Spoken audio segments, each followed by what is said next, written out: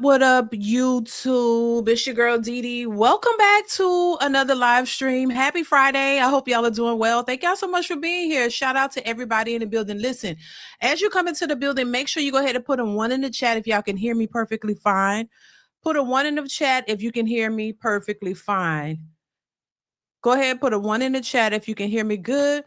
And we're going to hop right into it, y'all. Shout out to everybody watching, everybody in the building. I appreciate you guys so much for being here.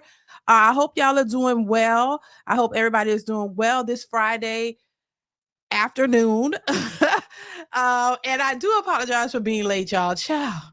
Maybe I'll be having a lot I have to do, but I appreciate you guys for being here and supporting the channel. So make sure you put a 1 in the chat if you can hear me. Also, go ahead and thumbs up the stream as you come into the building. Go ahead and thumbs up the stream as you come into the building. That absolutely helps the channel out. So make sure we are hitting the like button as you come into the building, you guys. I appreciate you for doing so.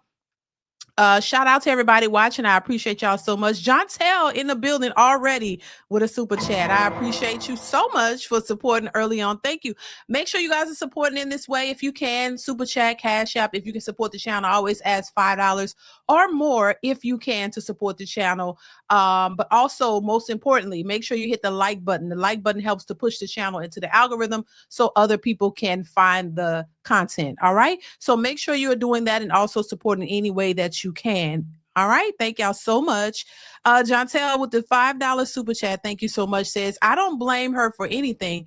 This guy has real access to countless women across the globe, and he picked a woman that's surrounded by controversy. Already started off, John Tell. Thank you so much for that. We're going to hop into it. And I know you're referring to the whole Megan Thee Stallion situation, but we're going to get into it. I have my thoughts on it, and I definitely want to hear your thoughts on it as well. Thank you, John Tell. I appreciate you so much for being here and supporting.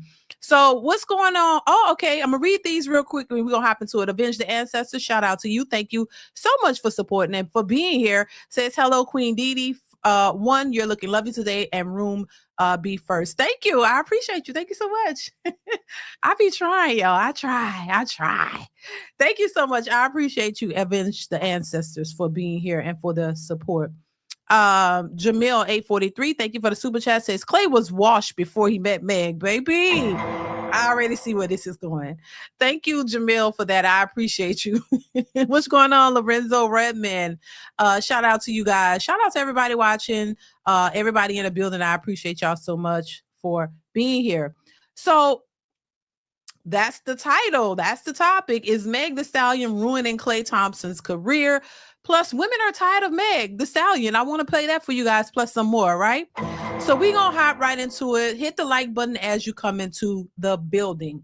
So we're going to jump right into it. I want to play the clip of what people are talking about and why Klay Thompson actually spoke out about this, because people had opinions on somewhat of his career and the fact that he's dating Meg Thee Stallion. People have some thoughts about it, and I want to play a little bit of what was said and how Klay actually responded to it. So we're gonna hop right into it. Make sure you hit the like button. Y'all know what it is. Also, if you are in the building and you like the content and you haven't subscribed to the channel, go ahead and hit the subscribe button. It is free to subscribe. All right, let's go ahead and get into it. Here we go. Klay Thompson, y'all steady trying to get him a pass. I ain't never seen Klay not shoot it like this. And for him to say I'm out of my prime, like, come on, Klay, like, come on. He said that? Yeah. How many? Yeah, he's got a beautiful. So yeah, speaking of BBL, yeah. I'm from West Virginia, man. I've been taught a lot by some old folks, old white folks. It only takes one pussy to drag a battleship across the desert. That's how powerful it is. So most wars, it got something to, you know what I'm saying? Klay Thompson, I ain't saying that's what it is, but that might be what it is. So this is, Klay responded to that. Klay responded to that. He basically said, referring to my girlfriend as a, P word is so disgusting and disturbing, right? Especially from someone who played in the NBA. How would y'all feel if I referred to your wives in such a way? Then he says, do better, fellas. Very disappointing. Now, you know what? And my thing is this. I will say this. And, it's one thing, I'm not going to say that his career is going down because of Meg Thee Stallion. I'm not going to say that, but others are speculating that it has a lot to do with it, because they're saying, they're saying they're in love. He seems like they're saying that he's emotionally weak. They're saying that when you are involved with a woman, when you find love, like if it's love, that it makes you emotionally weak. This is some of the comments that people were saying, that he's emotionally weak. Some people say he's in a sunken place. Some people are giving him simpish vibes. Some people saying he's in love and he's a goofy. The people are saying all kind of things about him when it comes to him dating Meg Thee Stallion. So they believe that basically when you fall for a woman, that it affects your career, your game, and all of that. And that's part of the reason why his game is off. I don't know. That's why I want to know what y'all think about it. Listen, I like sports, but I'm not deep into sports. But a lot of a lot of people have this notion that, hey, once, love makes you weak, or women make you weak. That's basically what the guy was saying in the clip, that it could mess you up if you are, too far gone and all of this. And yeah, mind you, it's Meg Thee Stallion. A lot of people don't believe that this relationship is going to last anyway. They think she's just trying to use him. That's what people are saying. And she's not really there for him. That's not even her type, from what people are saying, that she's just in it. It's just his turn, and it's just a temporary thing. And to allow his career to falter, or maybe his head is not in the game and he's not focused as much, that it could be a problem. What do you guys think? Let me know in the comments. Thompson averages more. But listen to this, what he's saying. Here we go. Thompson averages more. He usually averages more, 40% from three. He's only averaging 34% from the field, period. And lower than 30% from three and less than 10 points. He's had to make a decision, man. Like May said, Father Time catches up to people, some quicker than others. We kind of seen it towards the tail end of Golden State when he wasn't playing good. That's the reason Golden State didn't re-sign him. Last year, we seen some flares of him doing decent with Dallas. But this year, from these numbers, I'm not going to say that like I seen all the Dallas games. I seen them play their opening night and probably one other game besides that. But it didn't look good on those nights that I seen as well. So with that being said, I see why he got benched, but this goes back to what Mace had a question about, I believe, earlier this week. What females are helping? His laugh is funny. His laugh is funny. His laugh is hilarious. But yeah, I thought this was interesting to share, because people are having all types of opinions about it. And I see some of you guys in the comments saying the same thing. Women can make you do crazy things. That's true. But do you think that she has some type of impact on his career? Like maybe she's making him a little weaker, taking him off his game a little bit. He's not as focused, maybe, because they are comparing the stats from when he was averaging certain points a game and versus what he's doing now. And they're also saying, he's not playing as much. He's on the bench most of the time because he's not scoring. And they even said he threw the ball backwards or something. Like he's just not performing the way they believe that he should, based on how he's performed in the past. But does Megan Thee Stallion has something to do with that? She could have something to do with it. I have no clue. But I do think there is something to it, whether that's the bulk of it or he's just off. It could have something to do with it. I do think women can affect your career in that way. And I don't think people really focus on it. I wouldn't attribute everything that he's doing to her, because she doesn't control him. I don't think. It's all up to him, but I do think it has some bearing. I think there could be something there as it pertains to how he's playing. It could be. It could be the fact that maybe he is in love. Maybe he's, deep in it, thinking that he is, and it's kind of throwing him off. He can't focus properly. So, I mean, there is something to it. Is that the entire reason why? I don't think so. But I'm still stuck on the fact that he's even dating her. The couple seems odd to me. And I could be wrong, but it seems odd. Megan Thee Stallion to me, and this is what people say, is that she is, she goes both ways. Allegedly, that's what people are saying. She likes girls and guys. I don't know if that's true. That's allegedly what people have put out there. And I've seen some videos of her, some questionable stuff, and then some things that have been said about her, whether it's true or not. That's yet to be seen. But there is a lot of chatter and a lot of rumors out there when it comes to her and her preference of who she dates and whether she go both ways or not. But just on her presence, her reputation, and all of this, this relationship seems odd to me. I said it before. I don't like to put people's relationships down, but at the same time, I have eyes and I can see. I don't see this as a relationship that's going to go too far. Now, if they prove me wrong, great for them. I hope it is great, but I just don't see it. You know what I'm saying? And I think a lot of times women who present the way Meg Thee Stallion does, it makes you wonder if she's in it for some type of gain, if she's trying to look to gain something. And usually if she follows what a lot of people think of her publicly, because we don't know her personally, so we can only go by what you present yourself as publicly. it seems like it's something, maybe it's, you know, something you want to gain out of this, and then if you gain it, then you get it and you move on. Or if you realize you can't get what you came for, then you move on. And that's why I said before, I wouldn't be surprised if the relationship failed. I would not be surprised. I would not be surprised if it failed. Because, you know, a lot of times these women don't be really ready to settle down for real, you know. And, you know, he's getting what he want out of it, but is he falling too deep? And I find a lot of times, and I know there are a lot of tough dudes out there, a lot of dudes who pretend like they so tough and a woman could never get them, and oh my God, they will never fall for. And, you know, a lot of times they do. They switch up real quick. When they get a woman that they really think, or she put it on him real good and really flip his head around, and he really like get in that sunken place, and he don't know what the hell happened. And then now she got him. That, you know, that's possible. So she, you know, she could have whipped it on him real good, you know, and got him in this lost and confused and in a sunken place. He can't play right. He can't think straight.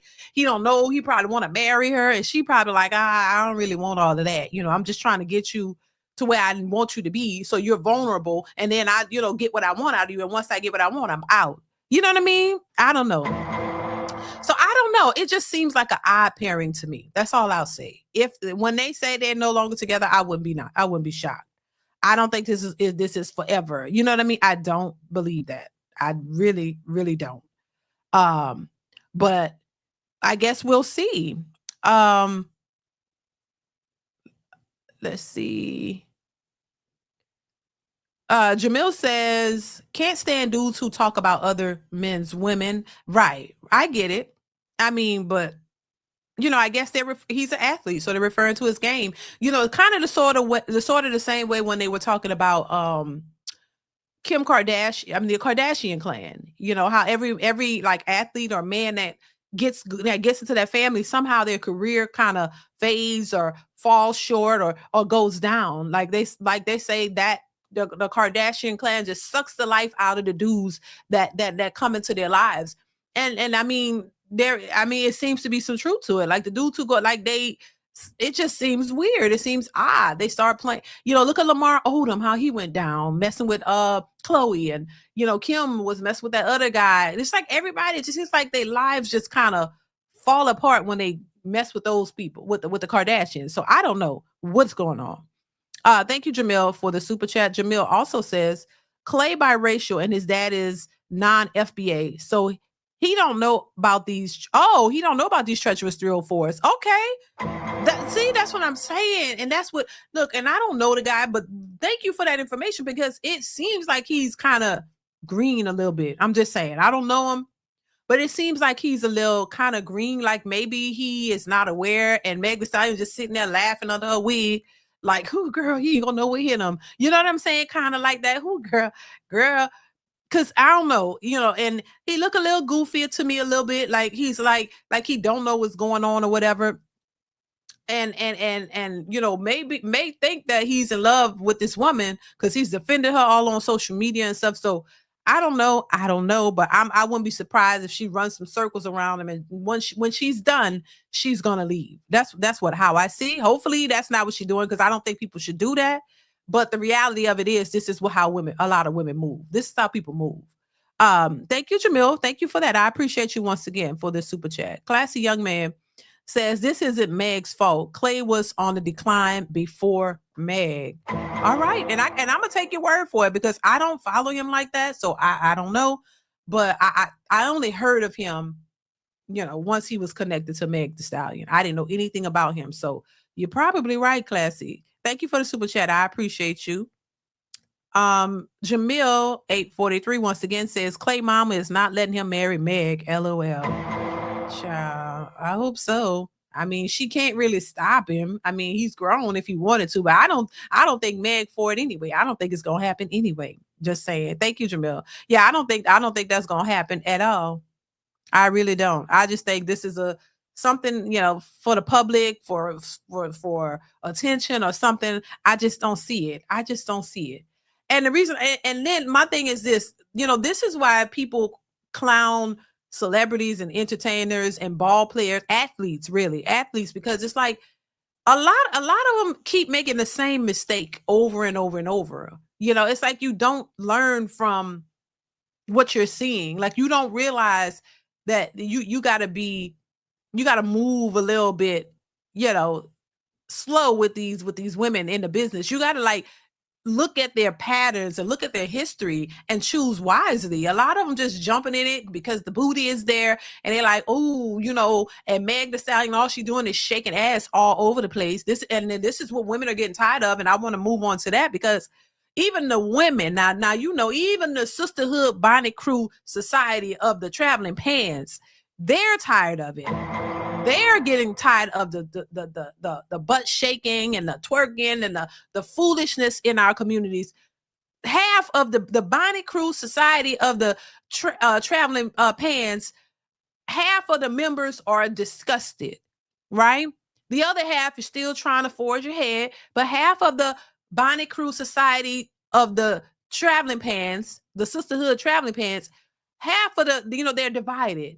Half is, for it and half is disgusted by it. So they got to come to some type of an agreement because their Bonnet Crew Society members are disrupted.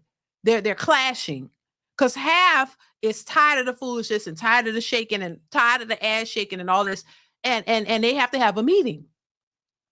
So that brings me to this. I think this is why a lot of athletes and why we heard what's her name? What is her name? Lord, the other girl who sat in that car and talked about how athletes are stupid and how you can just, get a baby with them and take their money. She bragged about it, even though it didn't really work out for her, but she bragged about how dumb they are. And this is how a lot of women see them. This is, I said this a while ago, how women sit back and talk about men and how dumb they are and how the men that's trying to date them and the men that's trying to pursue them, how women don't even be really liking them. They just see an opportunity. If you see an opportunity from a guy, then most women will try to take it. They'll try to seize the moment. They don't really be liking them at all. And a lot of the men are they were oblivious to this. But now, a lot of men are woke and they realize it, but there are still some men who still think, oh, it's going to be different for them. And I don't know what the intentions of Klay Thompson is with Meg Thee Stallion, but, he might want to tread a little lightly and move a little slow with her and see what her intentions are, because once again, I just don't see this lasting. I don't see it as something serious. And that's just in my opinion. But I want to move on to this clip of what part of the Bonnet Crew Society members of the Traveling Pants Committee, what they're up to. Half of the members, how they feel about Meg Thee Stallion and why, they're tired of what she's given. So I want to get into that. Make sure you hit the like button. Let me know what you think in the comments below. Here we go. Unpopular opinion, I'm tired of seeing Megan shake her ass. I didn't think that I was ever going to say this, but this shit is getting old. It's very one note. Okay, Megan, we get it. You know how to throw that monkey. We get it. You got a big old fat ass and you know how to shake it. Like, I want to see something else. I'm sorry. This is very one note. What the fuck does you shaking your ass have to do with you being in love, Megan? I'm sorry. Like, it feels a little over-sexualized. It feels like you're going out your way to sexualize yourself. If that's what you want to do, that's fine. But I feel like there's a way to do it. Like, the whole point of seduction is to leave the people wanting more. I don't really want to see anymore. You keep on showing me the same thing over and over again. Megan, you're literally clapping your ass, bouncing your ass up and down, naked, practically naked in a music video. And you've done this before. This is not new. You was doing the same shit in the WAP video. You was doing the same shit in the Body Yachty video. Like, come on, Megan. Like, it's lazy. Now she's referring to the most recent video that Megan Thee Stallion put out. The song, that song was trash in my opinion. I'm just saying, all of them are trash to me, and it was not good. I can't even remember the name of it or anything. It was just not good, and it was just like a repetitive, a repeat of the type of stuff that she's put out in the past. And it's just shaking ass, just showing the crack of your butt.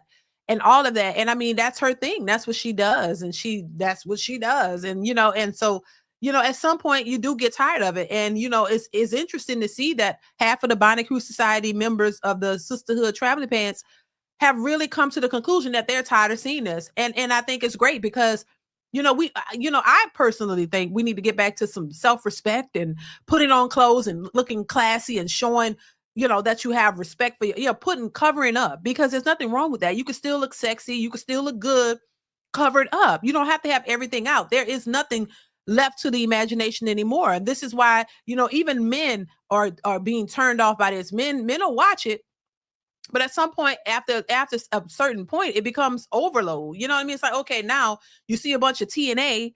Now it's nothing to the imagination. It's not, for some, it's old. It's old news. It's like, oh my God, at what point you gonna get tired of seeing? Are you ever gonna get tired of seeing the same old thing over and over and over and over and over? It becomes old. It goes from being a desirable thing to now this is just too much. I'm desensitized. You know what I'm saying? Anybody will become desensitized to seeing the same old thing out there. You can't even look at a silhouette and imagine. I think the intrigue and the imagining something is more desirable than constantly, once you throw it out there, like now the desirability is over. It's like, okay, now I see everything that you're working with, every crack and crevice. Now the only thing's left, if you're gonna let me smash, and then when you do that, now that's not even what you thought it was. It just looked more tempting and great than at what it actually was. You know what I'm saying? And so I don't know. That's how I see it. It's just too much. At some point you get tired of that. And then you got to ask the person, do you ever think, do you think that, maybe you shouldn't put yourself out, like maybe you shouldn't put yourself out there like that, and then wonder why people speak of you in such a way, saying you're just, P-U-S-S-Y. Why? Because that's what she talks about. Every song is the P this and the wet this and that and give it, and everything is a sexual it's sexual in nature. Everything is that. Everything is about it. So why can't people address you as it? If you don't put yourself out there in a respectable way, you can't get mad when people address you the way you put yourself out there. Like, how are you going to be offended? And this is what the man gonna have to deal with. This is what Klay gonna have to deal with. You got a woman who all she talks about is P-U-S-S-Y. All she talks about her this and that. How she gonna put it on you and this and that. All of it sexual, and she's showing it. Everybody can see what you got. So why would you be offended when somebody addresses it if that's how she's addressing herself? Come on now. That's why I say this relationship is weird, and he gives off a certain vibe. I'm not going to say exactly what, but he kind of gives off like, you know what I mean? Like, and you're in a public eye. People are going to scrutinize that because they see your woman and they know the type of woman that you got and how she's presented herself. And there's a lot of things out here. We know the guys she dated in the past, what they said about her, all kinds of stuff out here about the woman that you're now dating. Now, is she your woman, or is just your turn? You know how y'all say, oh, she's not ready for you. It's just your turn. That's what it's given. I'm just saying. Jamil, thank you for the super chat once again, says that woman is hilarious because Meg has always done that. What was she watching? Thank you, Jamil. I appreciate you. Jamil also says Meg new video was a classic on mute. LOL. A classic on mute. Okay. For you, it was, Jamil. Thank you for the super chat. I appreciate you. Classy young man, thank you so much for coming through with the super chat. Says it was called Loverboy. Okay. She used the Total song Kissing You. People thought this was woman would have evolved, right? Because she has the skill set, but once the song started, it was a turn off. Exactly. I didn't even remember that it was sampling Kissing You. That's how forgettable it was to me, because I don't follow her music like that. I'm not a fan like that.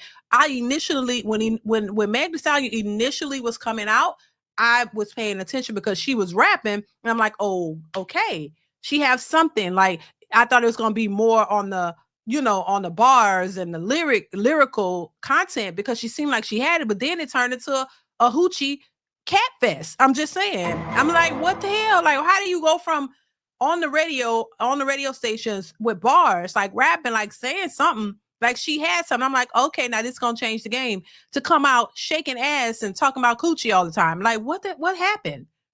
But anyway, that's what turned me off. Thank you, Classy. I appreciate you for the support. Thank you. Let's continue. lazy, and it feels like you're reducing yourself to nothing more than just like stripper music and, you know, shaking ass. And sorry, I'm not trying to be an auntie, I'm not trying to be, you know, a Debbie Downer, but I just feel like I want to grow with the artist, and I don't see any growth in Megan. I haven't seen it in quite some time. And Megan, I hate it. I'm sorry, sister, but I hate it. I'm so fucking sick of hearing about coochie and dick going in coochie and fucking this and fucking that. Can we talk about something else now? Me too. Like one Aquarius to another. For real, for real. Wrap it the fuck up.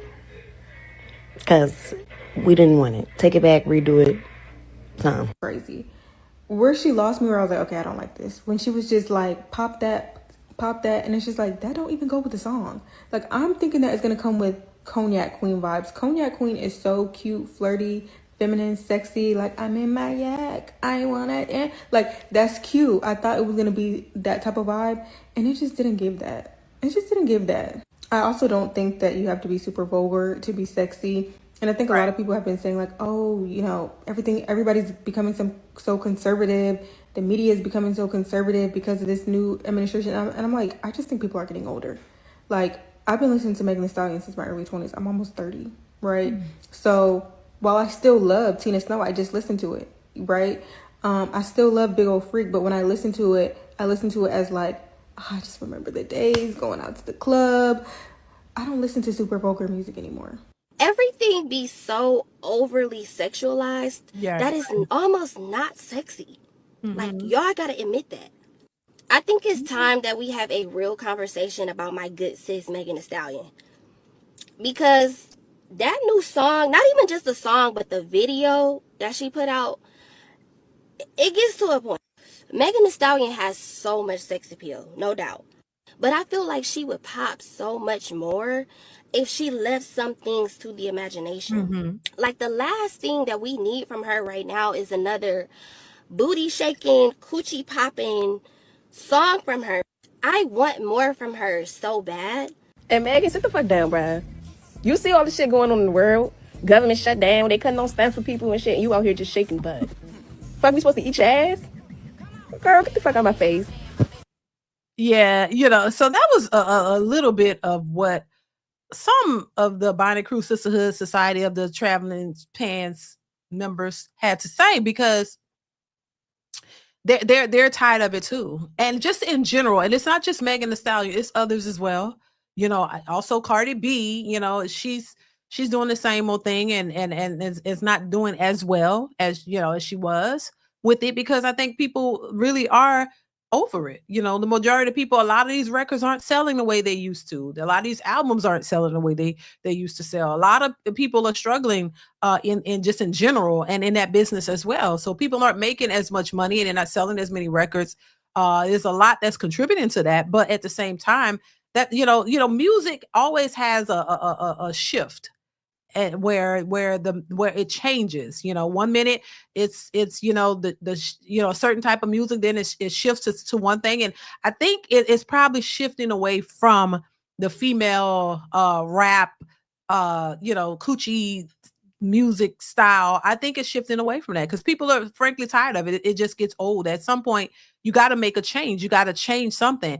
And you know, I personally wish that, you know, more, like I said before, more classy, like bring clothes back. Putting on some clothes. There's nothing wrong with putting on clothes where you, like the old rappers used to do. You know, Queen Latifah and all them back in the day, they were fully dressed, but they had skill. They had lyrical content. They had talent, and they had something to say. It wasn't just about my coochie this and this and that and all that. Like come on. It to me, it shows lack of talent. You don't really have the talent that you think, or you're choosing to go that route, because, and that's another thing too now, because I remember a while back where we had what is his name? What's Ashanti's husband? What is his name now? I can't think of his name. Ashanti's husband. What's his name, y'all? Where he was talking about how the labels didn't want to promote conscious rap or rap where you were saying something important. They want you to go out here and promote this degeneracy. They want you to go out and talk about coochie and popping it because they want us to follow. You know, they want our culture and our community to follow that foolishness. They want you to all. That's why we see little 5 and 6 year olds out here twerking and popping it and singing to nasty red and out here just following the program that's set for them to follow. And so, it is I think there's more to it. But at the end of the day, you have to make a conscious decision not to go that route if that's not the examples that you want to set. And so a lot of these people are doing what they think. We talked about this before on this very channel. We talked about and there was difference of opinions, which I respect, but we talked about this, how, whose fault it was and who's responsible. But a lot of the labels, they push what they believe is going to sell. But unfortunately, if degeneracy sells and if this is what the majority likes and this is what they buy, that's why they want to keep putting it out. So the masses at some point, the majority like Sexy Red and Cardi B and them songs and the WAP and the coochie this and coochie that and my this and my, they like it because they buy it and it shows in the sales, so they keep pushing that. If you change what the people like, and people start liking things that are not degenerate, things that don't push, over sexualizing your body, then the narrative would change, and then those things will become popular, and that's what would sell. I don't think that it is. I don't think it's that it can't sell. I think it's not as popular. The same way we talk about being on social media. Anything that you post on social media, like YouTube, anywhere that is positive, it doesn't get the attention. So the same thing with music. If you're pushing positive music and movies and images and nobody's watching it, then it's going to force people to go and find what it is that is getting their attention. And unfortunately, people like controversy. People like negativity. So if that's what's going to sell, then you got to give the people what they want, no matter how much some of us disagree with it. If the majority of us, if we're going out supporting that and that's what's selling, that's what they're going to keep. That's going to be the agenda. And once again, you could post something positive about marriages, positive about, your marriage and relationships and how things are going great. Oh, they can't stand to see that or hear that. They don't want to hear that, see that. They don't want to talk about it. They want to hear, girl, these niggas ain't this and this and that. Oh, they want to hear everything negative. That's what sells. Negativity and controversy sells. So this is why I watched, Nelly talked about this a while ago, how the labels, it's been a while since he talked about that and they did a whole forum where he talked about how they try to bring certain things that will be conscious and to get to the people to help. They don't want that because they don't believe it's going to sell. So you got to, bring the video showing the girls half naked in the video because that's what seems like people like. So is it the artist's fault for doing it or is or the label's fault for pushing it? Who's at fault for all of this? And then on top of that, the artists, they're just trying to make money. It's the music business. It's a business. It's all about making money. As much as you hear artists say, oh, I love what I do. Yeah, they may love what they do, but they also love the money too, the potential of the money that they can make. So they want what sells too, because that's money in their pockets, money for their families. So yeah, it's just interesting though. But I think it's interesting to see that now the tables are kind of turning a little bit where women are starting to realize this is too much. They're not in support of it. And you can see in the numbers of the sales that they're getting from these singles and from these albums, it's not doing as well. So maybe we're shifting away from it a bit. I guess only time will tell to see where it shifts to. If it shifts to something that's, better or different or what, or if we just continue to see more of the same. I don't know, but I just wanted to share that. Jamil, thank you so much for the super chat. Says, need my boy Lupe to come back. We need somebody. We need better music. I tell you that, Jamil. Thank you once again for the super. We need better music. We need better. Yeah, because what's out there now, I can't even listen to the radio. I really can't. I can't. It's just nothing on there but rap. It's nothing good. You know what I mean? Let's move on. So I want to move on to this next topic because Leslie Jones, Leslie Jones, the comedian. She also, appeared on Saturday Night Live. She's in the news because she said something that kind of, caused people to have an opinion about her as well. And I thought it was interesting to hear her say, because this is something that we hear a lot of modern women say. Now, Leslie Jones, she's a comedian, whether you think she's funny or not, that's a whole nother topic. Do y'all think she's funny? Let me know. But I want to play a little bit of what she had to say, and I want to speak to it because it is right in the realm of what I talk about and how certain women think, when it comes to dating and what they think about men and themselves. And typically when you see certain women who speak like this, they're usually single. There's a narrative. Like you could literally tell if a woman is single or not. You could tell if she's in a relationship or if she's single just by the way she speaks. You could tell there's a difference. And typically the women who speak the way that Leslie is speaking are usually single and they usually have trouble finding men who would take them seriously. But I want to play what she had to say. And I want y'all to let me know what y'all think in the comments. Make sure you hit the like button. Hit the like button, you guys. Hit the like button. Hit the like button. We got about 82 people in here. And we got 57 likes. Go ahead and hit the like button, y'all. Please hit the like button. Let's get into what she had to say. Here we go. Are you good? Are you good at it? I am not good at dating at all because I judge so hard. If you do certain things, I'll be like, I don't like you. If I look at your hand, I'll be like, your hand's too small. No. I don't like the way he grabbed his coffee. No. Oh my God, I have a friend like you. I just be like, it'd be certain things I'll be like, yep, no, I don't like you. Yeah. No, you don't take baths. No. No. Must have been a musician. Yeah, it's just so crazy, especially now. Like, and I'm famous, right? You know, when you get famous and you're a woman and you're successful, the first thing they think is what? You're gay. Oh, you know what's so funny? I get that now that I'm not. Now, I ain't gonna lie to y'all. I'm gonna keep it 100, right? I thought she was a lesbian. I swear to God. Earlier, years ago, I thought the lady was a lesbian. I thought she was, I don't know, because she's so masculine. And she, she's gonna speak to, I kid you not, and my bad, but I had never seen her with a man. I've never known her to have a man. I don't think she has any kids. I thought she was a lesbian. I too thought she was I thought, oh, she must be. I ain't saying anything wrong with it. That's your preference. That's your choice. I ain't mad at your choice. But I thought she was a lesbian. I really did. She came off as a lesbo. I thought it. So she ain't lying. I thought it. But there's a reason why people think that. There's a reason why people think that. Jamil says, I like Leslie. She's talented, but her problem is always gonna be her looks. Sad to say. Yeah, but looks is one thing, but your mentality also plays a part in that too. And I'm gonna give my perspective on that as well. Thank you, Jamil. I appreciate you. Classy young man says, unfortunately, Leslie Jones is not your typical built type of woman. She's 6 feet tall too. And she has a masculine trait like a Marsha Warfield. Oh, that's another one. And isn't she a lesbian? I thought she's lesbian too, and I think she is. It's just a vibe. You know what I mean?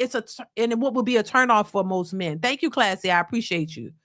But let's get back into it. Here we go. And now that I'm single, people think, yeah. And I don't really care either way. I'm into men, but I don't really care what people think. But I get that. Will say it. I love men. Yeah. Thanks. Yeah. But I don't love a stupid man.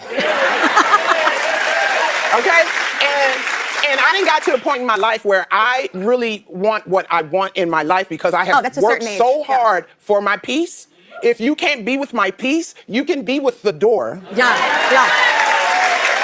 If you, and I'm really like, I think I've been by myself so long that, like, first of all, I hate the term feminine and masculine energy. I hate that term so much. I think we have both. Like we all have all of that. I hate it. Yeah. Oh, you're in your masculine area. Well, why don't you get in yours? Find it. And I think we have both. I'm sick of it. I'm sick of men telling me, oh, wait, you hardcore. Yes, I am. Can you handle it? Oh, well, what you bringing to the table? I am the table.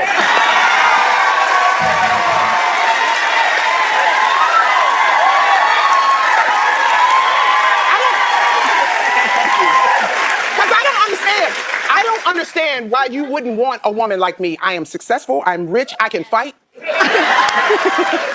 Like, it's not going to be you, like, if somebody attack us in the parking lot, I'm be like, go get the car while I handle these 3 thugs. Okay, so that's that, y'all. Oh my God. And you know, and I'm not. Trust me, I like her. So I like her actually. I like her. Her talent. She's talented. And she's worked hard to become successful and to get to where she is. Listen, I respect your hustle. I don't care who it is. That's one thing. I am not a hater. People try to lump and put you all in one. No, I am never. I will salute you for whatever it is you're trying to achieve in life. I will support it. I've supported a lot of people. I mean, I come from the beauty industry. I've supported a lot of Black, not just Black, but just influencers, supported their brands. I bought t-shirts, makeup, stuff. I've supported a lot of creators in the past. You know what I'm saying? Because I'm all for, supporting others, especially you got to do something you're promoting. I'm off. I've supported a lot of people in that way because, I know if I was doing something, I would want the same in return. So I've done it. I don't care. I'm not a hater. Look, get your bag, get your hustle on, do what you got to do. My thing is this. So when I'm talking about these things, it's not from a hating standpoint. It's not that. It's just certain things I recognize and I have an opinion. I tell people all the time, hey, it's just my opinion. You could agree or you could disagree. It's okay. We all have a right to our opinions. You don't have to like it. It's just an opinion. That's okay. If I don't like your opinion, it's not don't take it personal. It's not a personal thing because a lot of these people, we don't know these people. So I can't have a personal issue with you if I don't know you. It's just an opinion. You know what I mean? We could chop it up later on and have a laugh about certain things. That's just how I am.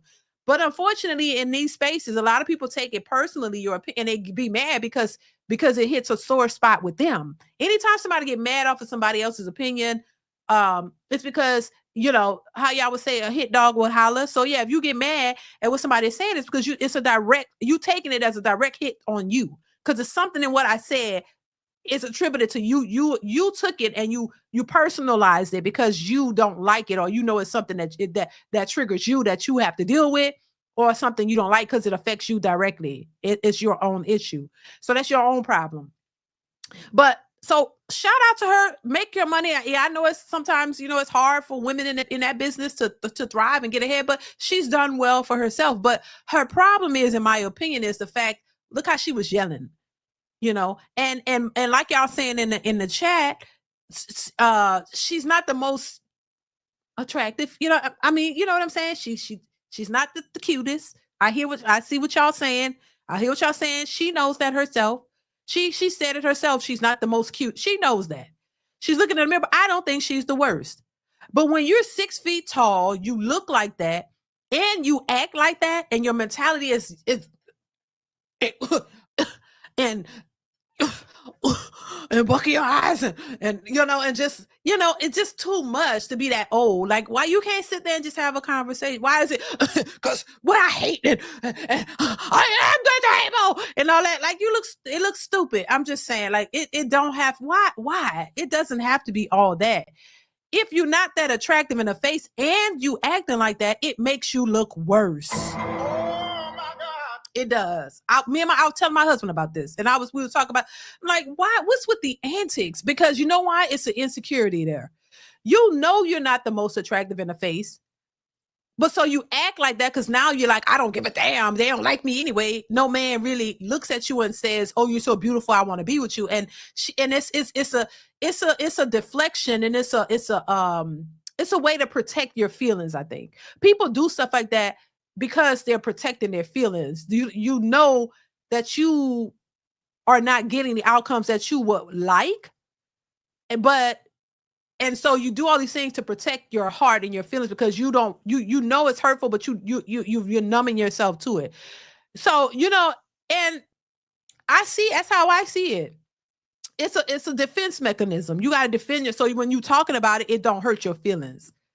So she don't have a man, and I remember this vaguely a conversation she was having a while back. She was talking about that, and she looked so sad. when that's why I felt for her, because she looked so sad one time. She was talking about dating the men and men don't approach her, and she wasn't as, animated as this. She was just talking and she looked sad, and it looked like I felt for her, like, oh my God, she could be a nice person. But when you start adding these antics and bucking you and acting like, like something wrong with you, like, and then you look, and then ain't no man gonna look at you and be like, oh yeah, I want to date her. I really like her.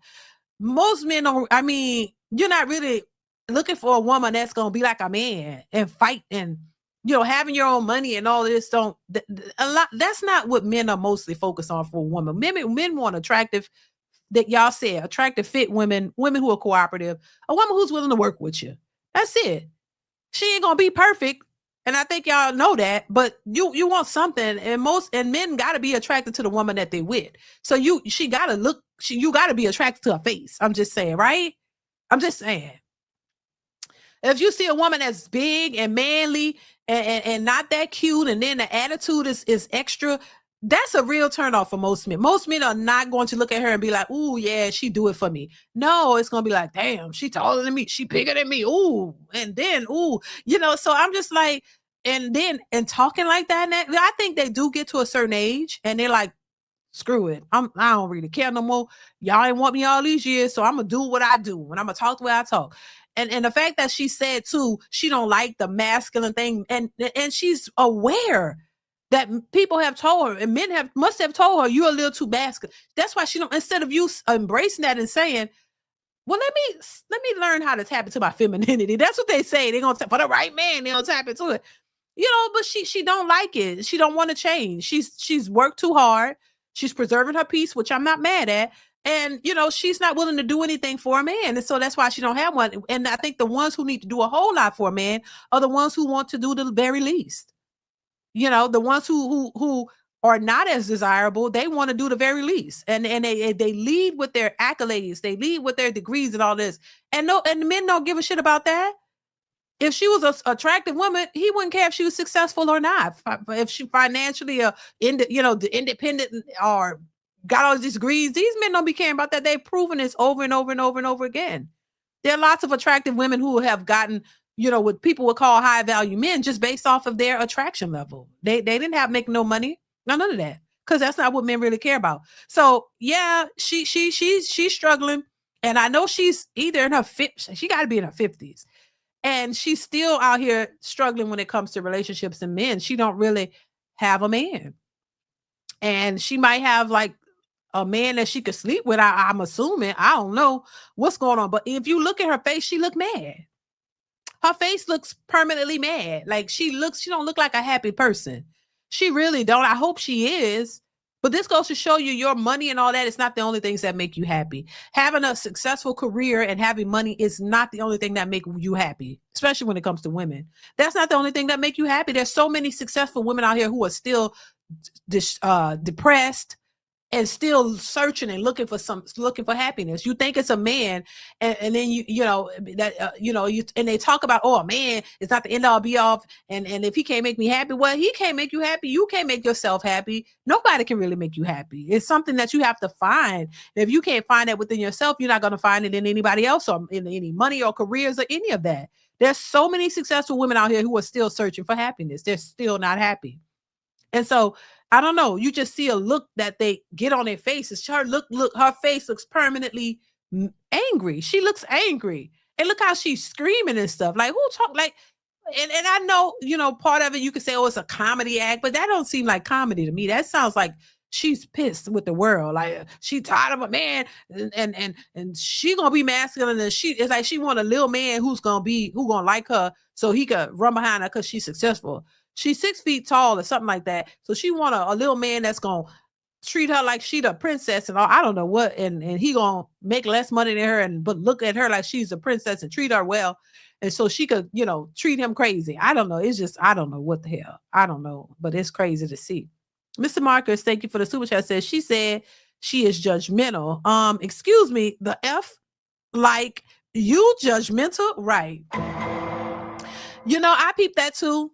Mr. Marcus, I'm like, that's what I'm saying. And you hate to sound mean or come for people. And I'm not coming for her. I'm just saying, if you're facially challenged, why would you be judgmental? That's all I'm saying. If you're facially challenged and she knows it, why would you be why would you be so judgmental? Oh, if their fingers are too small, huh? When you know most men gonna look at you and say, you too damn big. When you know most men gonna look at you and say, oh, she too big, and the face ain't get like why, how could you? But I think hurt people. That's how I'm gonna leave that, Mr. Marcus. Thank you. Hurt people. Thank you for the super chat, Mr. Marcus. Mr. Mauricio 91, thank you for the super chat. Says she hates the terms masculine and feminine because she never been called feminine. Oh my God. Right. And you know, maybe she tried, maybe, I don't know. Yeah, you're right, Mauricio. Thank you for the super chat. Because you can't make any sense of it. But once again, it's the facially challenged ones who always have the highest standards. I said that before, who always have the biggest expectations. And I'm not saying that you're just supposed to accept anything, but you should be at least more aware and more, a little bit more, less judgmental when it comes to dating and more understanding. Because if you know you've had challenges in the past with men passing you over because of your looks or your masculinity or all of that, first of all, you think you would change that or work on it, and you would be a little bit more compassionate about somebody else who might have had those same issues, and y'all could come together and work together. You know what I'm saying? But no, these people be wanting the most for the least. Like and then that's like I say, big 300-400 pound women want physically fit men, muscle bound men. They want men who are in the gym every day of the week, who got muscles and abs and all that, while they just eating, Little Debbie's all day, eating Popeye's chicken and French fries and pizza all day, fat as ever. And you want a physically fit man, a man who goes to the gym and take care of himself. They want fine men, muscle men. Where they do that at? And then be mad if you find a muscle bound, attractive man. You get him, and then he decide to pay you some attention, and you so happy, and he take advantage of you. Then you crying and you mad. Did you really think that man was gonna take you seriously? You know what I mean? He has all the discipline in the world, and you have zero. You going for the gusto. You just eating everything in front of you. You don't give a damn. You like, I don't care. You don't eat a vegetable in sight. But you want a fit, muscle, fine man to pick you? That's what I'm saying. If you know that you have some shortcomings or some issues when it comes to dating, why not go find somebody else who may be on your level, like equally, like, okay, who may give you a shot and work? No, but they be the most judgmental ones. They look, this showed you. The most judgmental, these be the ones who have the highest standards, the highest expectations, the ones that will not settle, even though you knew you wasn't gonna have no other choice but to settle anyway. But you're saying you're not gonna settle as if you had all these options. You know, you never had an option a day in your life. You never had an option, but you want to make the world think, I'm not gonna settle, as if you had no other choice. A lot of these people have never had any other options or no other choices, but y'all are picky because society and the Bonnie Crew society of the sisterhood traveling pants told y'all, girl, you need to be picky, girl, you need to have standards. They never told you lose weight, learn how to be cooperative, go learn how to be feminine, go learn how to at least be what a man would want. If you want one. Now, if you don't want a man and you just live for yourself and you good, do you, boo? I don't have a problem one way or another, but we see so many women complaining about these men. No, it's not always about the men. Yeah, there are men out here who need to make some changes for sure. But y'all do too. And that's the problem I have, is always just on the men when everybody need work. I say this too, look at relationships, and I'm married for over 20 something years. I've needed work. I can't sit and say it was all on my husband to make the changes. Oh my God, he needed to do this, he needed to do that. No, I need to make changes too. Nobody's perfect, baby. We all learning. We're all learning. So no one group of people are just all perfect and the other group are just all broken and bad. No, we all might be got a little touch of brokenness. We're all works in progress. We can all learn and change to do better. That's all I'm saying. And they don't like it because they want to keep pushing this narrative that, oh, all the men are out here just dusted and busted and they need to do this and do that. And us women, we don't need to make any changes. Just pay attention to the women on Kendrick. I say this all the time. When asked that question, what are 3 flaws you have? They struggle with it. But if you ask them the flaws of a man, they're going to tell you 1,000 flaws. They're going to tell you everything he need to change, but they can't tell you one thing that they need to change. And that's a problem. But it goes to show you that there's an entitlement and there's an issue with the way a lot of women think because women have been coddled. Do I think all women are horrible? No. I think there are a lot of good women out here.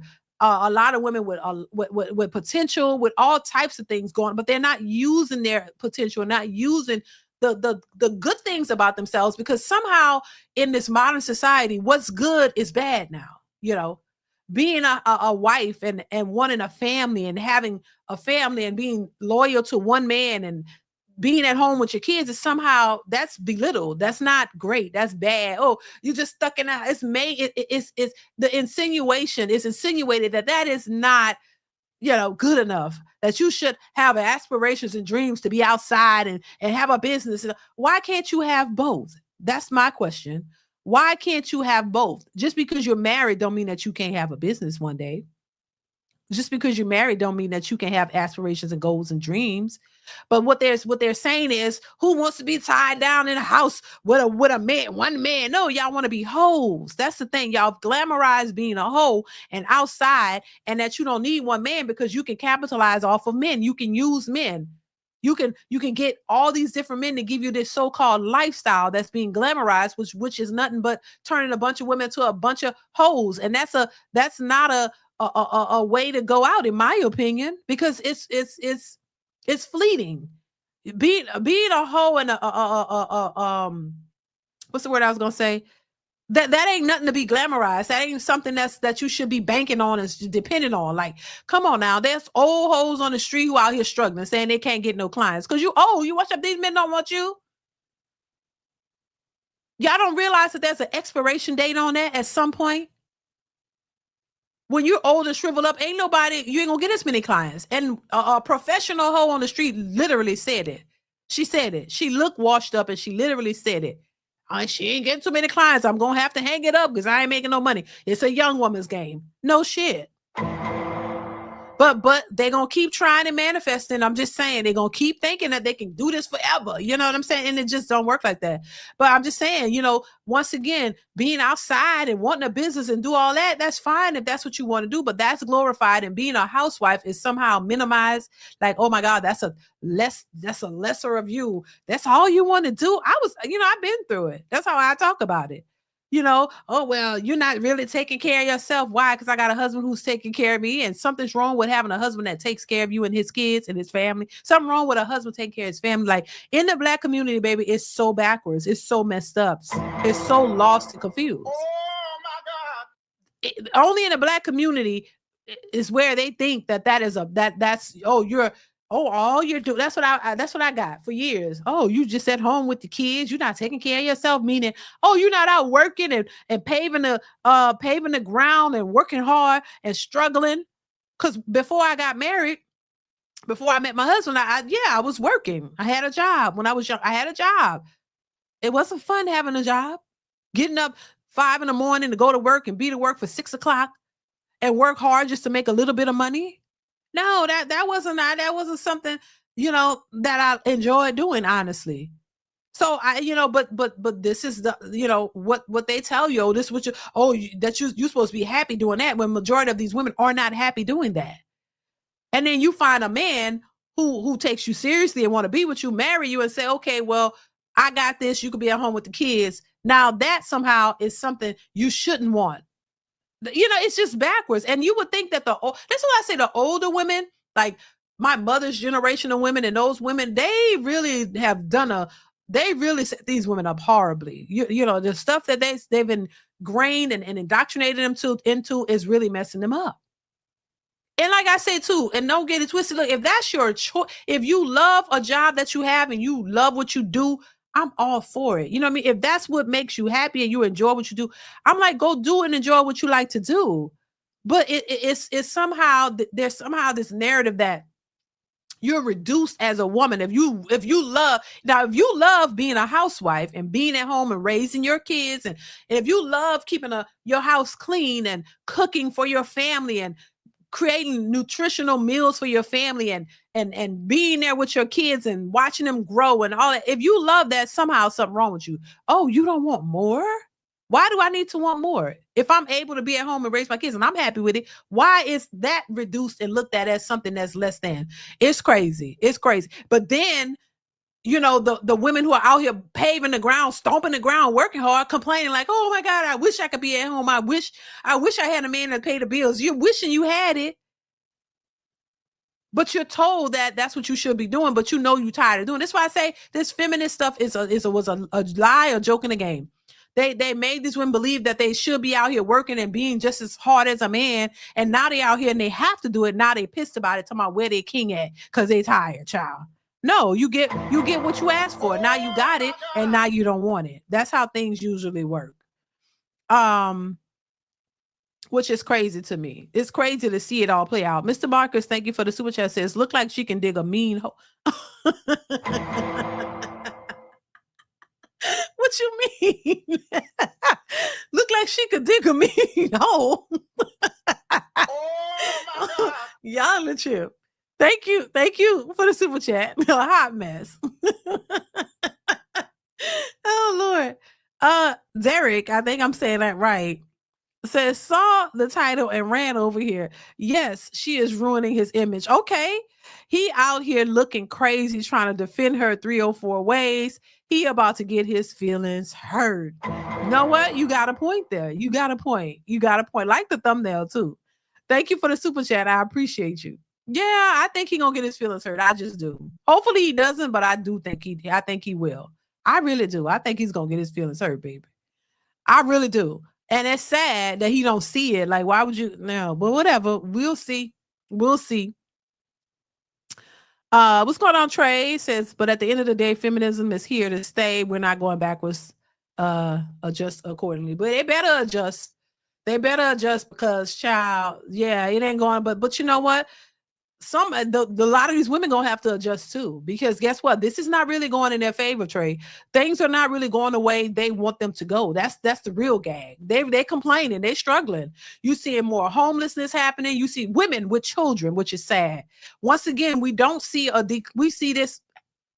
It's more of this happening. People are getting evicted. They can't pay. We see how, rent prices are going up and all the food prices and all of this. They just worked out the whole EBT situation, right? So now, those, you don't hear too many people crying about that. And I always ask this one question.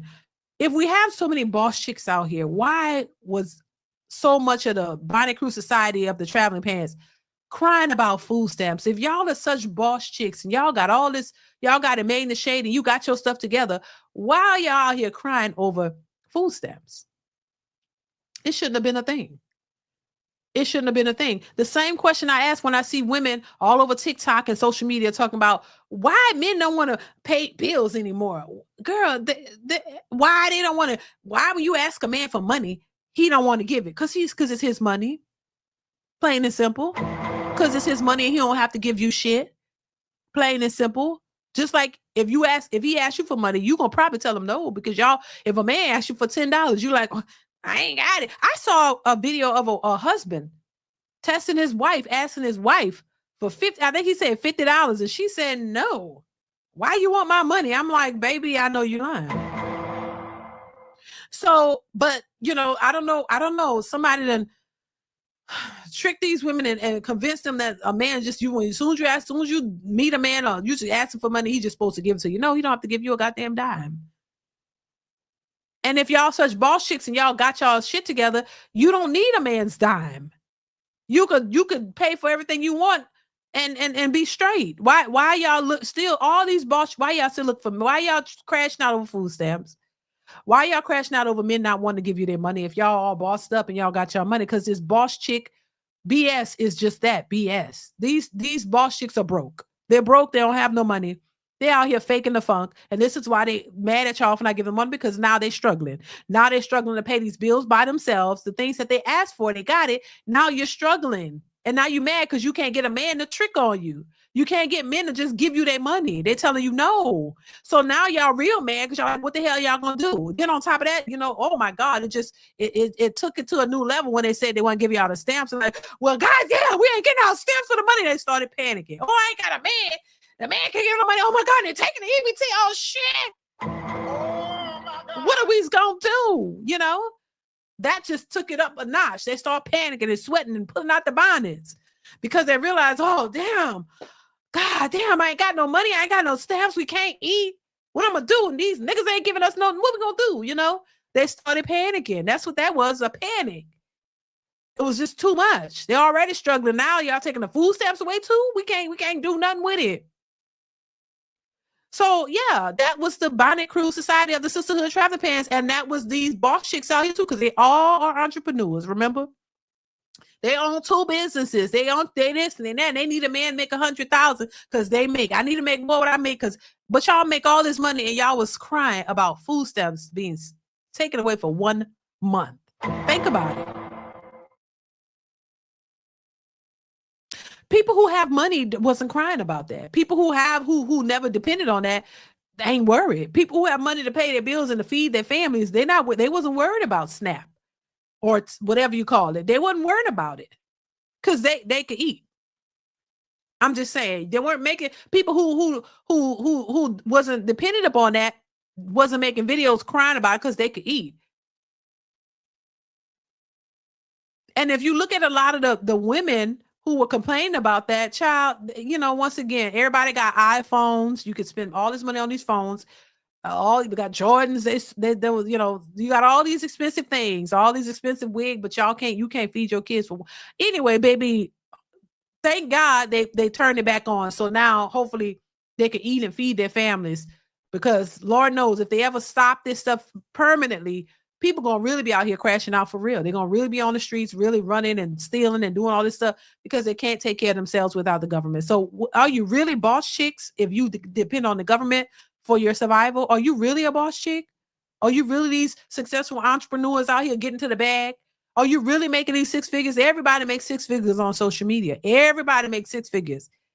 I haven't seen it until I got on this sector of YouTube. I didn't know so many people made 6 figures, and 6 figures is just the bare minimum now. Everybody make $100,000 at least on social media. Everybody. I've never seen this many people claim to make 6 figures working regular jobs. I've never seen so much of it. In the real world, a lot of people make 20, there people make 25,000, 30,000, people making less money.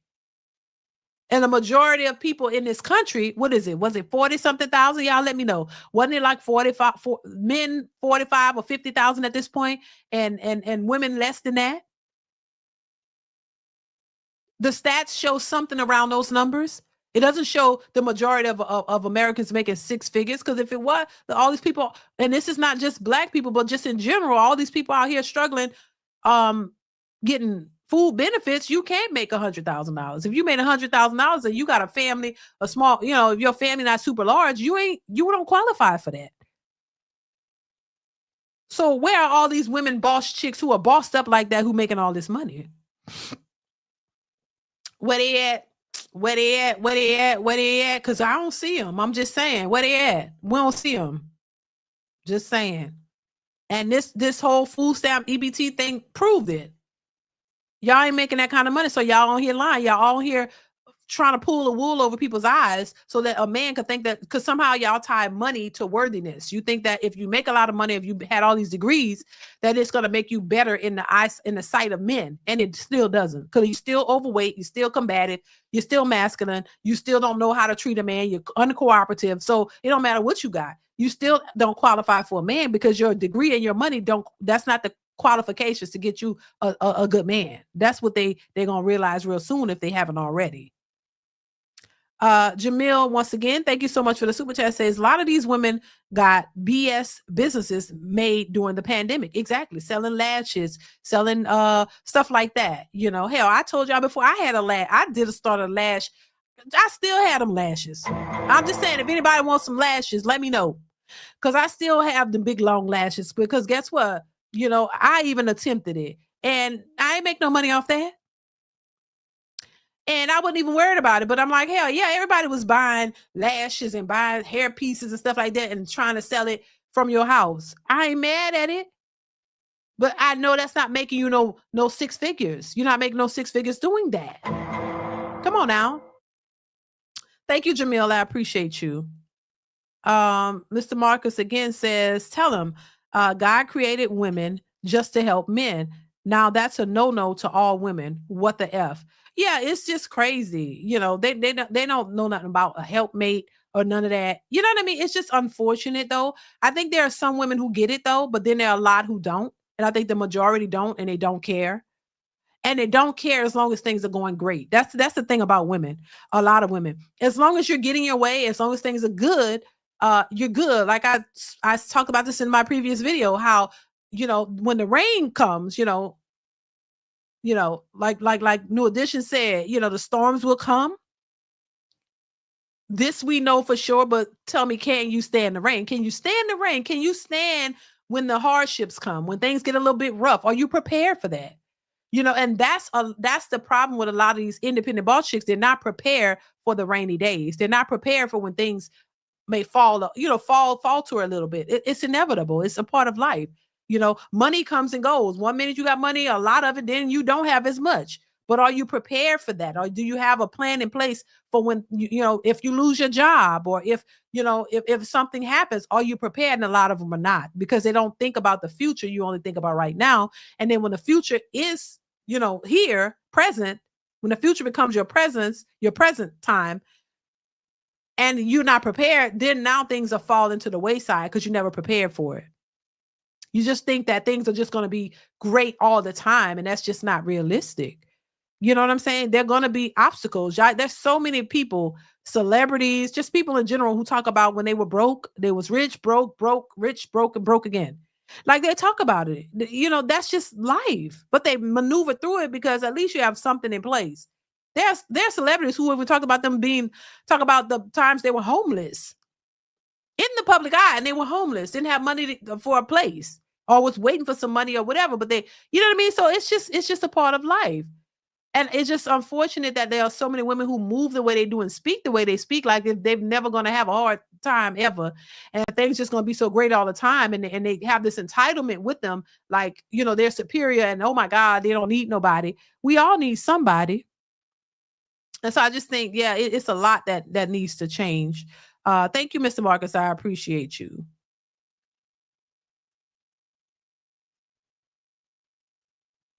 Jamil, thank you once again. Said you sounded good singing on the new video. LOL. What? Stop. No, I didn't. But thank you. Thank you. Thank you, Jamil. Let's move on. Let me see here. I think I have another clip for you guys, and then I'll open the chat. I'll open the panel. If you guys want to come up and give your thoughts on any of these topics. Also, make sure you are subscribed to my second channel, you guys. New videos will be going up on that channel really soon, okay? And I know I keep saying that, but they will. Make sure you guys are subscribed to the second channel. I'm going to put the link to it again in the chat so you guys can subscribe to that channel if you haven't already. I want to play this one more clip I want to play. And I want y'all to let me know what you think. Make sure you are hitting the like button. Please hit the like button. Hit the like button. Hit the like button, y'all.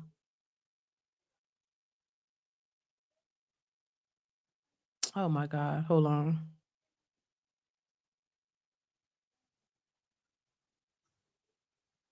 Here we go.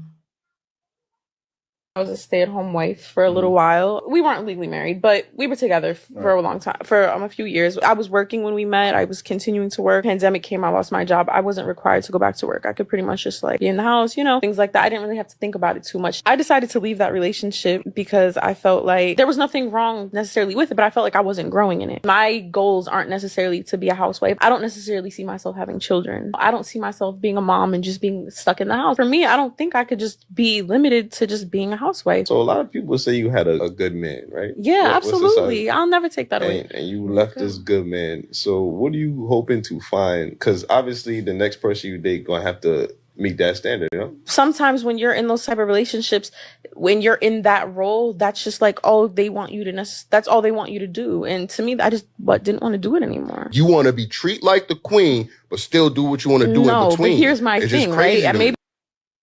Right. Now, shout out to the Daily Wrap-Up crew. Shout out to them. You know, she said during the pandemic, she didn't have to go back to work. She didn't say that her man didn't want her to work, right? She didn't say he didn't want her to work. She just didn't have to do it. And her being at home, she realized, she said she doesn't want kids. She doesn't want to be a stay-at-home wife. She didn't say that's what she was like, sometimes men, that's all they want you to do. But I didn't hear her say that that's what he wanted to do. He was with her while she was working, right? So I don't think it doesn't appear that he didn't want her to work because y'all were in a relationship while you were working. So is it something that he didn't want you to do, or he wanted you to do, or you just didn't want to do it? So you created that narrative yourself. Women tend to do that. You created that narrative yourself because you don't want to do that. And so you broke up with him thinking that you're going to find something better. Like this is the problem where I think a lot of women go wrong. You think, look, I was a stay-at-home wife for 20 years. You know what I mean? Pretty much our whole marriage, right? Stay at home, raise kids. It's a lot of work. But what I'm saying is I would prefer that than going out and paving the ground, working hard and going out. Yeah, I would prefer being at home with my kids than going working. I'm just saying, to me, that was a better deal. But I had to get used to it too, though, because I was used to working initially. And then being at home, it's better. So it has its challenges, but you get past it, because when you think about going out, working hard, and I think it trumps that. And there are a lot of women who like to make it seem different. Like I said earlier, the narrative is always pushed, that being at home with your kids is just, a harder job, and also that it's not respectable. That's what they say. To me, I think it's the most respected job should be, because you're raising your kids. You're not allowing somebody else to raise them. You're raising them, and you're teaching them the way you want them to be taught. You're their influence and not somebody else. You know what I'm saying? And we see how that's happening, how, kids don't have the proper influences. They don't even respect their own parents because the parents are ratchet. So I thought it was important to be able to have your kids at home and you teach them and raise them the way you want them to be raised, and teach them the things that you want to teach them. Remember, I told you my kids were homeschooled. That was a challenge, really, because I didn't see myself as a teacher, but it's something you learn and as you go, you want to teach them. So you teach them. And, eventually we changed that around to where they actually had, we got incorporated them, on to online school with teachers who are trained in that, and it worked out. But that's another thing. People speak up against homeschool. It's like they speak against everything that they don't have. Like, homeschool, the kids. We always was met with, the kids don't get no interaction with other kids. Yes, they do. Because that's something too. They get to have field trips. I had to explain that to folks, because people only think narrow-minded. A lot of people are small-minded and narrow-minded, and they don't do research to know what's available. That's up to you as the parent to figure out things that's good for your kids. The kids don't know how to communicate and this and that. Because they're homeschooled. No, they know how to communicate very well, actually. They communicate with each other, and they communicate fine. We did not have that issue. And then every child is not the same. I know children who were in the public school system who don't know how to communicate and dumb as hell. I'm just saying. And I'm not trying to be mean, but I'm saying don't know nothing. Don't know how to communicate. They act like something wrong with them. They're sheltered. They're closed off. And they went to public school every day of their life. So it's not that, but once again, people are ignorant to what's out there because that's all they know. They don't know anything outside of the system and how it's set up. They don't know. And I didn't know either, but I was turned on to it and made aware of it, and also did some research on it, and I learned. So, but I'm just saying, like, people don't know, so they just assume and they just run with that. But I mean, we can't, if you talk about homeschool is some people, this is what we was met with, homeschool. Oh my God, I don't know about that. But yeah, we do know about how a lot of these kids are failing in public school. We know a lot of these kids can't read past the fourth grade level. We know a lot of these kids who are in public school who is dumb as hell, who don't know how to read, don't know nothing, and they're just passing them through. So come on. We do know that that's failing. but you still send your kids out there because you don't have time. You're not able to be at home with them because you got to go out and pave the ground and work hard and try to make some money to take care of them. I get it, but don't knock something that you don't know nothing about. You see what I'm saying? But that's the nature of our people. They just assume and go with it, and they talk and keep talking, and they think they know. So I let them have it. Go ahead, believe what you want, you know. But once again, I know a lot of young children who are in public school who can't read, don't know how to do math. You will be, I mean, I don't think y'all will be surprised because y'all already know, y'all pretty much know the stats and stuff on that. So, but some people just will be surprised. Elam 5252 says men aren't afraid to say what we really do need women. Men aren't afraid to say that we really do need women, and that's why it's more of y'all by design, right? At the same time, we won't tolerate disrespect. Exactly, and you should not. Thank you, Elam. I appreciate the super chat, and thank you so much for being here. You're absolutely right. Yep. What's going on, The Real Books? How are you? They blaming somebody for them not getting hired and being lazy. I only feel bad for good women. A lot of these other young ladies are freaks nowadays. There's a reason they have more STDs. Stay woke. Exactly. Yeah, it's just a hot mess out here, y'all. So yeah, you know, now referring to this last clip that I played, I want to speak on that. Yeah, I think once again, I think there are some women out here who don't really know what they want. And there are a lot of women who pass up good men, you know, what that could be potentially good relationships, good husbands, just good relationships in general, good fathers, all of that. They pass it up because you don't understand how a relationship go. You pass up a good man because, oh, you don't want to be a stay-at-home wife, but you have no kids and you're not married. So all it takes is a discussion. What's wrong with people having discussions? People go on social media and just talk. What about having a discussion with the person that you're with? You have to talk about the things that you want. What happened to, oh, this is what I want. What do you want? Are we on the same page? Did you talk to, because that's what I would ask.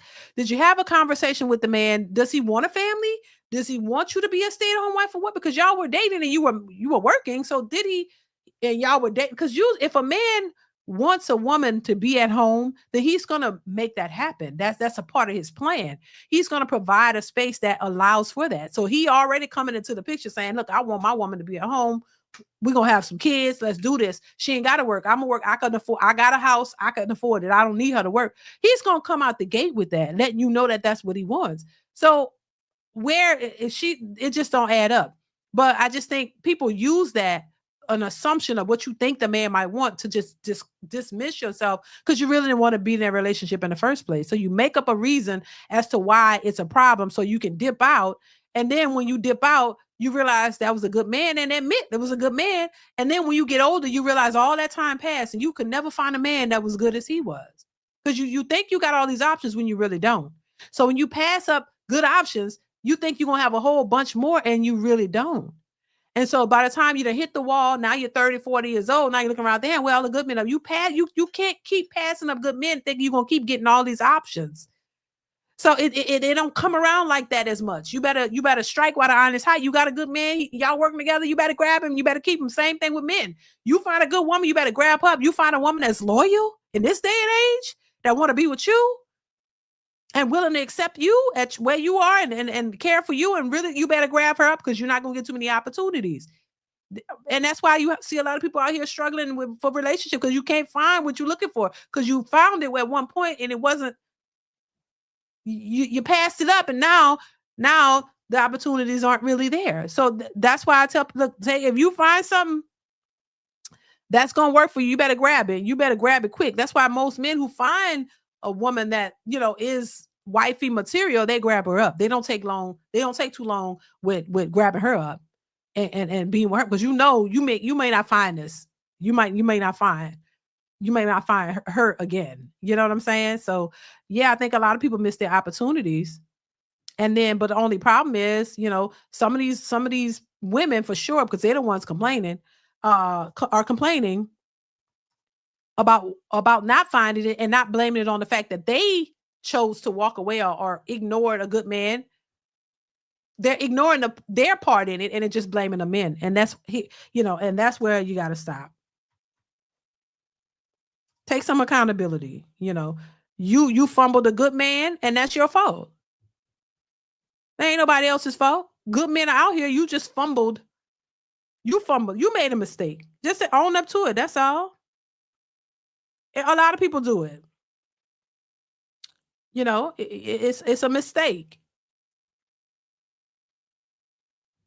But you're supposed to learn from the mistakes. That's what I say. We all make mistakes, but you learn from it. If you keep doing the same thing over and over and over, expecting a different result, that's called insanity. And if you don't learn from your mistakes, how do you expect to grow? It's just dumb. Hit the like button, y'all. Please hit the like button. Make sure you hit the like button. Deacon, thank you so much for the super chat. Says facts. Thank you for the super chat. I appreciate you.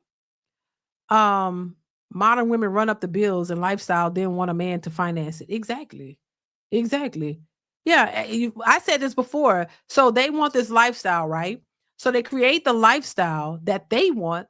It didn't include a man. It included them and their kids.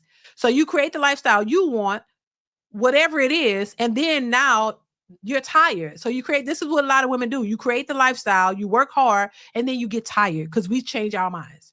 You flip it up, you change your mind. Now you're tired. Now you want a man to come in and take on your lifestyle that you created. And you want him to come in and just pick up the pieces and just pay for everything. And now you already got kids. So you want to come and take care of you and your kids, take care of the lifestyle, all of that. And you still want to live like a princess with this life of leisure. And you just want to sit back now like a fat rat. And you want him to come in and pay everything and take it all on. What if that's not the life that he wanted? That's not the life that he wanted. That's not the lifestyle that he wanted. So you want him to take a back seat to the life you created by yourself, and you want him to come in and just do everything you want him to do. Come on now. Ain't nobody doing that. Ain't nobody doing that. Ain't nobody doing that. At least I wouldn't advise anybody to do that. Oh, hold on, Payne. How you doing? Can you hear me? I can't hear you. Hold on. I can hear you. Yeah, I can hear you. How you doing? I'm good. How y'all doing? Y'all all right? What's up, Trey? Yeah. So you can hear me, right? Boomer. What's good, Boomer? Yeah. What's happening? There you go. All right. What's your thoughts, Payne? And on this situation, listen, this is a conversation that keeps going on. I think one of the things that women have a willful blind spot when it comes to men. Because if any woman would actually listen to us, we tell them everything they need to know.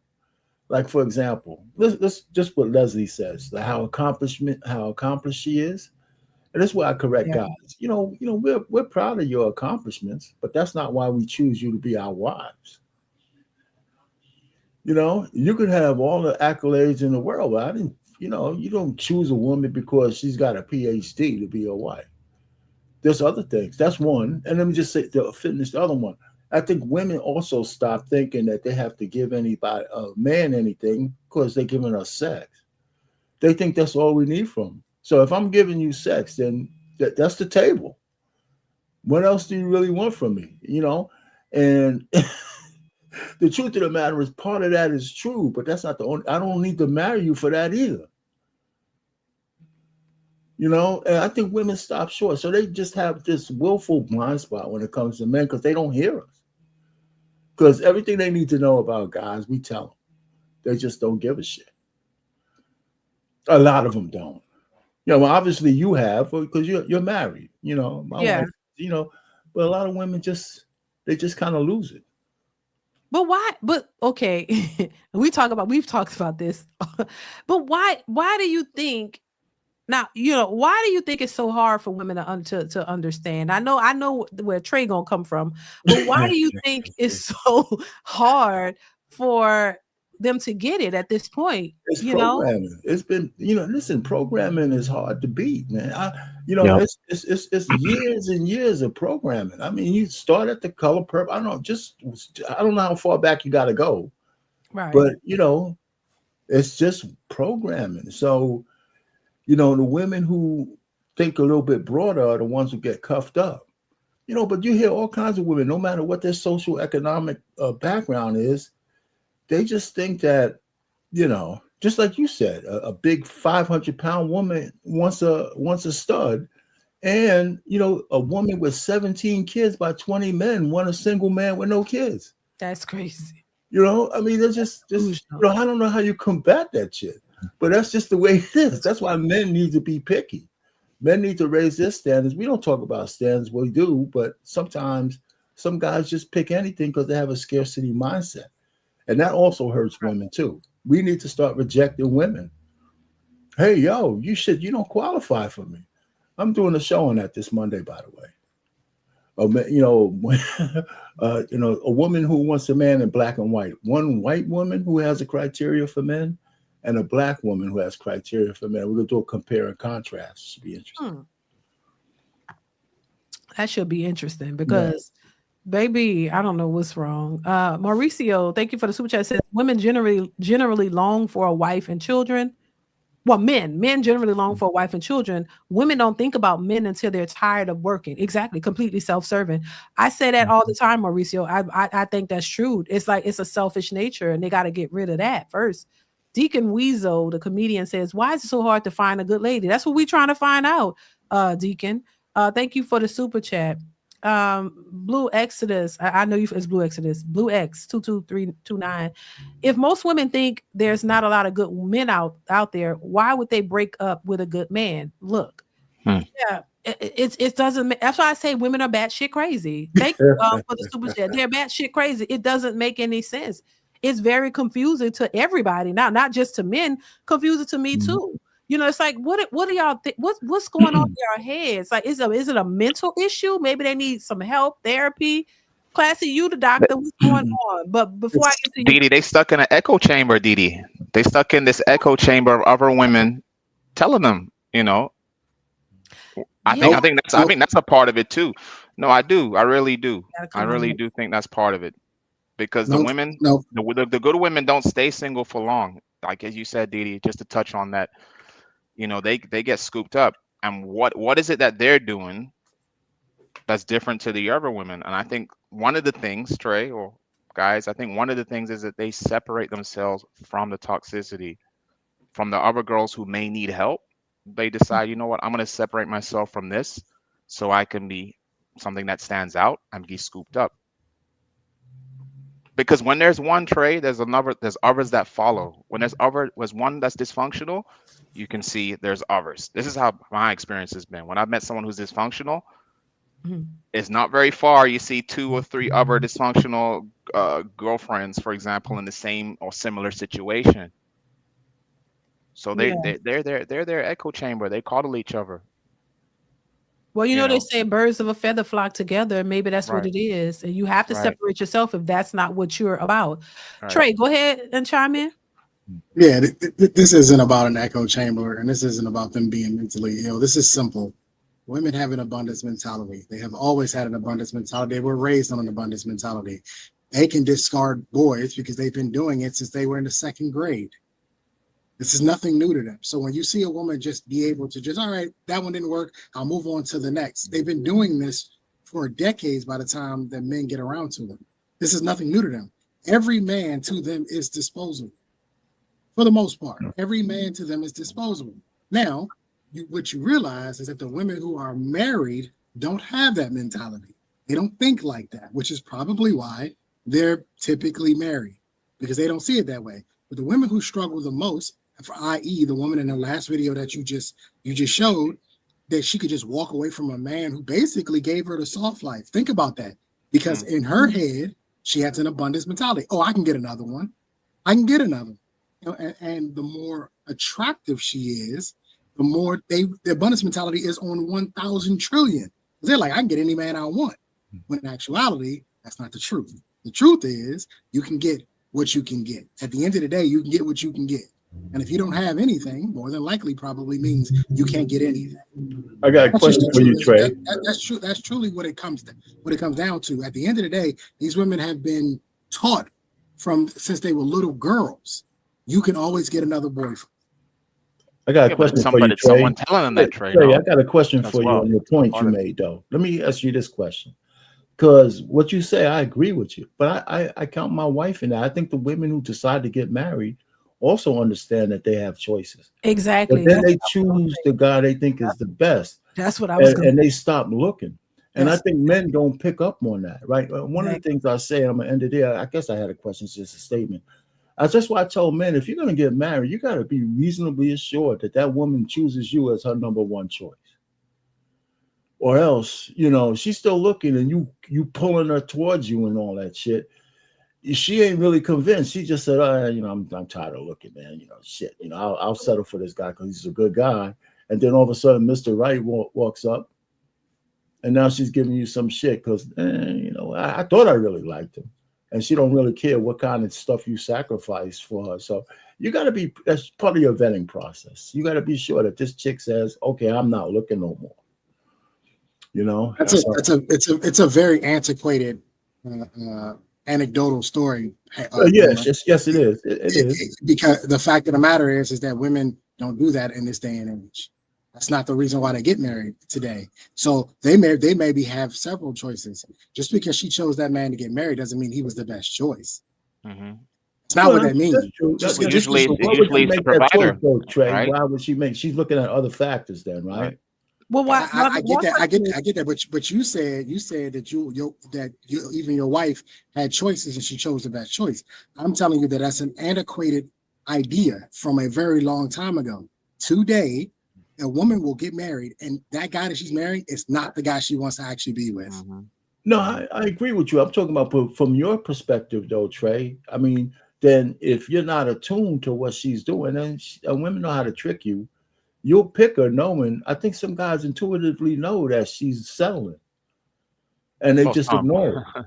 Some, I think some, Richard. Yeah, I'm not saying all. Yeah, no, I know. Why would you marry him if you don't think he's the best choice? The only reason a woman would do that is if she thinks that she has options for a better choice.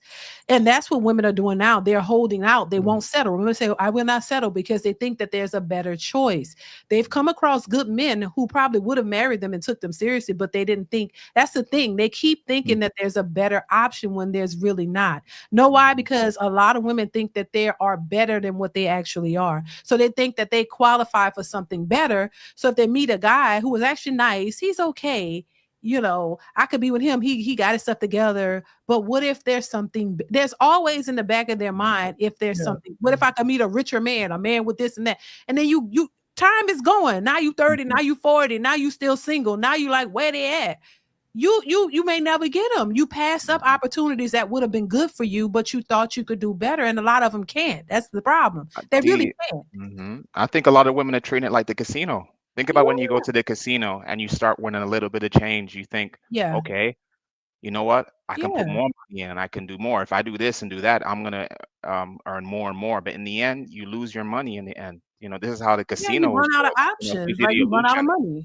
Right. It gives you the illusion that you have chips and options to get more and more money, and then you lose it all. And I think women are kind of treating this thing, I mean, men too, as well, in a different aspect. A lot of women are treating this like it's a casino, like it's a game, you know, and that they can just do this through their 20s and just ride the casino, and they think they're going to get better and better and better, you know.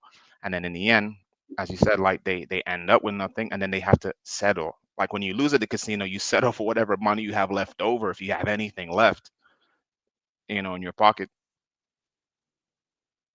Yeah, I agree. Now, Trey, I agree with what you said, but you know, you kind of are taught subliminally, because a lot of times it's around, you hear it, that women, you basically have all these options and you could basically pick the man that you want, but they always pick the wrong ones. They always pick the ones that are not good for relationships. Because truthfully, a lot of women, when they're young, they're not ready for, because that's what they were taught also, that have fun in your 20s, you know, go get don't depend on the man. So they're not really looking, especially in our community, they're not really looking for marriage and all that when they're 25 or 23. No, they're not looking for that. So they having fun. They playing around and doing whatever, creating children and doing all these things. And then what they're told is go get your education, and then you go get and then you'll qualify for then you can pick the man of your dreams. That's what they're told. So when you finish your career, 28, 30 years old, now you ready to settle down. Now you think you can just go pick the one that you want because you got a degree. and you gonna pick him and he gonna want you, and then you'll have your life, and that don't typically happen that way. That's another willful blind spot you just said, DeeDee. The women, the 75% of the black women, I don't know what the numbers are, but they're up there, more than 50%, who actually fool around and get pregnant and think that it doesn't matter to the man that they want later on. Right. Like it's what's in the front that you got to. Why does my kid matter? I mean, and I think they have to understand why would a man do that? But you know what? So many men do. So no, they don't. No, they don't. You don't think men are? Well, they're not getting married. No. I'm saying that they don't have to understand. Oh, okay. As I've been saying, willful. Men need to understand this is the new normal. More than likely, the woman that you married had a train ran on her in college. More than likely, the woman that you married has a higher body count than you do. Oh yeah, no doubt. This is the new normal. No doubt. And a lot of guys are struggling with this because they're thinking you're going to go pick up some chick like you was back in the 90s and the 80s and stuff, and you're not. It's a different time now. These women are different. And DeeDee, I want to touch on this because I think we're also underestimating how much control and manipulation the modern woman wants these days. I think a lot of guys leave that out, how much they want to be in control, how much they want to manipulate in today's society. And the only way they can do that is by the certain guy that they actually get with. That's why I keep saying, just because she with him don't mean that that's the guy she actually wants. That might be the guy that she can actually control. The guy she's with is not a traitor that will tell her, shut your dumb ass up. I'm not doing it. It's not Shadow Tyrone. The guy she's with is the guy who might just go along with whatever's going on, and that's why she married him, because he doesn't really say anything back. I saw a woman earlier, and I'll stop here. I saw a woman earlier. She was on TikTok, and she was saying, "Why can't y'all be more like Doug Christie?" Talking about Doug Christie and Jackie, where Jackie gets to act crazy and ghetto and obnoxious, and Doug Christie just kind of stands there like, quiet. And I said, I promise you, Doug is miserable. He's a miserable man. If you have to put up with that every day, you're miserable. Didn't they divorce? Didn't they divorce already? But that's the type of man that they actually want. They want the guy who's going to sit back and not actually say anything, because through the days of feminism and getting a job and being independent and getting you a degree has told them that they should go look for the docile man, because we were told to go find the docile woman. They've been told now, well, since you got your own money and you got your degrees, you need to go find the docile man. But the problem is the man that they want, he's not docile. He's not subservient. He's not subservient to you. He's not subservient. He doesn't take orders from you. He's not going to do what you tell him to do. He didn't get to where he is in his life by listening, by taking orders from people. He more than likely gives the orders out. So that's the guy they have a affair with. We're underestimating. That's the one she's screwing at work. Exactly. That's her one he has an affair with. Yeah. We're underestimating their incessant need to be in control and to have a manipulative relationship with men. I mean, that's real. That's real. Blue X22 329 says, fellas, if a woman you're pursuing is getting a lot of attention from other men, is that more or less attractive to you, and why? Vice versa for women. That's a good question. Mm-hmm. That's a good question. It's classy. You want to? And what kind of attention? I don't know if that's what Trey was going to say, but that's what I was getting ready to ask. Exactly what I was getting ready to ask. Yeah. What kind of attention? Because if it's sexual type of attention, then for me, no. What if it's just attention in general? Because men, y'all are territorial, right? Yeah. So a lot of men don't want the woman they're pursuing or their woman in general, even like dealing no type of attention from a man, period. Some men. Do y'all think that is normal, or that's a level of insecurity when it comes to, a woman being? Men have always been territorial. That's not insecurity. Men have always. I mean, if she's an attractive woman, more than likely it's going to be guys that's trying to shoot their shot at her. Right. Now it's one thing if she's dressing provocatively. Right. Because that's sexual attention, and that's going to be a problem. Yeah. But if she's dressed in modest and she's an attractive woman, more than likely it's going to be still sexual, man. But if a woman, Richard, is feminine, like she's getting that type of a different type of attention. You know, it's very different in Oh, my opinion. you think that Feminine because the woman attention to dressed sexual nicely attention. that I'm not looking to bang her out? I mean, I might not be Yeah, overt it about it, doesn't but matter. what are you talking She about? could wear But trash you can panties. respect It it don't though. matter. You can respect it. I Like, respect the way she looks, and I would hold back. I won't talk to her the same way I talk That to ain't a gonna stop me slut. from trying to smash. Yeah, but I'm still thinking about smashing her, and that's another thing women have. You know, I mean, they understand that too. Every man, it's no altruism to a man who wants to smash a woman.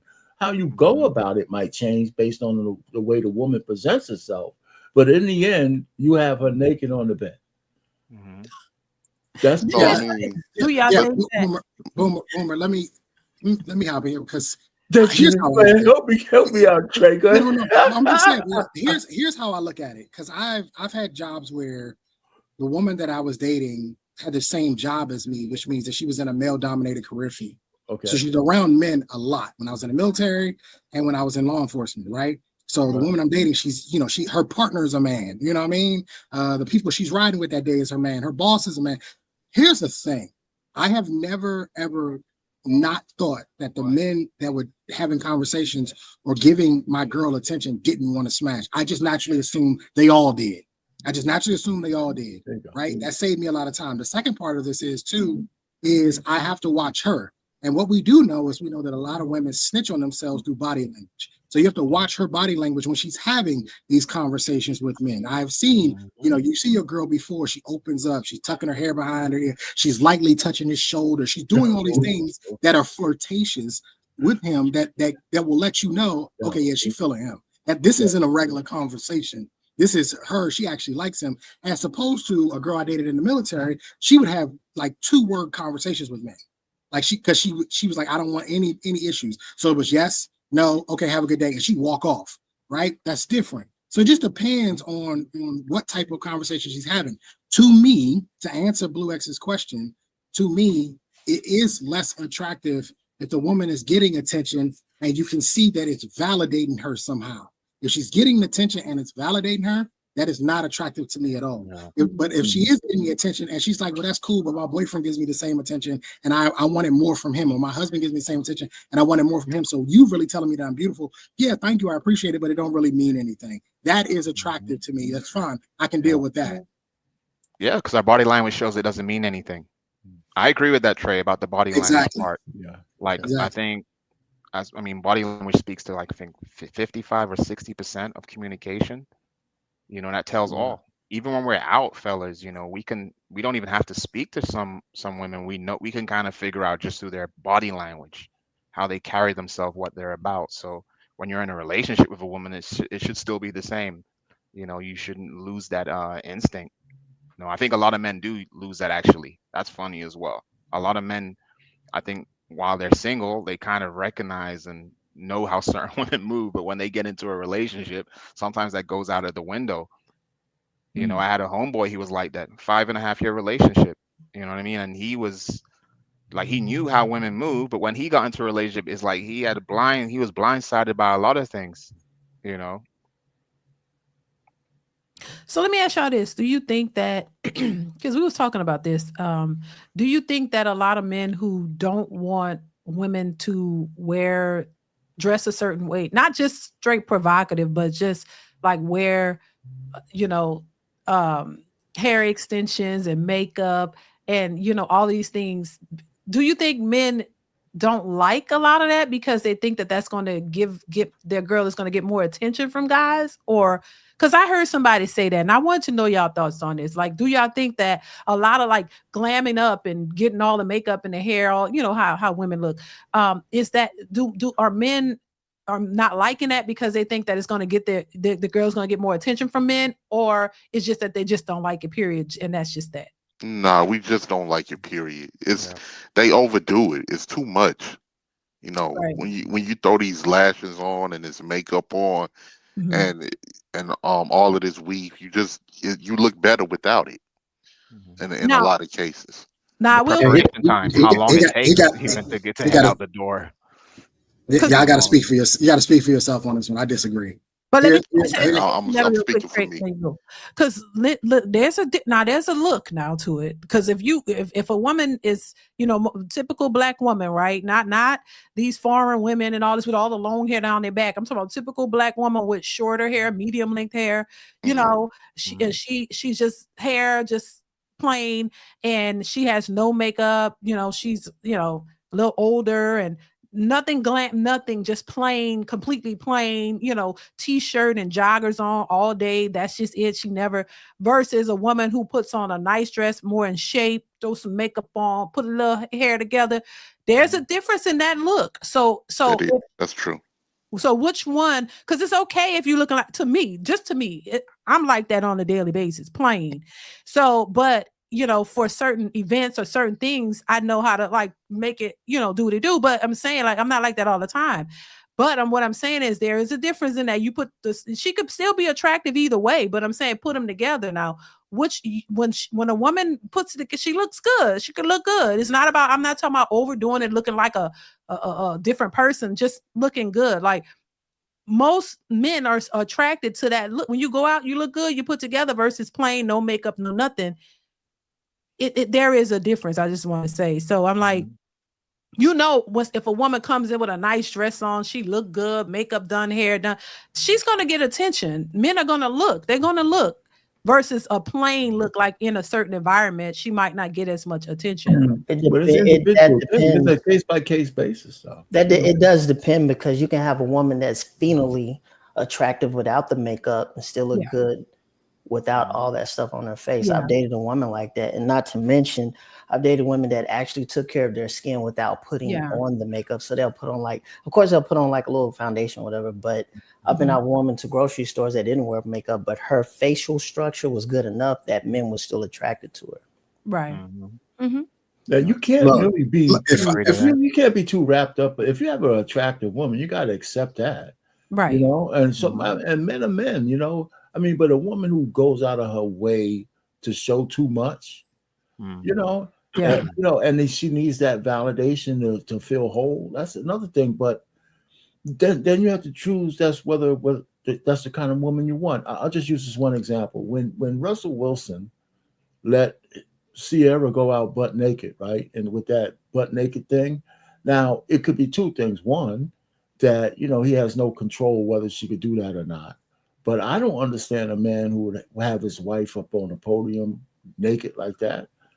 I can't, they got 4 or 5 kids and she's naked. I mean, she looked good, but that's something for me in the bedroom. I would never approve anything like that. I don't think my wife, or just being anecdotal, would ever even think about doing some shit like that. You know what I'm saying?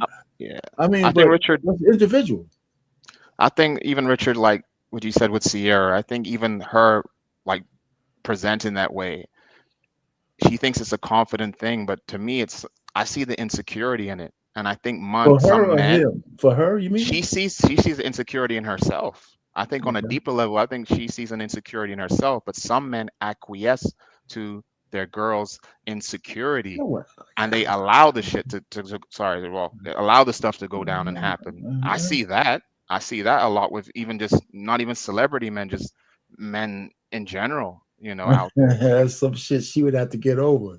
I see. Of course, you got to get over that shit. Yeah, but it's like, can you compete with that insecurity? Maybe Russell feels like he cannot compete with that insecurity. The problem is also that Russ chose her. She was doing that. He chose her too.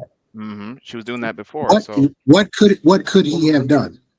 Nothing. If Russ said, I don't like what you're wearing, can you please go change? And she says, no, I love it, I'm wearing it. Conversation is over. Right. Nothing else to talk about.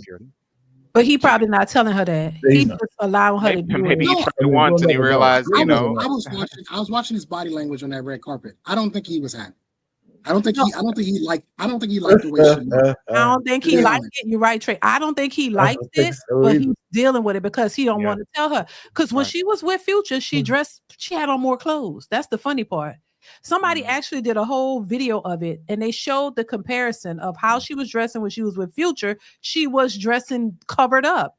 When she got with him, Future probably said, you ain't wearing that. Because he wasn't afraid to tell her. That's all I'm thinking. And this guy, he don't want to tell her. He don't want to. He's like treading lightly. Like, I don't want to mess this up. Because I think that's why they call him a simp. I'm just saying. I think that's why they call him a simp. DeeDee, you're missing the difference. What was the relationship between her and Future versus her and Russell? What was the relationship? I don't know. Her and Future were never married. Baby daddy, You would think by her marrying this guy, if she would want to cover up. Who has more leverage, Russ or Future? Well, it would be when you compare the two, Future. When you compare the two, Future more leverage. Future has more leverage. If he, he don't give a shit because he can just walk away. Exactly. If I don't like you wearing that, go put something else on it. Sierra says no. He says, all right, well, you on your own. Bye. She cooperated with him. Right. Russell can't do that. Why not? That's why because he's married. That he can't do it, or he just won't do it. He won't do it. He won't do it. Whether he wanted to, whether he can't, it doesn't matter. But he can. He's married. But he could still walk away. She has leverage over him. That's why they call him simpish, because she has leverage over him. That's the point I'm making, DeeDee. That's the point I'm making. He has no leverage. What I'm saying is, though, he's a different type of guy. He's more of the he gonna let whatever fly in the name of that's my wife. She could do what she wants. Quiet, like y'all say, Doug Christie is. He's just gonna be quiet and let her do what she wants because he's probably more in love with her than she is with him. I was about to say that. So, that's true. I was about to say that. He gonna do whatever she wants, whether he likes it or not. But also, you can look at Russ's mentality. Like he was when he was playing with the Denver Broncos with Sean Payton. He would never say nothing, and Sean Payton would just keep going at him. Even when he was in New York, he just kept going at him. That's just his personality. He's not. Yeah, that's just his personality. Future was gonna say something. You could see the difference. It doesn't matter what his personality is. He has no leverage. He's a husband. Trey, you be a little bit disingenuous, Trey, because I can see you being married. No, let me just say it this way. I can see you being married. Let me explain it. I can explain it. Let me explain it. The man makes $50 million a year. How many kids does he have with her? He cannot be throwing around his weight like that. He can't. He will lose. He will lose. If it got nasty, he will lose everything. The man makes $50 million. He signed a crazy contract. He got a bunch of kids with her, and they were married. And as far as I know, there is no prenup. Yeah, he loses. That's horrible. Okay, but Trey, the reason why I said what I said to you, but listen, I can see you. See, I hear what you're saying, but if you were married, man, I can see you going scorch earth, man. I can see. But Boomer, the difference is I could go scorch earth because I would have a prenup. If she doesn't want to do it, and I say we're done here, I'm not going to lose anything. Why doesn't he have a prenup? We don't know if he probably does. Maybe goes what you said, DeeDee. Maybe he's more in love with her than he is with him. He feels like it's not a problem. He seemed like the type of guy. He just let her do what she wanted. That's my wife. That's why she married him. That's why she married him, because she knew. That's why they said he making a mistake, because she knows that she could take him to the cleaners because of the type of person he is. She knows that if he gonna let her do whatever the hell she want, he gonna marry her with that child and all of that. And the minute she get tired of him, she gonna walk away with them coins. She knew she could do that. See, Future, she was pissed off because she could get no money out of him. Remember, they went to court over the child support, and she didn't get what she wanted. But this guy, he ain't gonna put up a fight. He gonna just say, "Oh, give it to her," because he's a good dude. He gonna just say, "Oh well, I'm gonna give her half, and I'm gonna give her what she deserved," while he took off and beat her. Put his ass on suicide. You also skipping the point that he is a faith-based man as well. And she knows that. He is a hardcore Christian, which is why he also doesn't have a prenup. Again, this is the point I keep trying to make. In order to be a husband, there has to be some level of beta in you. There has to be, because you're literally giving away your leverage when you get married. It's just the truth. It's the same thing when you have kids. I knew the moment that she told me to open that box and it said soon to be dad on it, I went, damn, there goes my leverage in my head. I went, there goes my leverage. I no longer have it. It's gone. Because up until then, I had all the leverage. We ain't had no kids together, and we weren't married. I was in the driver's seat. The moment I got her pregnant, boom, she in the driver's seat now.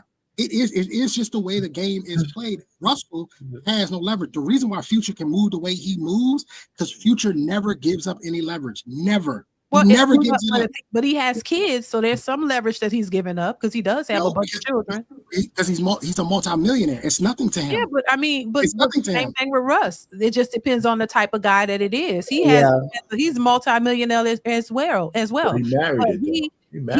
he married her. God. So but even you just said you gave up leverage. You didn't marry the woman. Y'all had a child. So same thing for the other one. He got money, but he still have. I'm not Future.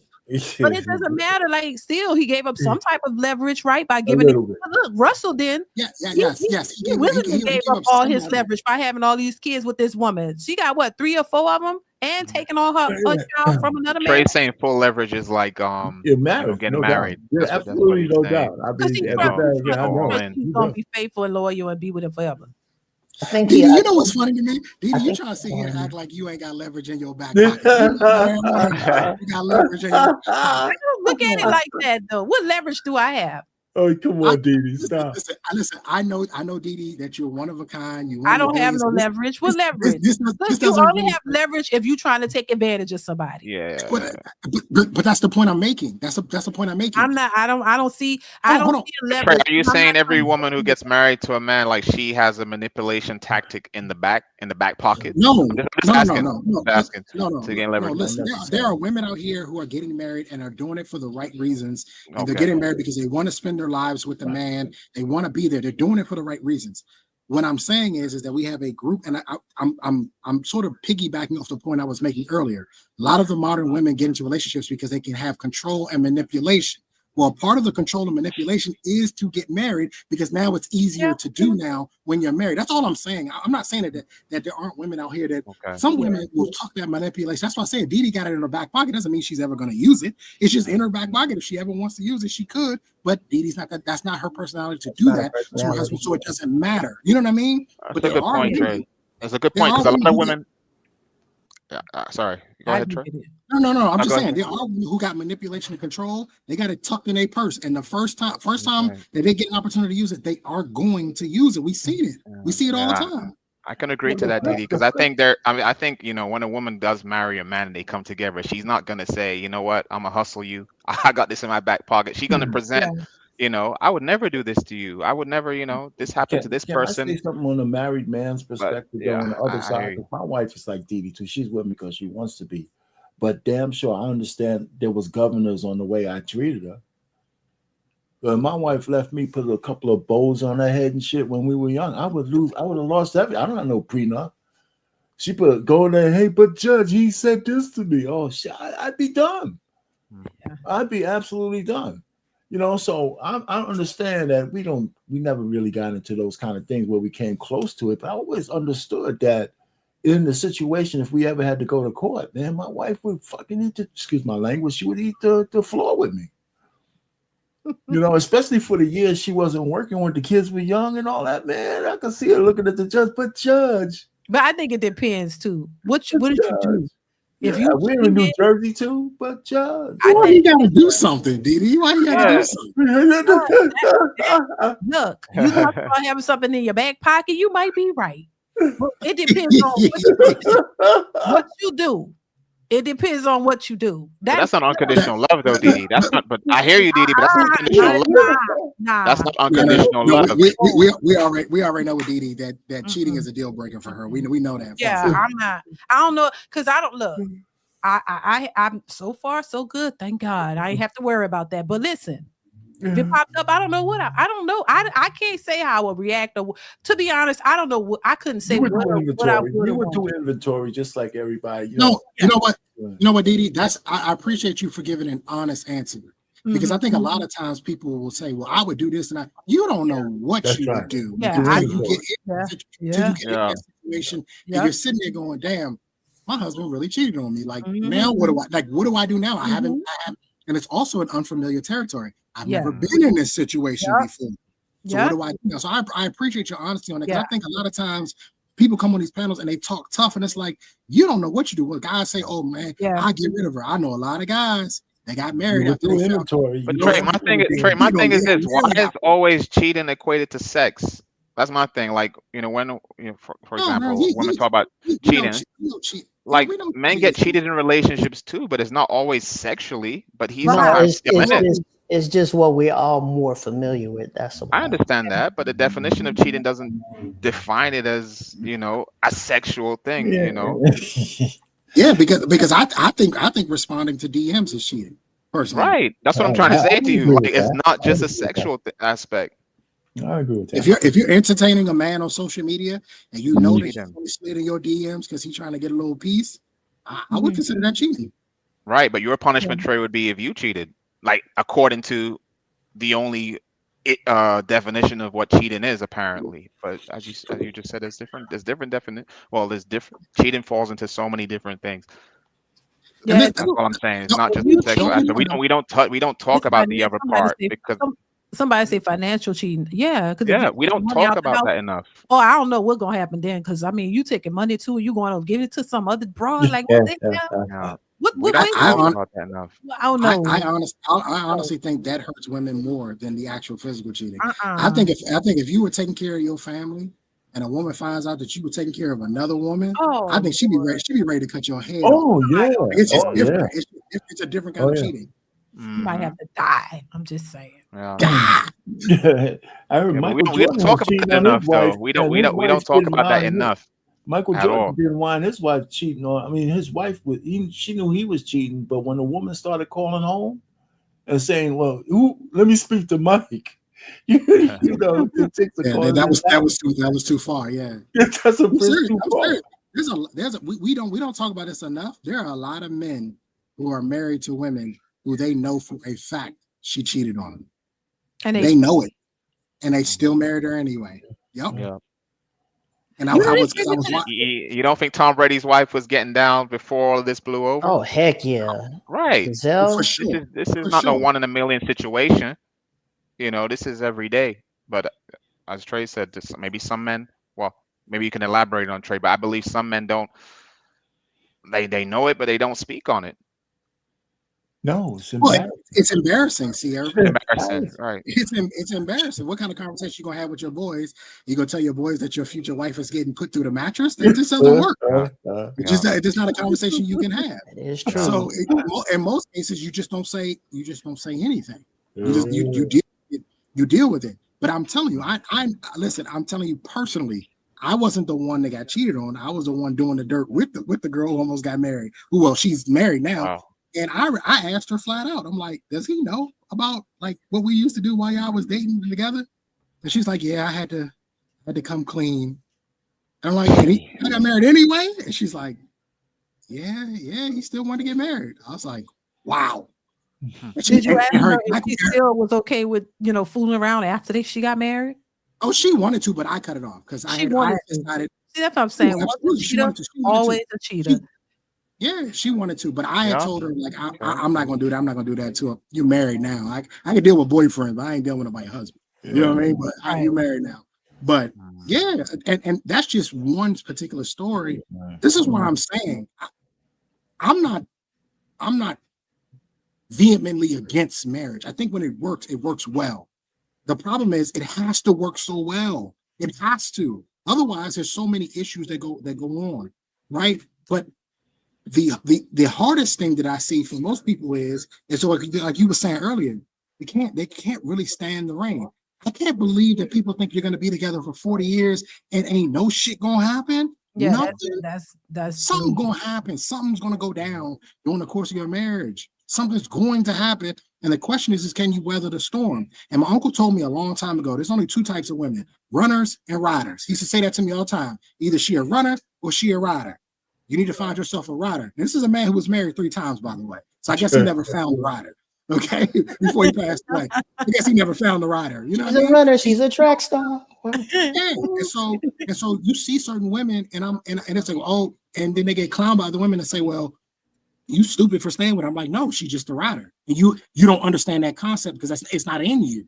It's not in you to do that. You just don't get it. She made a vow. She's going to honor her vow. She's going to stay there, and it's tough to do. It's hard to do. It's hard to look at somebody and know that they was with somebody else. It's difficult to do. Oh, yeah. Oh, yeah. I mean, I know some women, though, a few, they're hard-ass chicks, too. I mean, successful. They didn't have to stay, but they stayed with their husbands after they were cheated on. I think I personally think it's harder for a man. You know, I mean, I've had a conversation with my wife. I said, listen, if you ever stepped out on me, just go to your grave with that shit. Don't have this thing where one day you want to know. No. Hell, no, I mean, I'm not an ongoing affair. If you ever had one, listen, if my wife was having a real affair going on, I would know. She wouldn't have to tell me. Right. There would be a disturbance in the force.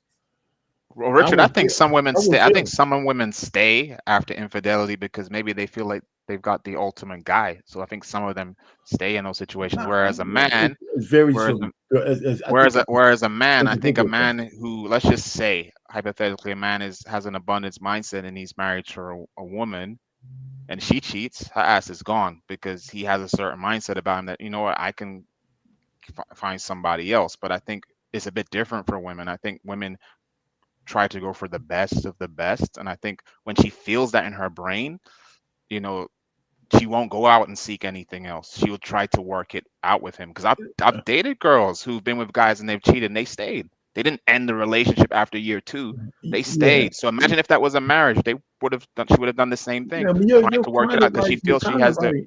You're kind of right and kind of wrong, because most women don't marry the top of the top guys, and they still. I'm just saying in those I agree, Richard. I'm just saying in those situations where she feels that she has an ultimate guy. I'm saying when they know they don't have ultimate guys, a lot of those women stay too. You know what I'm saying? Yeah. Well, yeah. I mean, I know. That's to the point I was making earlier. You don't know what you're going to do until you're in that situation. I agree. I do agree. That's why I told people, I used to say, I'd leave right away. But the point is, my way to protect them, because I'm not trying to put my wife on this. I have no real doubt that she doesn't do this. But I don't want to know that you've had an affair somewhere along 30-something years ago, right? So let's just say year 20, you said, shit, man, something was going wrong. I went out and stepped out, broke my back. Now 38 years in, you want to tell me? Or like if you're on your deathbed and shit and you want to go to heaven and shit, and she said, you know, husband, I'm dying. I just want to get this shit off my chest. I'd say, fucking take this shit. I agree with you. I don't want to remember you that way. I mean, Richard, if she hasn't lost respect for you, then sure. But I think a lot of times when women cheat, that's another thing. When women cheat, they lose respect for the guy. Like when a man cheats, he doesn't necessarily lose respect for a woman. Just saying. Boomer, she tell me that, I'll pull the plug right then and there. Yeah. Oh God. Agree. Yeah. Oh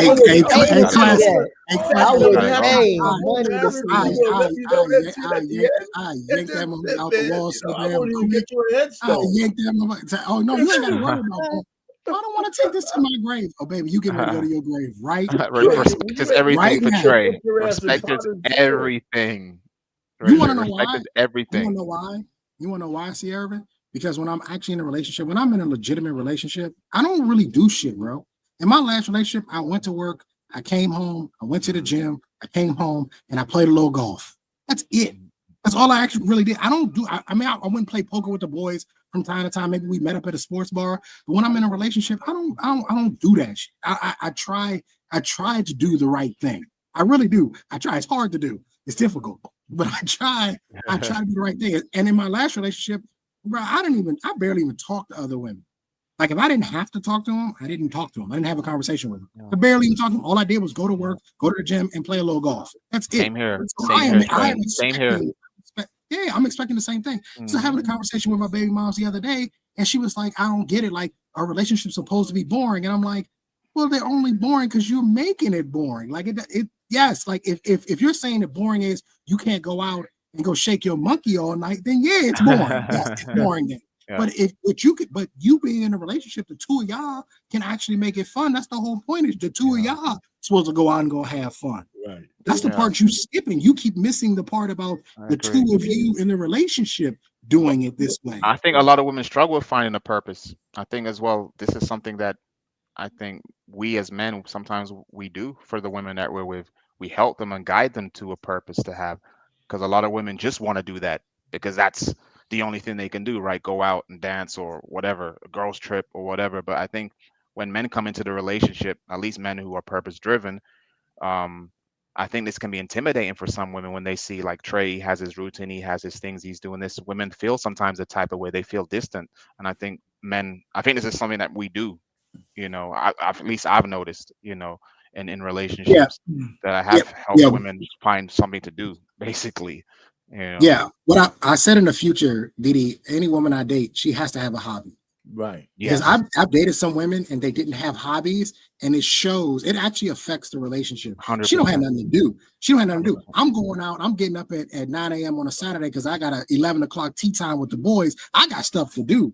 And yeah, she's sitting in the house and she's like, I'm bored and you've been out all day. And now we got issues.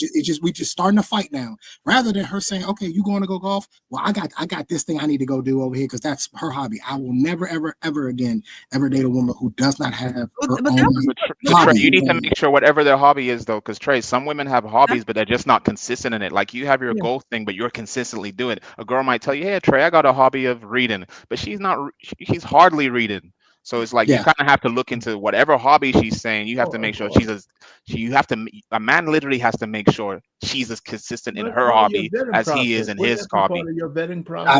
I agree. Because I would definitely yes, Boomer. It is in the vetting process, and that's why I'm saying it, because it's a mistake that I made in my last relationship. I didn't ask those particular. I didn't ask that question about what do you do for fun specifically. What is your hobby? What is something that takes you away that you can go do? I love 4 hours on the golf course, gets my mind off of everything. And all I got to focus on is, I need to use a 6-iron or a 7-iron? I need to know, what do you do to get you away from all of this? That's something that tunes the noise out. And what I'm Trey, just think about That's a big point, DeeDee. That's a big point. I agree with Trey because I've experienced that. What if she tells you the other thing that she likes to do is be with other men? What you gonna do? My hobby is nightlife, DeeDee. She wants to go out there and be validated in the nightlife. No, DeeDee, that's not a hobby, though, DeeDee. That's not a hobby. DeeDee, you pick her up out of the edit for a girlfriend box, and you slide her in the sex only box. Fun category, DeeDee.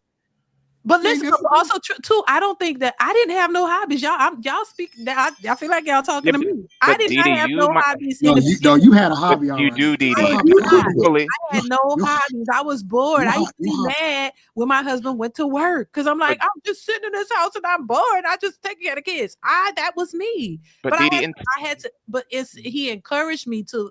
It's an encouragement thing. It doesn't mean you just throw her away. If she could be a good woman. Most women don't know what to do. That's what we're saying. And on top of that, I didn't have a bunch of girlfriends, which was a plus too, because I was not out in the street. So you gotta find you encourage her to take up something. Go do. We don't be knowing. That's why we need y'all. We don't always know what to do. We be lost in the sauce. Trust me.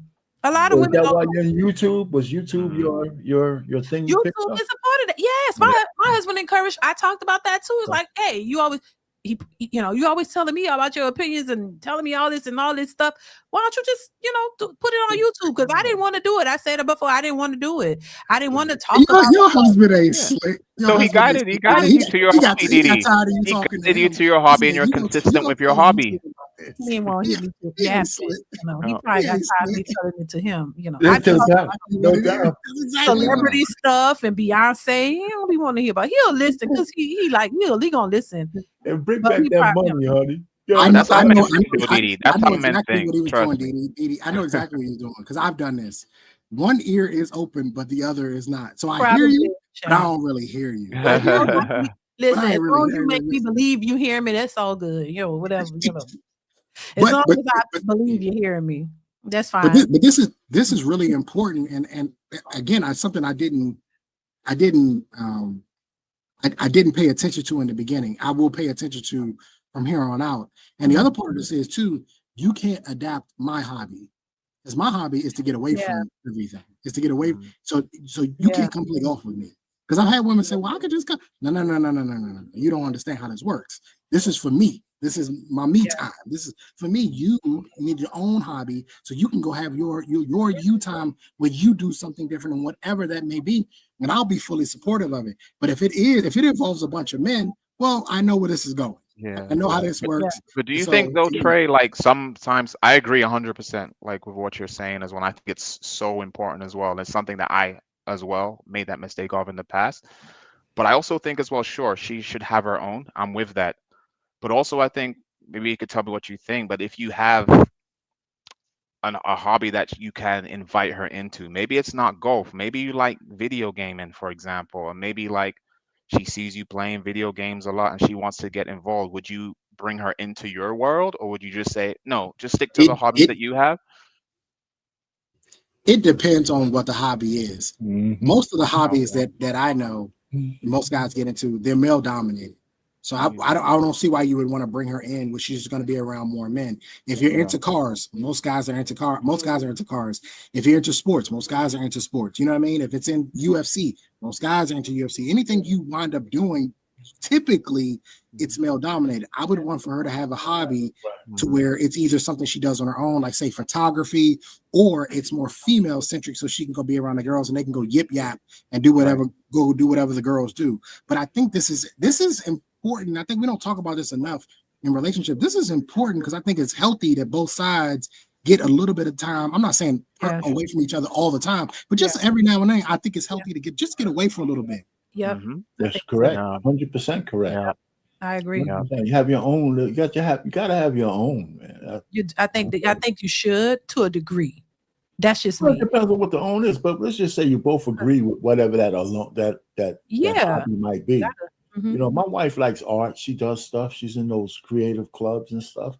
I mean, I encourage her, but that's her thing. You know, she does that. You know, and a whole bunch of stuff. But you know, so I think that's definitely something that should be discussed. Because I was in that position. I didn't have no hobby. I was at the house. I was like waiting for him to come home from work. Like, I'm bored. Like, I need you to, I can talk to you. You know what I'm saying?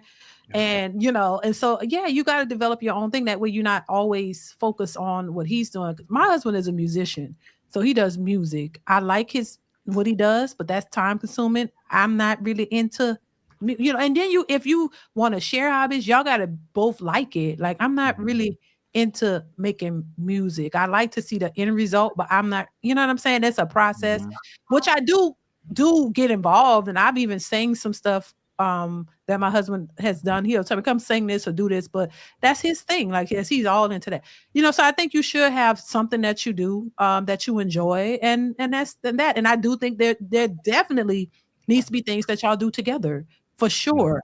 And I like to do more things with my husband versus separate. That's just me. I don't have a bunch of female friends, never have. And I'm cool with it. And so, you know, I like us doing things together, but we do, you know, have a little, you know, this is part of it. It is. I do this. I enjoy doing it, but I don't do too many things outside of my husband. That's just me. I'm fine with that. But I do think you need to find your happy place, your happy space of where you have something just that you enjoy. And then y'all come together with other stuff. That's just how I see it. I agree. And the hobby just can't be clubbing and traveling, guys. No, that ain't no real hobby. I mean, traveling, I love to travel and everything, but that's not no real hobby. And I told y'all, I don't like traveling a lot. We travel and but it ain't something I like to be at home. But that's not everybody, and I get everybody is different. And clubs, I've never been a clubber. My husband, when he was younger, before we got, he clubbed with his brothers and stuff like that. But I never was and when I did go to the club, me and my husband went to the club together, and that's the most fun I've ever had in a club. I could count on one hand how many times I've been to a club. You know what I'm saying? Like, that's just the nightlife is just not my scene. That's it. But I don't have a problem with people doing, you know, you do you, whatever you like. I just never like closing spaces with a whole bunch of people. That I just never liked. I like daytime fun, to be honest. I like picnics and doing things fun with the family. I'm just not a club type person, never have been, you know? So, but it just each person's specific, you know, it's just whatever you like and stuff. So I never went that route. I just wasn't into it. Yeah, I have a twin, and she's the opposite. Just fun. she's the opposite. She always going. She like to go. So I just, talk to her, girl, what you do today? What you did, and I get out. It's not like I'm a hermit. I just don't like the club scene and the nightlife. I like to do fun bowling. I like to do fun things like stuff, that's fun and family friendly. That's just how I've been. Even when I was younger, I was like that. So that's just how I am. So yeah. For me, it's hard to date a clubber. Someone who's just into clubbing, the nightlife, and just wanting to turn up like every other weekend. Yeah, like, I don't need to turn up. I don't want to put them all in one category. Everyone you meet in the club is just friends only, fun only. But for me, it's just it's just like all the time. it becomes like their hobby in their head, and it's like something that just brings them. It's the only thing that brings them a release. And right, yeah. To me, I know people it's just like not the time I'm on. I'm like, go have fun. I know a couple that I work with at the hospital. One of them is a Pittsburgh Steelers fan, and his wife is a New England Patriots fan. Every time those two teams come together, they'll take a trip to that particular state and go watch that game. And they go against each other. Your team is better than yours. And then once he comes from Pittsburgh, the next time they play, they might go to Foxborough in Boston, and she'll wear her jerseys. They do that a lot sometimes. Well, that's cool. If you can get a ticket up there, I would get nowadays. Can we talk about Klay? Because I think some people have got Klay. I think people got Klay confused on who he actually is. I think y'all think because he light skinned that he like a sucker, or he's soft or something. You talking about Klay Thompson? Yeah, Klay Thompson. Yeah, and I think that people think he's gonna get Megan's gonna run over him. No. You guys don't know Klay Thompson. Then you better go take it. First of all, you better know who his daddy is. You better know who his dad is. Who's his dad? Michael Thompson, who played with Magic and Kareem and all of them. Yeah, his dad don't allow that crap. Klay ain't supposed to get out of line. How old is Klay? Klay is probably in his 30s. He's in his 30s. Oh man, he got to think for himself. His daddy can't control him. That's true. But his dad is not going to allow him to. But why is he with her in the first place then? Because she's good for the brand. She's good for the brand. Is she? Yes. Just because we have a little bit of morals doesn't mean that the majority of the country or the world has the same moral standard. Trust me, she's good for his brand. So she helps him get other women? Potentially. He never, you gotta remember, he never needed her to get other women. He played for the Golden State Warriors. He won 4 championships. Yeah. He didn't need anybody to get this isn't about getting women. The point I'm trying to make is that if you go look at his dating history, he's dated models, he's dated actresses. This ain't no chump. It ain't like he don't know what he's doing. Like he's dated beautiful women.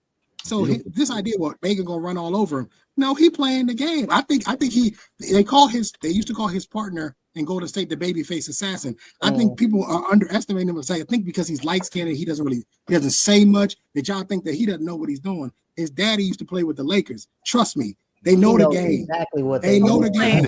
This is no Russell, DeeDee. This ain't no Russell. Ain't no Russell. He playing that.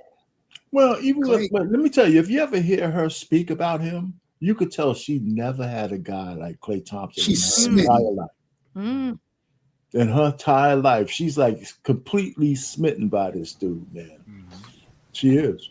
So that's I don't think she is. I don't. I think so. I don't think she is. I think she's trying something. We'll see. I think right about him, but I think she thinks she can try him, and she gonna find out, and then they're gonna break up.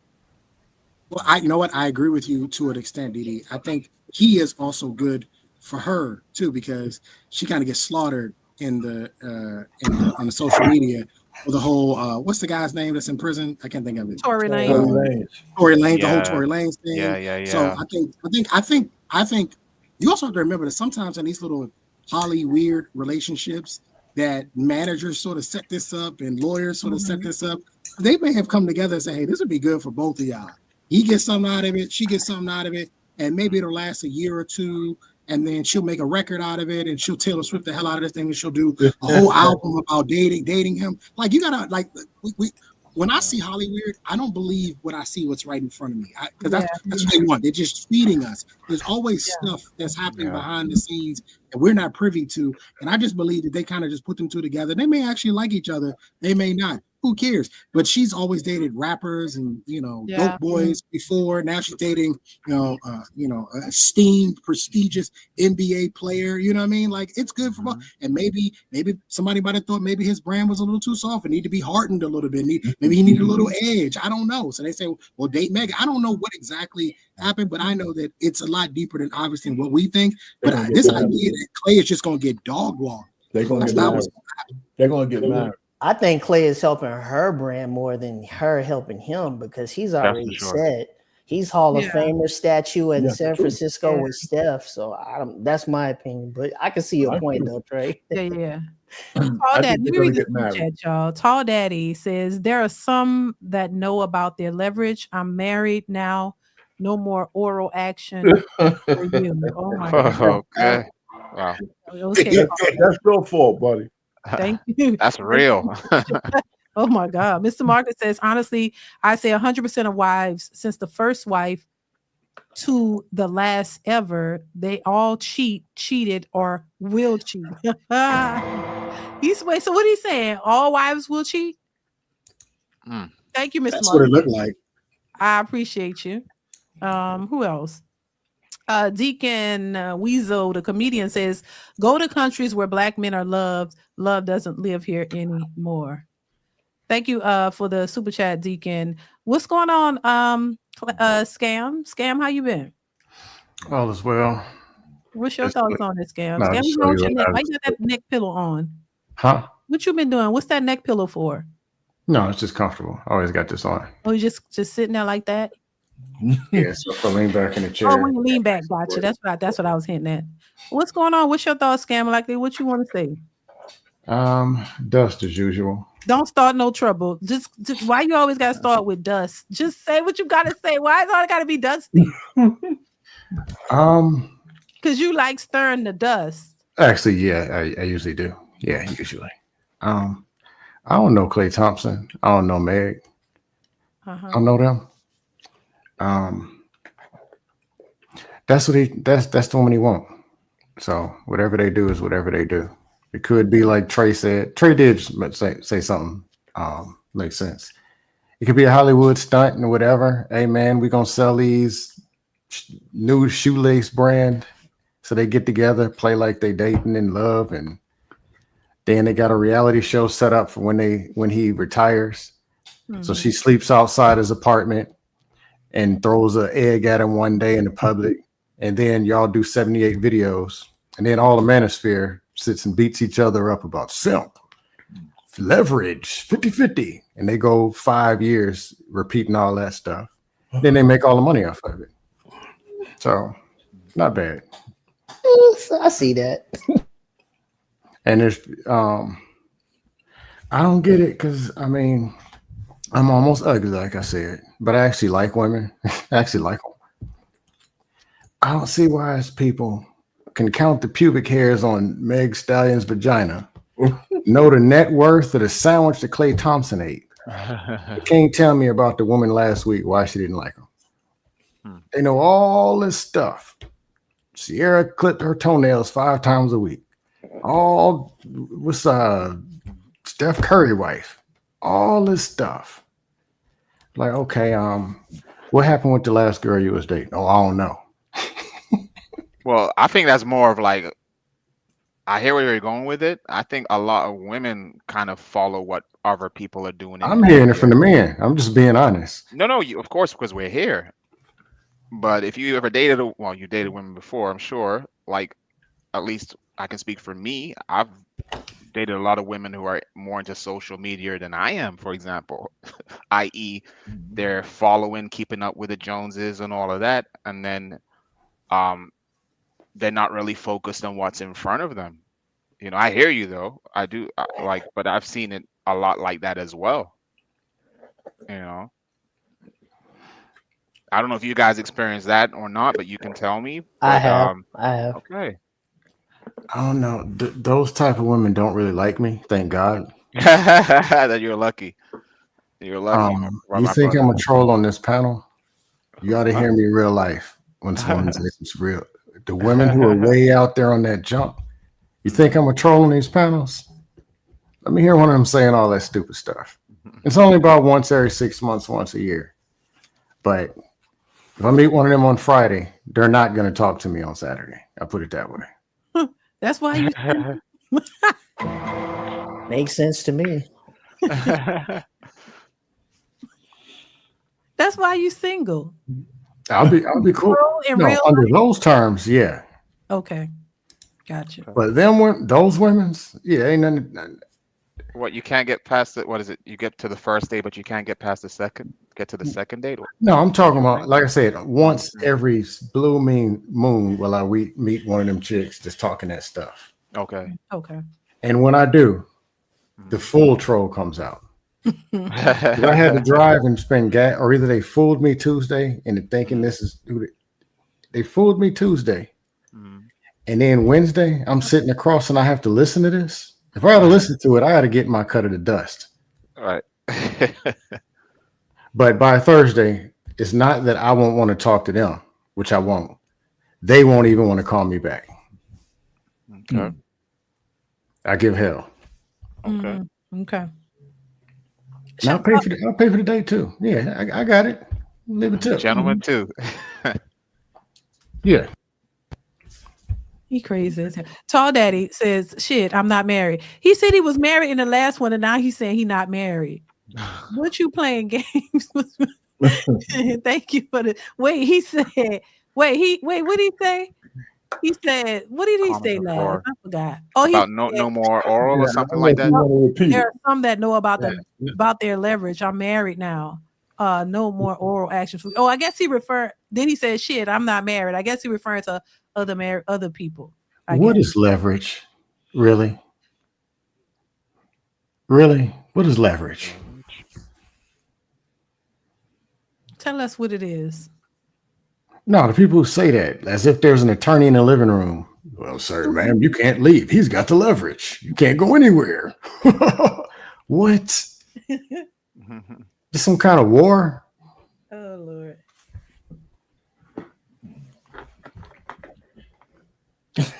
Yeah, I came to stir up. Leverage. Leverage is when you got the upper hand in a situation. This is ain't no upper hand. This is what we're.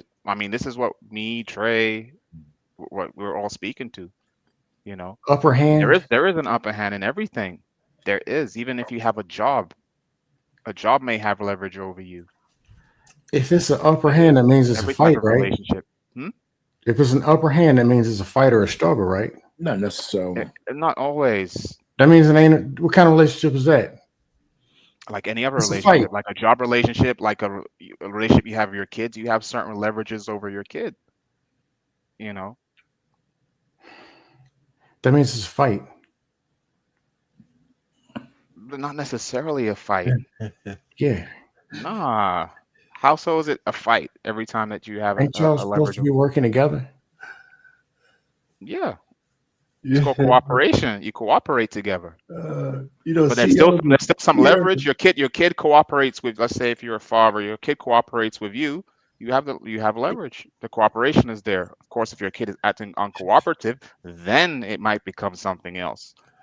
Not a fight per se, but you have to, remind your kid, hey, like these are the structures, these are the things in place, because if not, there's consequences, and it's of everything with a job too.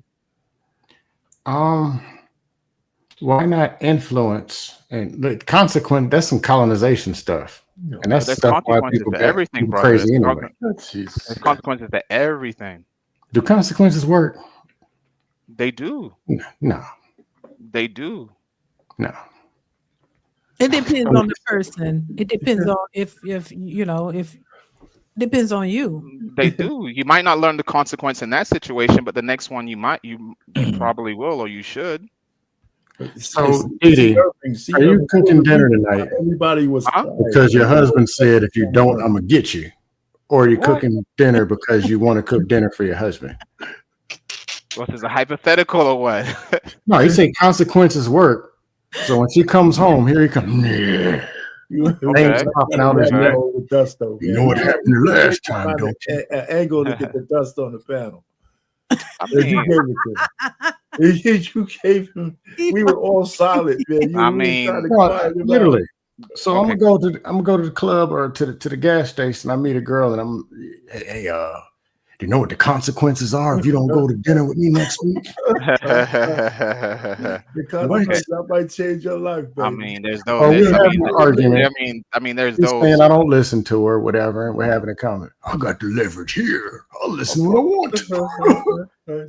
I mean, I would say, look, but I would think those things come into place when there's a relationship established. If I meet a girl from the street and I tell her what you said, of course she's not going to listen. But if we're together in a committed relationship and her feelings are involved, it's harder for her to be like, you know what, I'm not going to listen to him. She's going to, and it's the same thing for a guy as well. If he's attached to a woman, we've seen it. We were talking about Sierra and Russell, you know, there's an attachment that he has to her. So wherever she says, she's going to be leveraged to that. You're seeing it.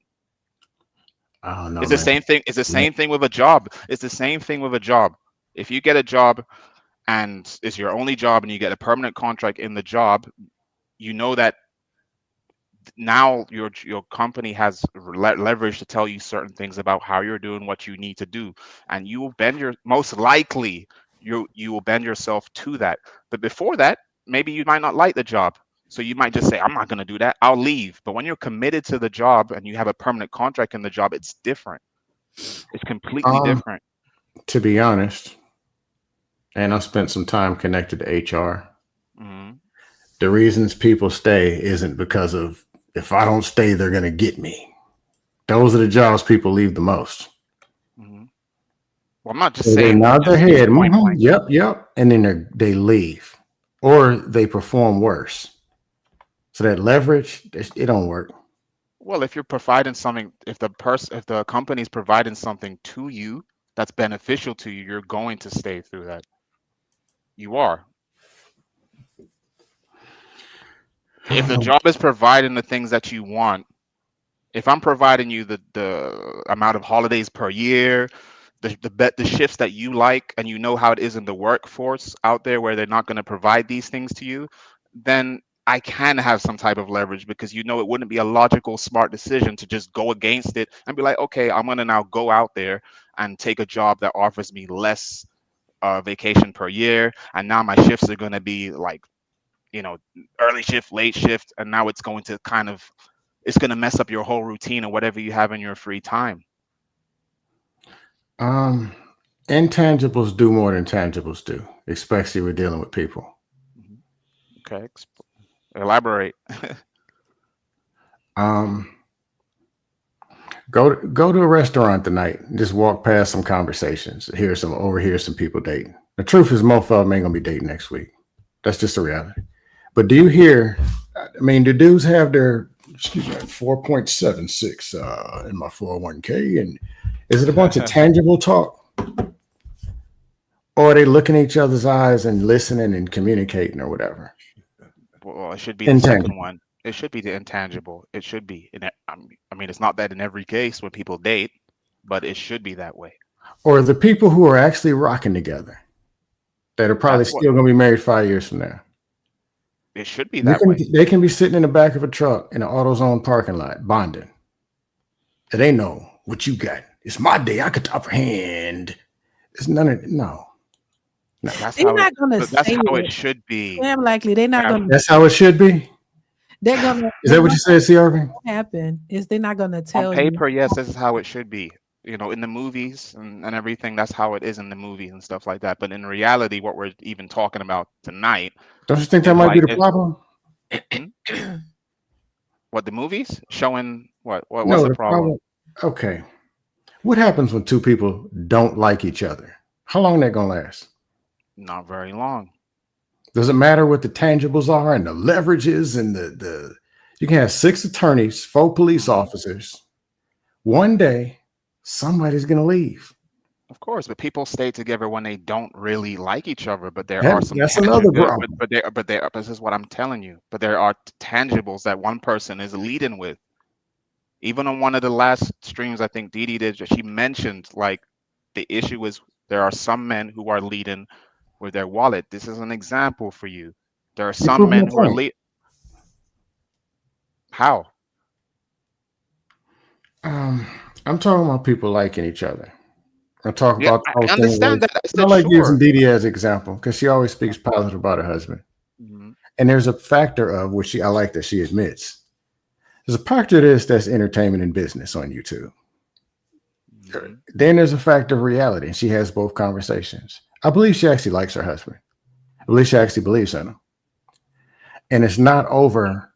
There's not some number sitting on some papers and all this other stuff.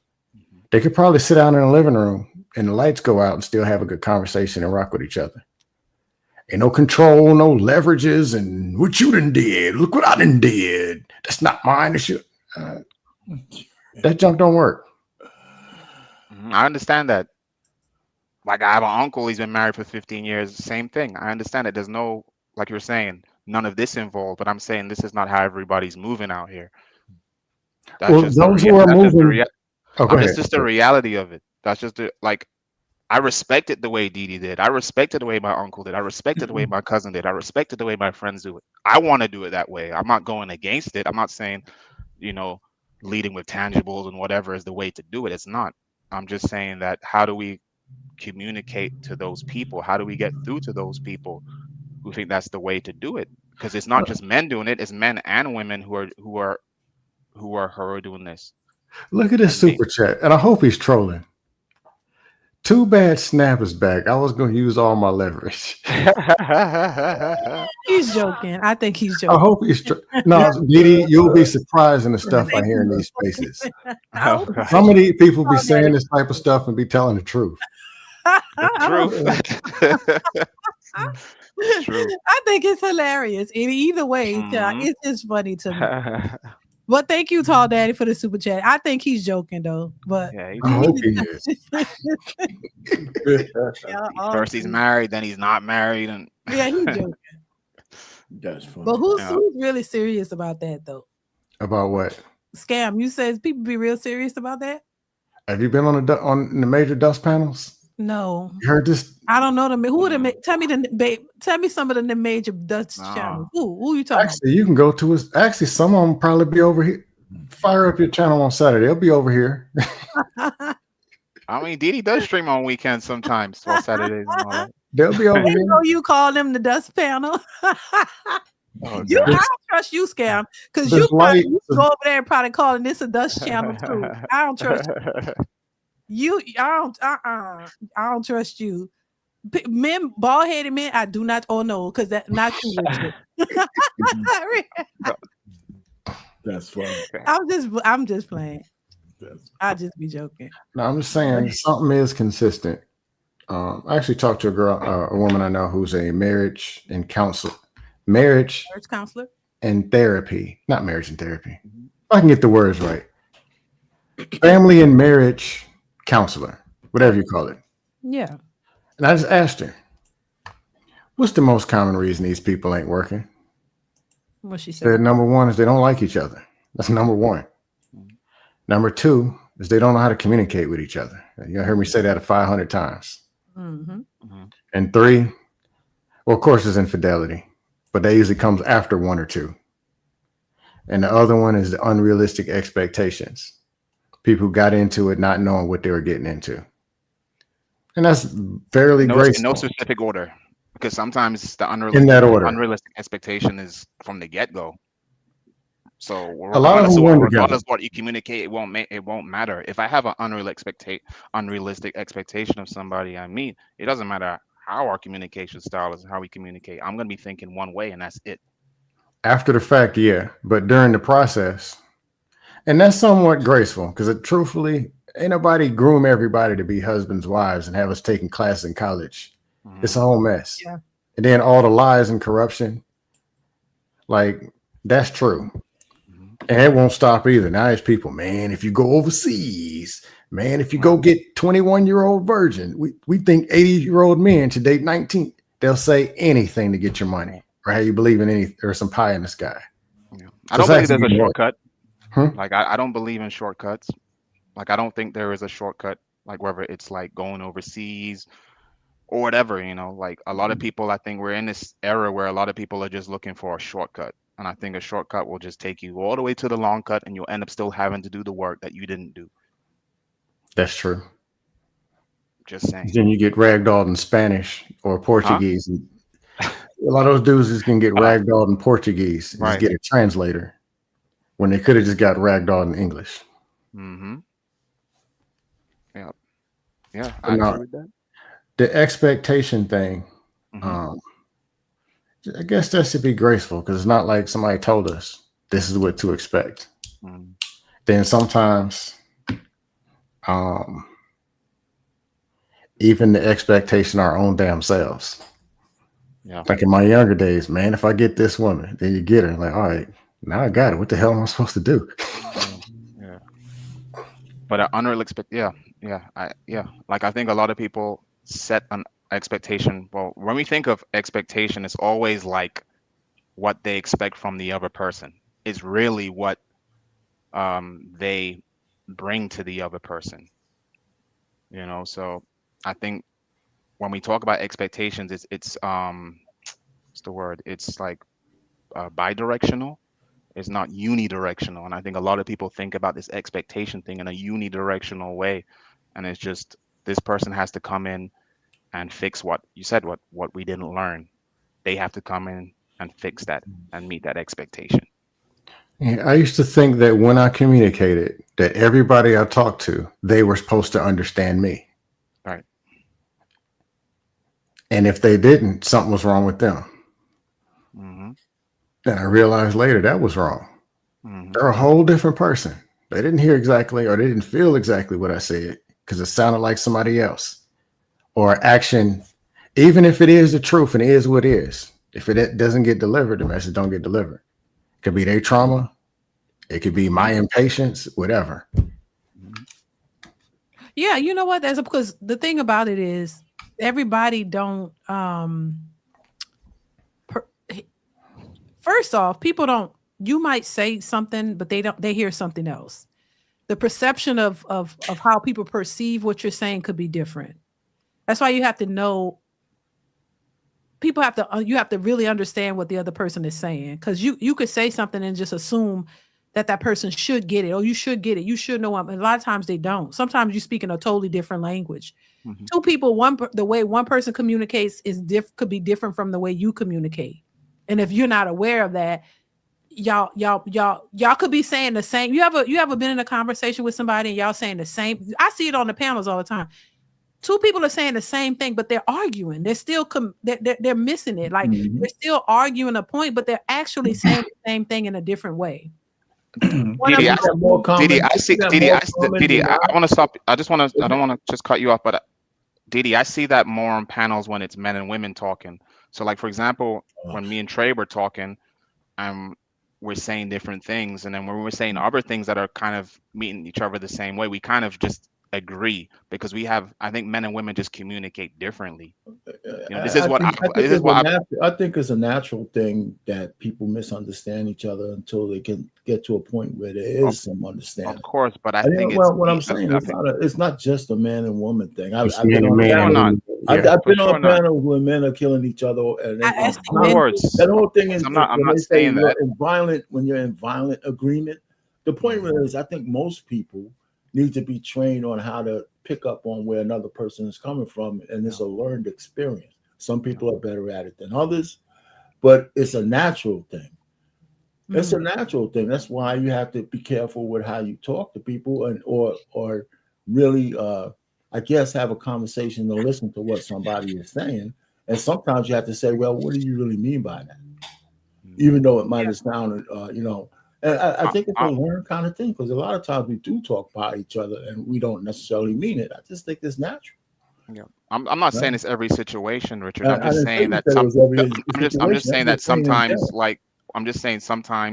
sometimes when men communicate with each other, we do communicate through the information and not really through the feelings part, and sometimes we interpret it in a similar type of way. Whereas sometimes I may communicate. Just an example. No, with, see, with, but with the just fact with, that for you think example, you like, have to explain that to me, C. Irving, is exactly what I'm saying. I understood where you're coming oh, from. okay. You know, but the fact that you thought you had to explain it to me, that's why we have those natural kind of things. I do know where you're coming from. Okay. You know, so, but the point really is, I think when people talk to each other, you have to have grace on the fact that maybe there could be, even when it sounds like plain English, y'all could be speaking past each other. I think a lot of people miss that. And, you know, I mean, I'll have grace if you have a learning disability. But if I'm speaking English, and you understand English, and you should be able to understand what I'm saying. And if you don't understand what I'm saying, then the question that you ask would let me know that you don't understand. But most times people don't ask questions. They just sort of tell you what they're thinking. So you did hear me. You do understand what I'm saying. You're choosing to not understand. Well, not necessarily. So I'm not giving grace. Otherwise, I'm just going to consider you low IQ, and I'm going to let you talk to yourself. A lack of active Well, listening. Trey, there's also a level of grace. They don't know you. Messages are very clear when you're somebody you know, like, and trust. Sure, but active listening is always important, in my opinion. I'm not saying you're wrong. I'm not saying you're right or wrong, or Trey. I'm just saying it could be an not so realistic expectation.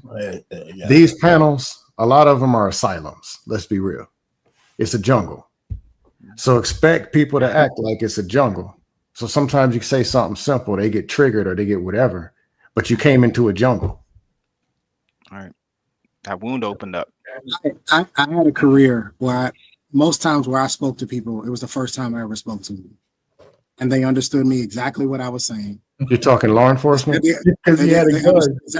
It has nothing to do with it. I wasn't always there to enforce a penalty or a crime.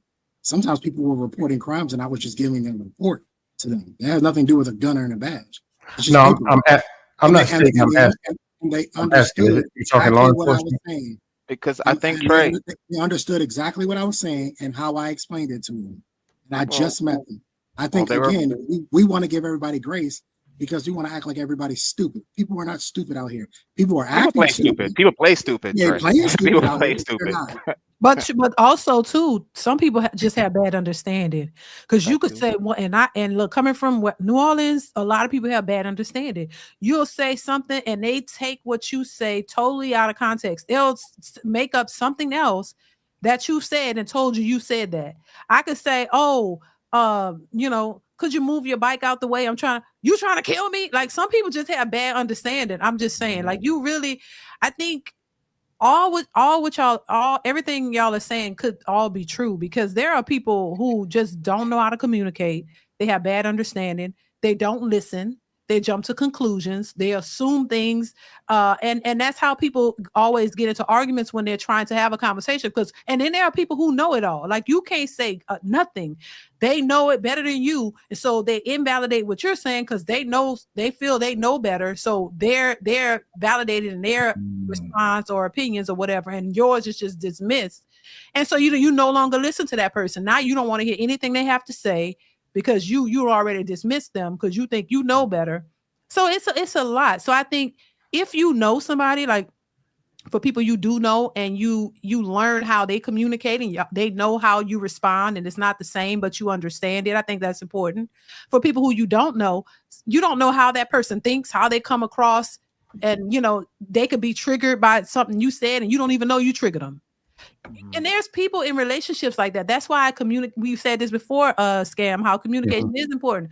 Because look, a lot of the stuff I be saying, some of the stuff I'm saying because I went through it. Like, there is a communication gap in a lot of relationships where you are raised a certain way. This person is raised a different way. They had a communication style that's different from yours, or there was some people don't communicate at all. There was a lack of communication totally. So they don't even know how to communicate. So as soon as you say something and you don't even have to be combative, they automatically got an attitude and booted up and acting like you ready to come. They have a guard built up. Some people have men. There are men like that too, where they're protecting themselves because of something they went through growing up, and now they just they ready to fight even if there isn't a fight. So they're already defensive.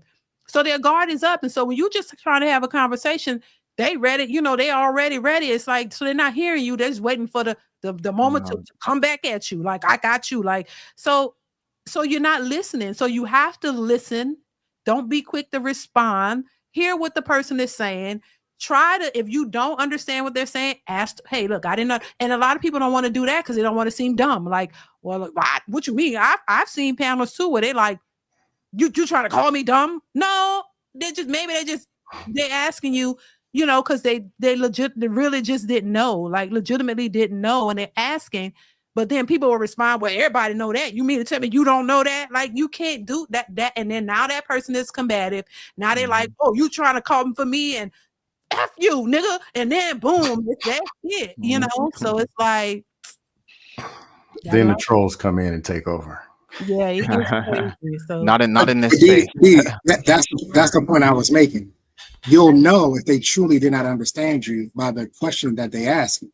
If I truly don't understand you, I'll say, okay, DeeDee, I have no idea what that means. Explain that to me.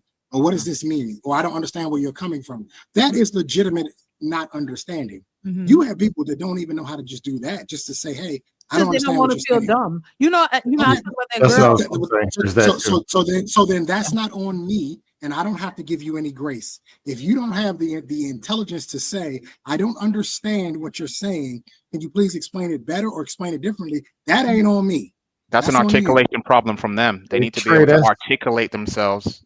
Hey, Trey, my opinion, not saying you're right or wrong. My opinion in this kind is it's an unfair expectation. How? The person needs to articulate themselves. If they haven't learned how, to articulate.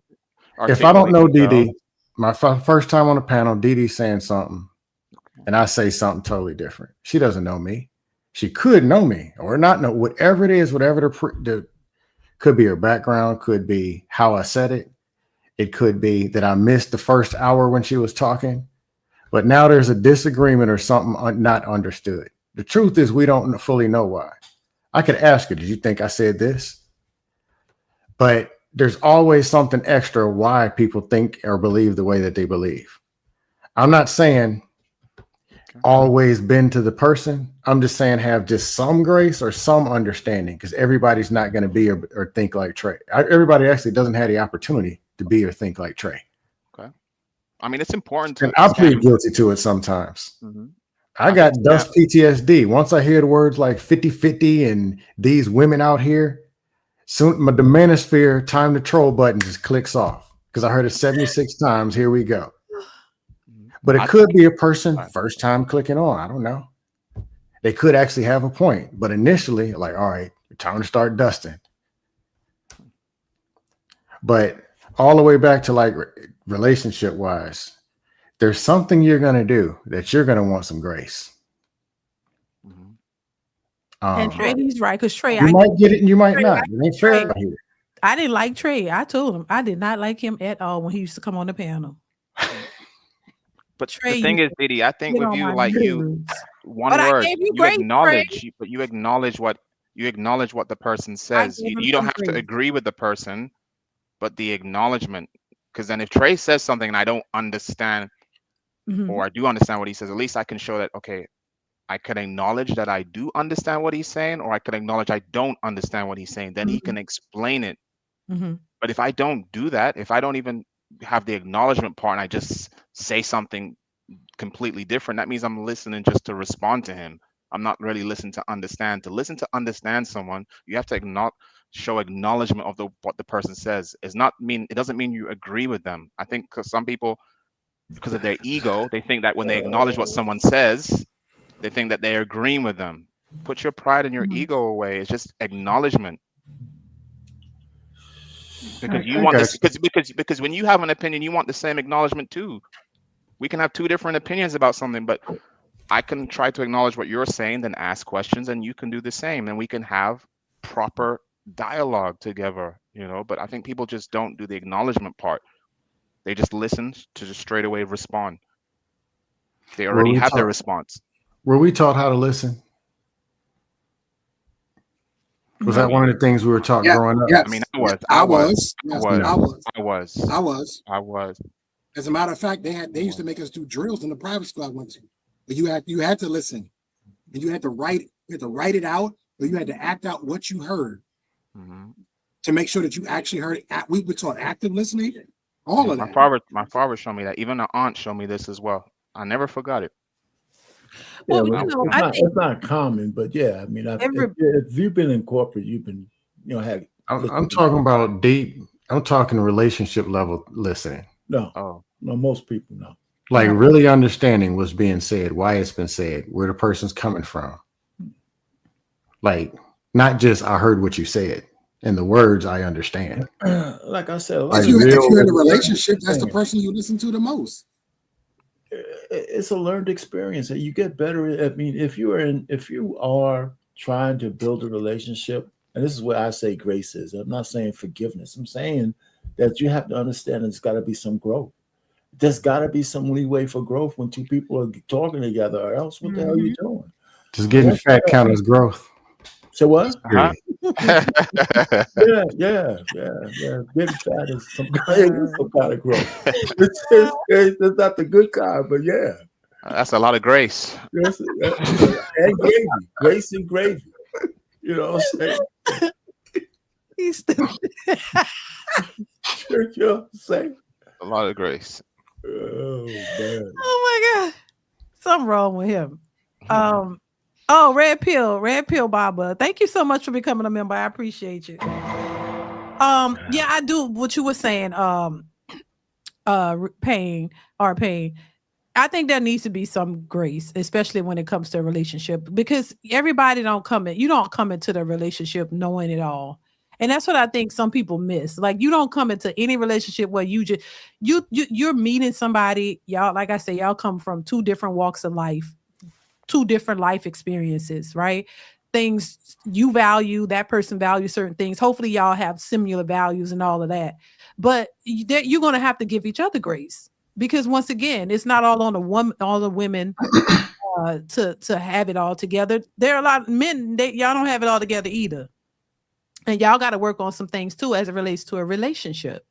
When you're single, you have your own single life and you do things the way you want to do it. You build your life up however you choose to, your careers, you do all of that. You successful, all of that.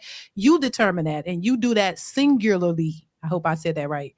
But when you join, trying to join with a woman or with somebody else, now that's going to have to be not necessarily your financial side of it, but your person. You're going to have to alter a few things. You're going to have to that's where I say give and take. You're going to have to, that's the only way relationships work, in my opinion. You're going to have to, there's a few things y'all have to come together on and establish your own way of living together outside of how you live when you were by yourself. And I think for some people, they don't want to do that. And that takes work. That takes cultivating. You got to cultivate that relationship. You don't just come in and say, she got to be just like this. She can't have this. She can't, you got to accept something. Just like with her, she's going to have to accept something of you. Because y'all got to remember, I tell women the same thing, just like I would tell men. Y'all are not perfect. Y'all got a lot of stuff with y'all too that you have to learn how to compromise when it comes to a relationship. Outside of, it ain't just about your money and all that. Y'all take care of that part. But when it comes to a relationship, both of y'all have to understand how to learn each other enough to be able to communicate, understand how he communicates, how she communicates. A lot of men don't talk a lot. We talk a lot. So women got to accept that he don't talk a lot. This is why women complain about that emotional intelligence thing. It's not that men aren't emotionally intelligent. They just don't talk a lot. A lot of y'all don't talk a lot. You don't express yourself the way we do. Y'all, most men I know, they don't come and sit down and talk about Beyonce and all this stuff. Men know my husband ain't into that, but he listened to me tell it to a degree, but he ain't really into that. He ain't into celebrity stuff and all the gossip. He could care less. So I had to understand, look, that's not his lane. So don't try to force it on him. Understand that's who he is. Accept the person for who they are. And if you love them for who they are, not trying to make them into what you think they should be. And I think a lot of women I know for sure do that. They try to change the man into what they want him to be, as opposed to accepting and loving him for who he is. And that's you got it. a good point there, though. Because on that same point, though, like for example, with my wife, I'm just going back there. She likes to go tell stories like women do. She likes to use all her words. Whatever allotments she has, she uses them. And at one point, I used to try to say, "Well, why don't you just get to the point?" And then I found out that she stopped telling me stories and stuff. I had to stop that because my husband did the same thing. It was part of who she is, right? Yeah. So I had to take get a little few more. So let her go around the block and the pond and shit. And that's her personality. I didn't want to change that. So, but I had to grow into understanding that part. Exactly. As opposed to just cutting her off and say, hey, just get to the point. I don't want to hear that shit. Because I thought that might be to just get to it, but that's not how she's wired. Yeah. I'm the same with same experience. But that's a communication style though, DeeDee, right? It shuts us down. So then we don't want to tell you anything. Exactly. So I was gonna say that. Then they won't come talk to you. nothing. I'm not gonna talk to you. That's exactly what I started noticing, and she didn't want to say. What women will do? They're gonna find somebody else to talk to. Well, I wasn't worried about that, but still. Big Dick Jimmy. You're right. You're probably right. If you constantly just cutting off, my husband used to be like, he didn't cut me off. He'll say he has said, you have said the same thing 3 times. Because I'll say you have said it 3 times. Okay, I heard you. Right. I feel like him. Right. But at first in the beginning, because I was fragile, young, fragile, like I wasn't used to nobody telling me nothing. I wasn't you know what I'm saying? I was young. So, that comes with issues too. Another thing too, if you're gonna want a young woman, she gonna come with some issues. So she ain't just all there, 20-something-year-old. You don't know nothing. So you're just gonna come with some stuff too. But Older ones got issues too. Yeah, but different issues. Yeah, different issues. Scam, different issues. Scam. But I'm saying like what I was about to say, damn, Scam, you cut me off. My bad. What I was about to say. You were talking about your husband and it'll shut you. Yeah, words. it'll make you not want to talk to them. So then women internalize things sometimes. We talk a lot, but at the same time too, we'll hold some stuff in and we'll hold it in there, and then we'll use it against you later. Like we'll hold it in and we'll despise you because of it. We don't let stuff go, and that's another thing too about women. And so what happens is now if you keep doing that, she won't talk to you at all. And then in the man's mind, he's probably like, well, damn, when you this is great. This is great until she blows up. Right. So, that's just a small thing, I think. Yeah. Cause I felt like that too at a point, like, well, I can't say what I want to say. We've had that argument too. I can't express myself. We just want to talk to you. I'm like, I don't really talk to nobody else. I'm talking to you. You should be glad I'm telling you this, but men are just different. Like, so there's certain things you got to learn about each other, and when you learn your person and you could work with them better because okay, I'm gonna just in your mind, go ahead, let her talk. I ain't gonna like you just said, our pain. It's true. And then there's certain things I know I'm not gonna go. I'm not gonna go and tell him all of this because I know he don't really want to hear that. It's okay. I think once you learn, that's the whole point of learning each other. And when you together with that person and you grow with them, you learn these things. So it don't be an issue. It becomes less of an issue because now you know. And so you move differently to accommodate each other. He knows, okay, I'll listen or whatever. And I know, I'm not going to go yap his brain off with this foolishness. I'm going to go. Let me take some pity on this guy. Let me take some pity on him. Maybe I'll keep a couple of these sentences to myself. Yeah. So you learn. And it's not a bad thing. It's just you learn your person. And that's that. Yeah. I think we learn through the experiences, and through trial and error, like at least for men. At least who may have struggled with that, they learn, I think, typically through experiences, trial and error, getting it right. I agree. All right, panelists, I got to roll. Hey, Trey, Dusto, Irving, thanks for letting me up. Why Trey call you boomer? Because you're a baby boomer? That's why he said Oh, yeah, I'm your favorite baby boomer because all the shit they say about baby boomers doesn't relate to me. I'm not what you call the unicorn. Okay. Abandon your kids, abandon your wife, this and that. And none of that stuff applies to me. So, but I do know that there's a whole bunch of baby boomers who dropped the ball. It took me a long time to say out of the 76 million of us, there was a few of us who dropped the ball. A few. I have to acknowledge that. Okay. I just not one of them. R-Pain, I also understand that a lot of y'all didn't have the ball in the first place to even drop. the ball that we thought we had, But I only take shots and say you dropped the ball is when older people want to talk down on younger people. That's when I go at them about that. But truthfully, if you keep going back in time, you'll find a slave. They didn't have a ball. They didn't have a ball. Yeah, I ain't going back that far. I'm just going back to when I was born, man. That's it. Yeah, you're born in slavery. Right, go ahead. No, I wasn't. I did the Jim Crow era, and that, I had to learn that when I grew up. Anyway, I'll see you guys later, man. Hey, Trey. All right, Richard. Take care. Take care. Take it easy, DeeDee. All the rest of you guys. Later. You're welcome. Take care. All right. Any final words, y'all? I'm about to wrap up so we get out of here. Trey, any final words, Trey? Nope. Enjoy your weekend. Thank you. You too. All right. Nothing controversial, Trey? Or scam? No. No, I mean, I said what I wanted to say about Klay Thompson. Okay. I mean, off of this, Oh, what did y'all think about Leslie? What's her name? Y'all think she'll get her man one day? Leslie, what's her name? Leslie Jones. I didn't see that. I don't know who she is. The Of comedian. course she will. Of course she will. She said she. Men will get with anybody. But you think she's gonna get married? She in her 50s. You think it's gonna She'll find somebody. They always do. They find somebody. There's always somebody to find. Gabrielle Sidibe got married. They'll find somebody. Oh, she sure There's did. always somebody. Oh wow, she sure did. You want to see the video, Scam? And you give me your thoughts on it? Sure. I'm gonna pull it up again. Let me pull it up.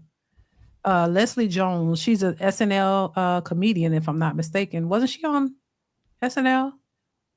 Yeah, she was on SNL. She's been in a couple of movies too. Are you good? Are you good at it? I am not good at dating at all because I judge so hard. If you do certain things, I'll be like, I don't like you. If I look at your hand, I'll be like, your hand's too small. I don't like the way he grabbed his coffee. No. Oh my God, I have a friend like you. I just be like, it'd be certain things I'll be like, yep, no, I don't like you. Yeah. No, you don't take baths. No. No. Must have been a musician. Yeah, Right. it's just so crazy, especially now. Like, and I'm famous, right? You know, when you get famous and and you're a woman and you're successful, the first thing they think is what? You're gay. Oh, you know what's so funny? I get that now that I'm single. People think, yeah, and I don't really care either way. I'm into men, but I don't really care what people think. But I get that. will say it. I love men. Yeah. Thanks. Yeah. But I don't love a stupid man.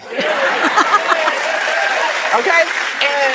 And I didn't got to the point in my life where I really want what I want in my life because I have worked so hard for my peace.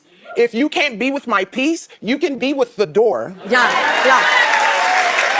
If you, and I'm really like, I think I've been by myself so long that, like, first of all, I hate the term feminine and masculine energy. I hate that term so much. I think we have both. I we all have all of that. freaking hate it. Yeah. Oh, you're in your masculine area. Well, why don't you get in yours?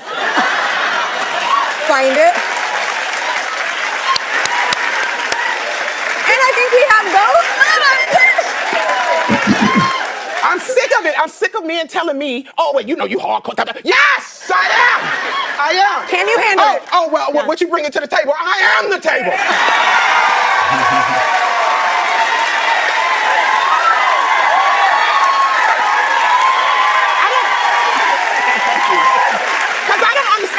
I don't understand why you wouldn't want a woman like me. I am successful. I'm rich. I can fight. Like, it's not going to be you, like, if somebody attack us in the parking lot, I'm be like, go get the car while I handle these 3 thugs. All right. What you think? Okay. I just want to touch on the fact that she said peace. This is what I don't understand, DeeDee. You got to help me out here. How a lot of women say that a man has to be their peace. The irony of it. Right. The way women in their emotions. She said fight. She's talking about peace in one sentence. And she's talking about fight, which is the opposite of peace.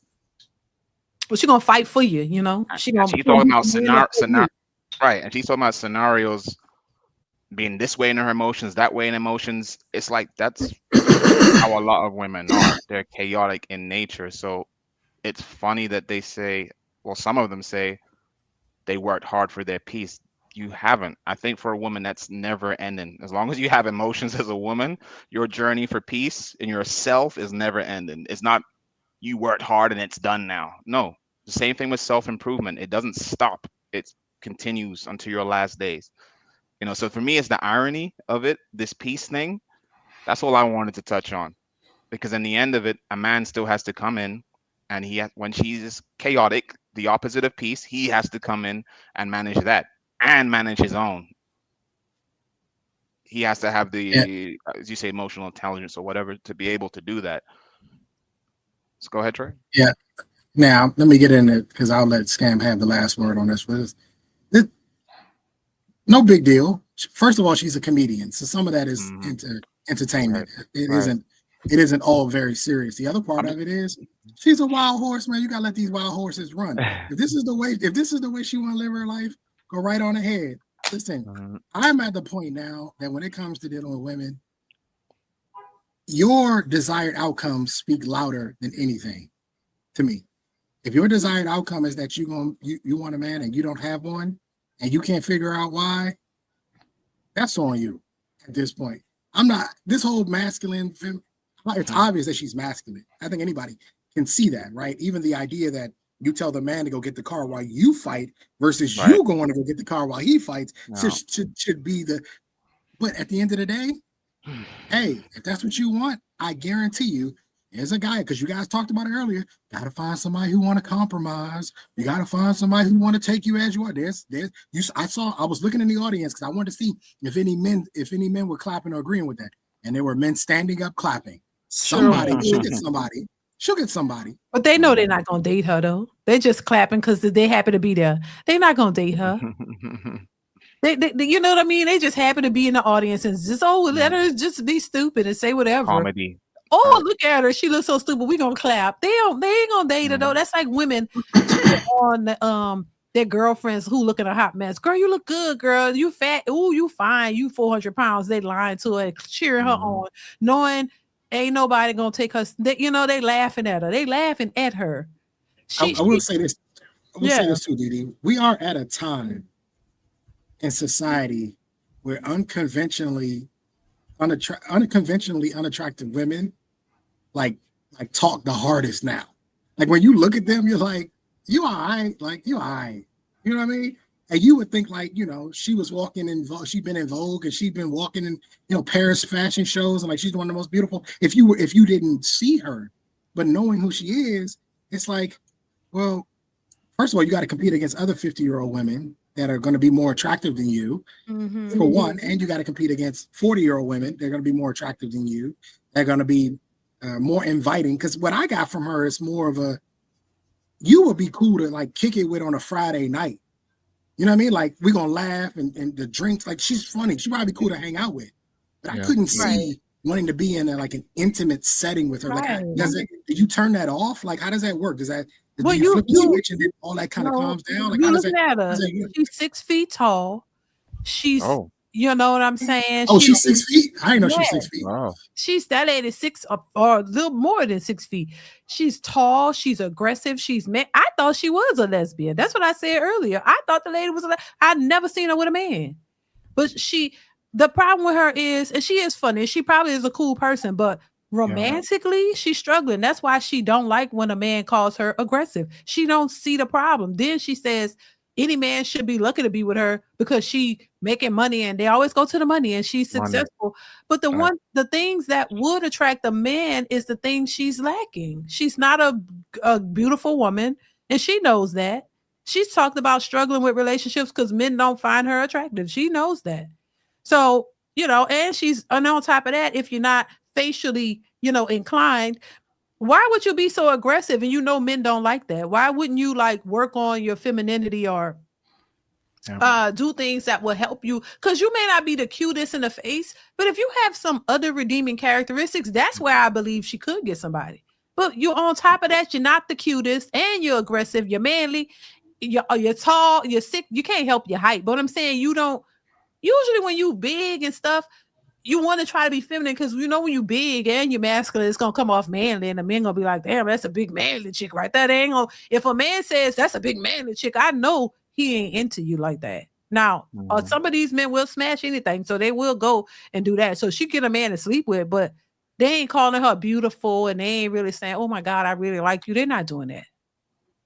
That's where you have to make DeeDee. That's where you have to make compromises within yourself. As you said, if she's not as attractive, then you're worrying about a compromise from the other person. A lot of people need to start with self before thinking about this person needs to compromise this for me or whatever. You need to think of yourself first and try to compromise. If you know that, as you said, she's not as attractive, so maybe she needs to compromise her femininity and be more feminine to balance that out. I think a lot of people don't even know what that means, to make compromises in themselves, but they expect someone else to compromise for them. That's nonsense. I think they know what it is. They don't want to do it because she's successful. And that's the problem with successful women. Successful, and they think that because they work hard and they're successful, it is. And I understand wanting your piece, but that's what men say. It's not about that. It's about you think a man should just accept you because you're successful, not understanding men don't really care about that part as much. They care about you being feminine and something that they gonna be attracted to. I don't think most men scam. Would you pick her as a dating option? Yeah, that wouldn't work for me. Right, and most men saying the same. They said they look like a pit bull. Well, but the other thing, DeeDee, is I don't get peace from her though. Like that's not the energy I felt when she was talking. Again, not to take it with a grain of salt because she's on a TV show and you know what I mean. That's how there's an entertain. But I've seen her. That's what I'm saying. I've seen her on other things. I've seen her on podcasts. And this seems to be just sort of how she is. I don't get peaceful from her. I get chaotic. I get dominant. I get, you know what I mean? I get controversial. I get aggressive. I get that from her. I don't get peace. She hasn't worked hard on her piece. Like she's bitter. To me, I notice a lot of people say they've worked hard on their piece. No. No, you haven't. No, she worked hard on her career, not her piece. And she's bitter because when you have come up, and her daddy taught her to be like that too. She said that. So she had a father. Her dad taught her, to be that way and don't depend on no man. She said that too. So she's like a man, and a man taught her to be that way. And so she's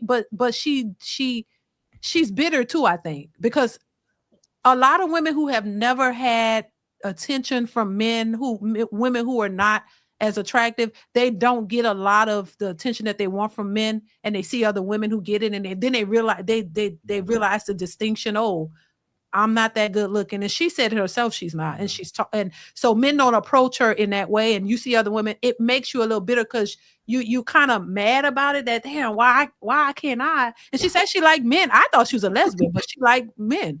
So why can't I get that? That has to be a little bit bothersome. So relationship attention. I just wanted to add that in there, DeeDee. Relationship attention, not sexual attention or situationship attention. Because she'll get a man to sleep with, like relationship attention. And you notice people like that always be like jokesters. They really be like, I could see her being a comedian. They that's their comedy, comic relief. Yeah. Like that's a way to not focus on what's real. You can make jokes about it and laugh about it. It's almost like a coping mechanism again. Like you can laugh about deep down. Look at her face when she's talking. I've been watching her for years, honestly. I thought she was a lesbian. I ain't never seen her with a man. But she joke about having boy toys and stuff like that. It's like, but what man, like real, like, so she'll get somebody to sleep with her, but I don't think they want to be seen with her, like for real. Okay, this is what I say. First of all, 75% of it is an act because she's a comedian. It's a show. Just like I'm a troll, I understand it. Sometimes comedy comes from just expression, comes from a gift. Sometimes it comes from pain. Combination. There's a level of hers that comes from her gift. That's what she does. That's her profession. And this is what she found that links with who she is. And then there's a level that comes with pain. The pain that I saw when she's talking about when she meets these guys and they're saying they don't take a bath or that's more of the problem. The other stuff, being unattractive, it pulls you down here. Being overweight, but let's be real.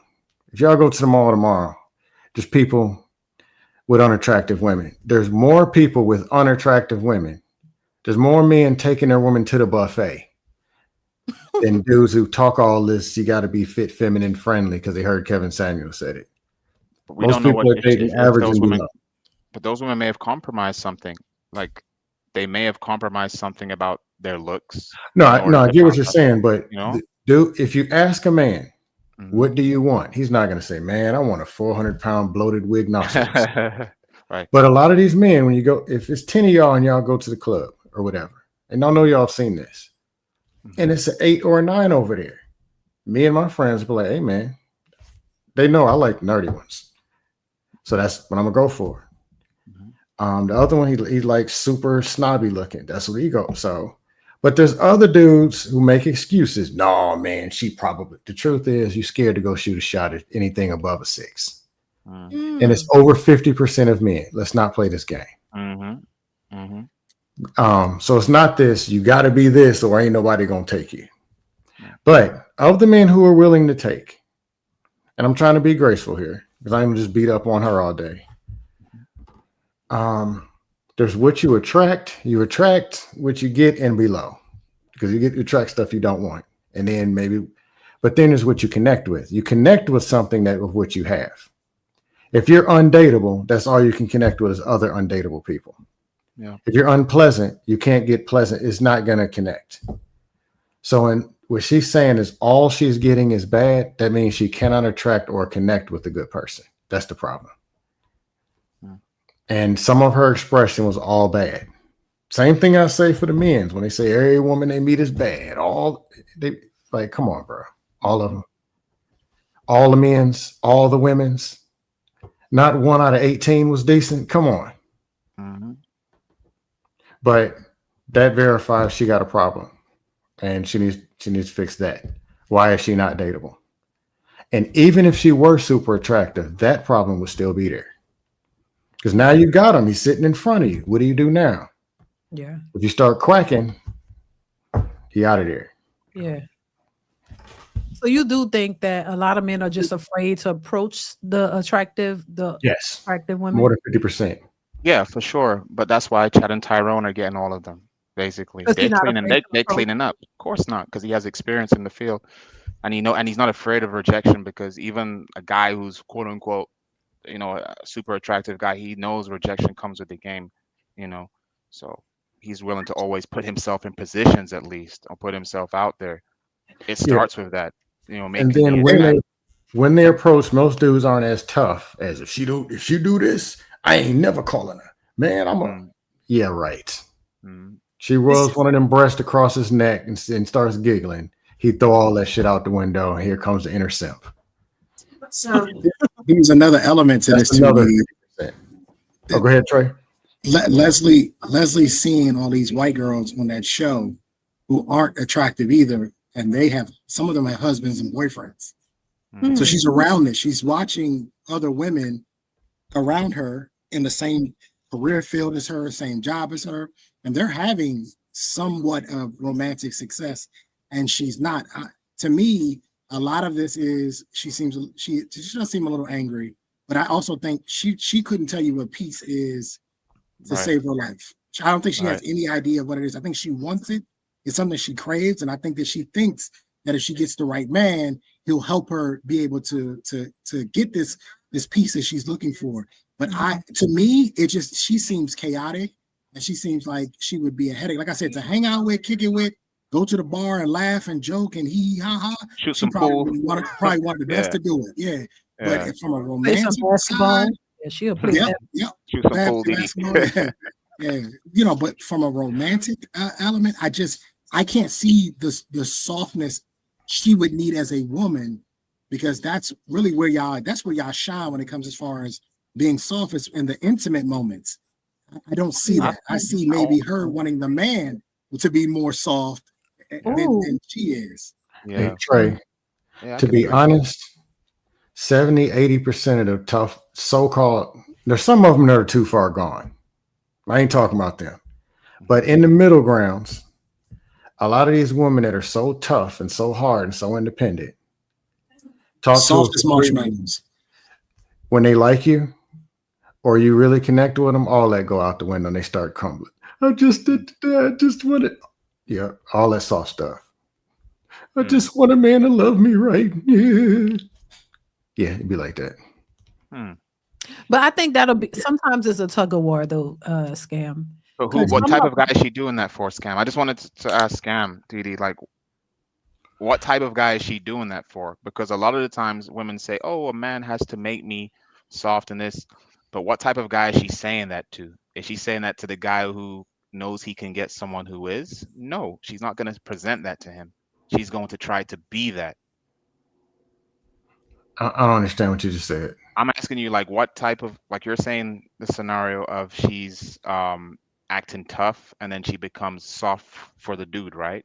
Just for the one she likes, he says. Like if she likes for the one they like and the track. Okay, the one that they like. Okay, Like, what meaning, interest in? Like super high. yeah, if LeBron walks in or Kobe, whoever, yeah, all that goes out the window instantly. True. Or a good friend or whoever they're communicating, the dude that the coworker that they're really talking to, they say that up front, but after 3 weeks, 4 weeks talking, eventually break down and tell you what it really is. They're sad, man, and they want a man. They still have some problems, but they're not as tough. At the end of the day, a woman trying to pretend to be tough to a man who is tough, how long is that going to really last? Not long. Eventually, she's going to be the woman that she is. I'm strong and independent. So am I. What's your point? Yeah, they'll break down, but they still have that mentality. So the tough talk will still come out. But you'll know she's just full of shit. She's not really tough. She's just talking shit, and you know that. But it's still the mentality there. They can't pull it off with a man who is a tough man. You know, that's why it'll only work with the guy y'all would call a simp, a guy who's going. That's why I was talking about Sierra, the guy who she knows is not going to push. You know, he's just going to be accepting of everything and be whatever, and let you just do whatever you want. You know, that's why that happens. Sierra. I just think it's a lot easier for the you know what her issue is though? Her issue is, DeeDee, the person she is, the masculinity that she exudes is who she's attracted to. The problem with that is that the man that she wants is not attracted to that same masculinity, which is why she went into this whole diatribe about masculine and feminine. And I keep hearing, and because the men are telling her, you're not soft enough. I need you to be softer. That's why they've heard the feedback. She's heard the feedback, Trey. She's heard the. I don't know how old she is, but let's just say 40 plus years or more. She's heard the feedback. She's heard the feedback. And so, and that's why. Here's the thing. I think it's extremely difficult to as the older you get, it's difficult to have this sort of change, right? The phrase is it's harder to teach, old dogs new tricks. I think you can teach them, but it's difficult. It's extremely difficult to do, right? I think she's at a point where she feels as though, look, I'm accomplished, and she is accomplished. She is accomplished. I won't take that away from her. But unfortunately, for the men she wants, I'm just talking about specifically the men she wants. What it comes off to me is the men she wants don't find her accomplishments attractive. They don't. That's not what they're looking for. To me, it seems as though the men she wants a more docile, peaceful, feminine, soft kind of woman, which would make sense because most guys in her tax bracket, that's what they're looking for. And most guys, not all of them, most guys. I think she needs to change her sights. I think wherever she's looking, she needs to adjust them and start looking differently. Maybe a European man. I don't know, but she needs to find something different. where I'm serious. A guy who's perfectly okay with being in the background and letting her just do whatever she does and kind of chilling. Because if she's looking for a guy who has an A-type personality, that's never going to work because she has an A-type personality. And in order to be a comedian, she has to have that because she's got to go stand out in front of people and go make them laugh. So she has to have this personality. She needs a guy who has a more reserved and doesn't really want to be in the spotlight and that doesn't really care about that. But he's secure enough in himself and he's still successful. And that's going to be difficult for her to find because she doesn't come off that way. You know what I mean? Like when I'm listening to her, I'm just like, but really, on top of that, she's just not that cute. That's what I'm saying. Like she's just not that cute. These men who have all their stuff together, because she's gonna want a successful man because she's successful. You think he gonna pick her over any other woman that's cuter and shorter? Well, yeah, I mean, she's she's got a tall mountain to climb, considering that she isn't the most attractive woman. I mean, if But we're gonna be real, most men ain't gonna I look mean, at just her be and be like, honest. "Ooh, I want her."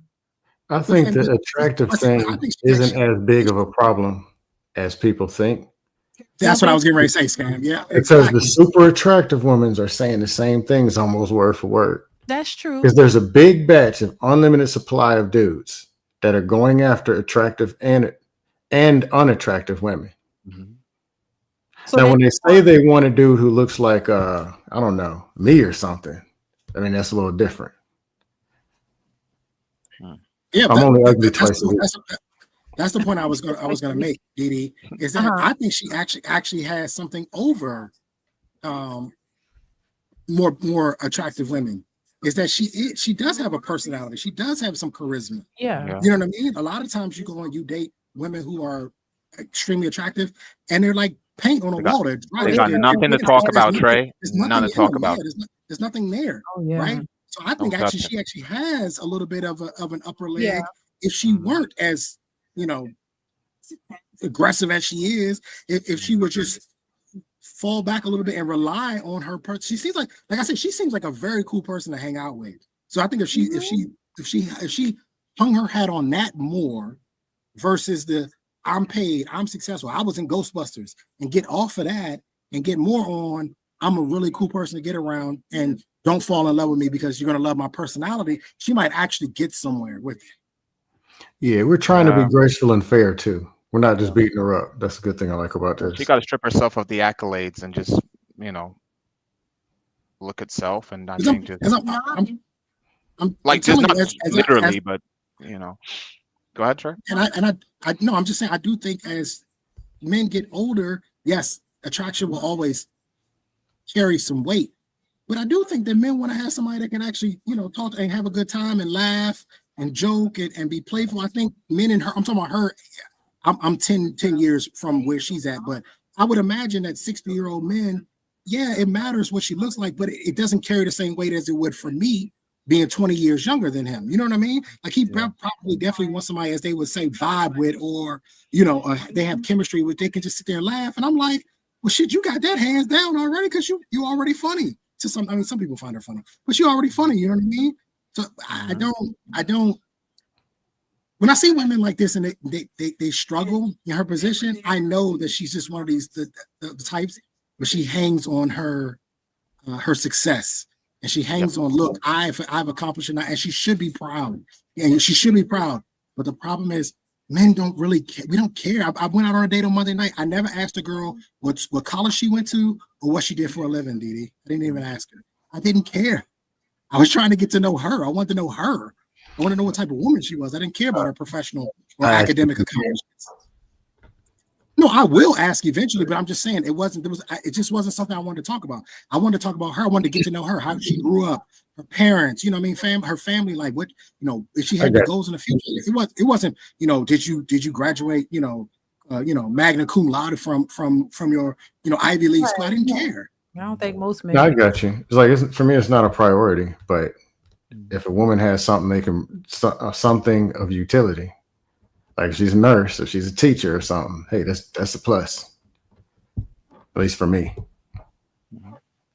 Yeah, and I can like see that. The talking point is, what's the talking point? She could be on fries at McDonald's. Yeah.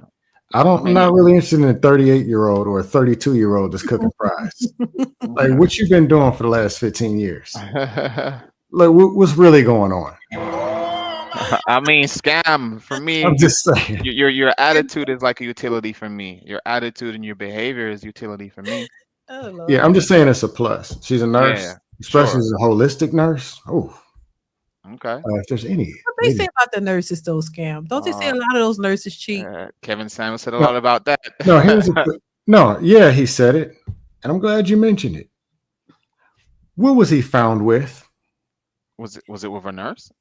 Yeah. Nurse? Hell, don't date fat women. Don't date nurses. He was found with a BBL nurse. Come on. I mean, there's exceptions to the rules. I've had a relationship with a nurse, but I've also dated other nurses, and I've had similar experiences to what he described back then. So No, I'm just talking about the contradiction, how they say anything, and then just nurses, yeah. For sure, I don't exit off. Like I said, I My had a relationship. brother's married to a second nurse. First woman I should have probably married was a nurse. She's married now. Yeah, I know plenty of nice nurses. Not on some foul ones, but it's just a job. Like, come on. And it depends as well if it's in America or outside of America too, as well. This is what I've seen too, as far as the nurse thing. But you only know that if you travel. I think if you step outside and you see, okay, Kevin Samuels was obviously talking from the perspective of nurses in America. He definitely. Well, here's the thing: a lot of them dudes in America, their God is not God. It's not hypocrites. Their God is bimbos. If people haven't figured that out, so they can tell you everything about a bimbo from here to Ethiopia in 6 different languages. Ask him anything about a good woman, and it's some theory. Well, I heard there's these 22-year-old virgins out there. They can't tell you nothing. That's their God. So everything, if it's a nurse, if it's a firefighter, if it's a unemployed, something always going to be wrong with the woman. What women did they ever tell you that are good to date, other than these fictional versions that they're not going after? Well, there are no virgins. I think the statistics about 7%. So they need to get that out their head to begin with. They say she's a bimbo anyway. But the other part of this too is that Kevin Samuels wasn't dating or married to a nurse. He was just smashing a nurse who was moonlighting as a sex worker. So that's completely different. It's just it is what it is. It still is what it is, bro. He said stay away from them nurses and stay away from BBLs and overweight women. And he's 0 for 3. At the end of the day, at the end, I mean, it is what it is. At the end of the day, if the person you're going to get with, if they're in a certain career field, it does matter. And by the way, the nurse thing, there were studies that came out that showed that a lot of infidelity was happening in the hospitals with nurses. It wasn't just Kevin Samuels made it up out of his head. There was statistical information that was coming out that was talking about this. That's what a lot of this came from. I mean, look, my husband was just at what it was some months Trey ago. got a point He was working for a nursing convention, and one of the ladies who is over it, he let her watch a couple of my videos, and because she wanted me to do, I used to do makeup, so she wanted me to do a makeup session. I spoke on this a while back, and she was thinking about having me do it for their next convention. But she saw my new content, and she was like, it was funny because she said I've gone not rogue, but she said I've gone. It's an old word they used back in the day. I forget, damn it. But anyway, this a nurses convention, so there's a lot of nurses, and she was like, because these nurses, these hoes really need some. She said they need to be taught something because they all out here. She cheating. This one here cheating on her husband. He said she started pointing out all the ones that's cheating and hoes and this and that, and they need to learn something and let them hear a little bit of it. Like they was running like the plague. They didn't want to hear nothing I was saying. So she was like, they didn't want to hear it. She let them see a little bit, and they was like, they didn't want to hear it. But she was like, they need to hear what I'm saying. But that was the nurses convention. So I don't know. I think that's DeeDee, you got a point actually, because I had an ex who was a nurse, and I was with her for like 3.5 years. And yeah, she actually did tell me some stories of nurses infidelity, whether it's with a doctor there or yeah, I've heard. Yeah, I wouldn't put everybody in that category, but for sure not. The truth is, it exists. Whatever women profession it is, all they're going to talk about is the ones that are cheating.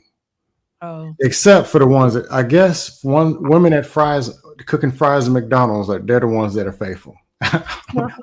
Okay, right? I'm just saying. Oh, they cheat too. Yeah. Yep. There's cheaters in every field. Yeah. Mercy Justice, how are you? I'm doing great. Yeah. You want to chime in real quick? Yeah, I mean, if we still talking about the Klay Thompson, I don't know what we're talking about, but I heard about the nurses. But yeah, the nurses thing is real though. I mean, I've heard that from several different sources. How they sleep with doctors and all this type of stuff. I mean, I even heard take the next right toward US Route 1 South, then turn right onto US Route 1 South. To that profession so they can do that. They go into the medical field so they can be close to doctors. Mm. No. That's what I've heard. I've heard they do that so they get close to doctors. In 800 feet, turn left. Mercy, I've heard that as well. I've heard a story like that. I'm gonna say no. Well, I'm just saying, Scam, it exists. I can't discount what he's saying because in my lived experience, like I said, I've heard that literally that. No, I'm saying she is, told me about another girl who wanted to do that, to be close to a nurse there, a doctor that she wanted, and he was married, the doctor, you know. yeah, I'm not saying it doesn't happen. Just saying. But they take the worst narrative and blow it up and make it like it's 95%. Sure, but so do But see, women. that's Because the women thing do it though. about us too, though. Scam. They talk about, even DeeDee said that they talk about a lot of the horror stories of marriage and divorce. Women do the same thing too, because maybe they don't have the marriage, so they're gonna talk about the worst scenario of getting married because they don't have it. You know, I have no dog in the fight as far as listening to someone who's a nurse telling me about a situation. You know, it's not like, you know, so for me it was just an open ear. I'm like, okay, I that's got you. interesting. That's interesting, you know. But I do hear you. I'm not Yeah, I'm just disagreeing. saying it I ain't do hear like to the point to go tell people don't date the nurses. Like yeah. Like, nah. Yeah, I wouldn't take it that far because, but the truth is, people like the negative aspect of anything is always more salacious. So people are always gonna, like he said, marriage. When I first got married, I met a woman and I was getting my name changed on my driver's license, and she was like, "Oh, you coming to change mine?" And she was like, "Well." She said something negative about she was getting a divorce, and she was, you know, people always like, no, most people don't want to focus on positivity. Negativity is what sells. Everything negative and salacious is what people want to focus on. So if you don't, you know, that's just how it, I don't know why it's like that, but it is. You know, I could get on here and change my whole channel and start talking about my marriage and my husband and have him on here because, you know, he was coming on here from time to time and talk about it. You'll see Viewers will go down. Yeah. but yeah, nobody's gonna want to see a happy couple. They're gonna be like, that's some bullshit. They ain't gonna want to really believe it. First off, they're gonna be like, I bet he cheating. Because people said that before. Oh, I bet he cheating. And I'm like, well, why would you say that? You know, I didn't tell you he was cheating. I didn't, but they assume the worst. Oh my God, I bet he doing this. What if I was the one cheating? They never assume. Now I was gonna say that if you were telling, because more men like what you're saying, you're faithful. But if you told men what they don't want to hear, you're cheating. Right. And also women I would have more women on the panel if I talked about my husband was a dirty low down dog and why I left him. Oh my God, I would have you would see the difference. I would have way more subscribers, way more numbers because they gravitate to that because that's what they expect. Yes. But what they don't expect is the positive aspect of a man. And I don't have those issues, and you know we're doing this, and this is what you could do. Possibly, maybe you could get a good man and have a good relationship, and it ain't that difficult. Maybe, they don't want to hear that. They don't want to hear anything positive about, especially from a man. But if it was negative about him, I would have all the women watching and way more subscribers. Yeah. If you said your marriage was boring, a lot of single women will be like, yeah, that's why I don't want to get married because you see, like it's boring. DeeDee doesn't get to spend time with her, doesn't get to spend time with us. It's boring. It'll be a panel full I of hate that women. narrative, really. Like we have more women than men, right? There's more women. Women. I think when you cater to women, and I'm not no knock on you guys, but when you cater to women, you become more successful. There are more women, and more women patronize that type of stuff. Y'all patronize, but not to the tune of women. Women spend more money. So if I was selling something, and if I had all the women in my corner, I will make way more money. I will make way more money. I will have more subscribers. I will have a panel full of them. If I'm telling them, girl, these niggas ain't this and that, and I had to leave my husband and just tell this whole story. You can gain more by catering to women. Yeah. But I think white women think like that as far as like if they choose a medical field, they know they'll be taking classes with these guys that's gonna become doctors. They know. See, white women, they choose careers, and this gonna sound crazy to you. Let him finish. They choose careers to find husbands. Like they're just major in college. This guy, I forgot his name. He has a PhD, and he talks about black men studies, how to get a black man. He teaches college courses on this. Somebody lied to you. Go to any of these major universities and watch how these white Beckys are moving. And so that's all I'm saying. White women go to college. They go to college to find a husband. That's what they do. I'm not even lying about that, yo. Absolutely not. Go to your nearest white school. Go over there. Go ask the dudes and go ask the women. They'll tell you. Okay. They Like, out of do you know? control. Do you know a lot of couples who've been like married through like college and stuff? Black and white. Black and white. And even mixed. So it's about 50-50 for you. No, we can say. I'm just asking a ballpark. No, I'm just saying from your what view. they do is this. Yes, black people have a lower ratio, but what they do is act like, all the white women, they don't have no feminism over there. They cook for their husband. Shit. White men, they provide for their women. Shit. No, they're the starter of feminism, bro. White women started it. Yeah, so I don't know where that came from. White women started it. Right, that's my point. Okay, but white women started. How can somebody say there's no feminism when they're the originators of it? That don't even make sense. No, what I'm saying is the white women going to college to find their husbands. No, well, that's true. It might be a little bit higher than black women, but young white women. Nah, when I went to a white college, It's a little bit higher. It's still more. I hear it's way high. It's way high. Yeah, When I went to a white college, when I went to a white university, major university, I'm telling you, I don't see. I when I was there, I had white women. They dated doctors, lawyers. When I talked to the sisters, what the football player doing? What the basketball? I'm just telling you, that was the culture. You can sit back and act like it ain't. That was the culture. I'm not saying white women didn't chase football players either, but they chased the football players, the doctors, the lawyers. They had a plethora of people they chased after. It wasn't just one. Black women also go after football players and doctors too. But out of Right. control. That's not the culture though. That Out of control. College. That's all women. No, bro. Go to a white campus. They all all over the place. But Scam, don't you think I went to a mix of both. The HBCU go ahead. But do you think it's a higher percentage of the white ones who actually get married to those versus the black ones? Because I work with. Yeah, it's a higher percentage. From a world scope, yes, 100%. Yeah, no, it's a higher percentage, but it's not night and day. It's not night and day to act like. Well, I mean, in over there, America, maybe it's not night and maybe That's in all I'm America it's saying. not so night and day. Just from a world aspect. Yeah, go on one of these white dust. Just saying. You want to see something funny? Go on a white dust panel. I can't even take the white dust panels. So are there more white doctors than black doctors? Let's start there.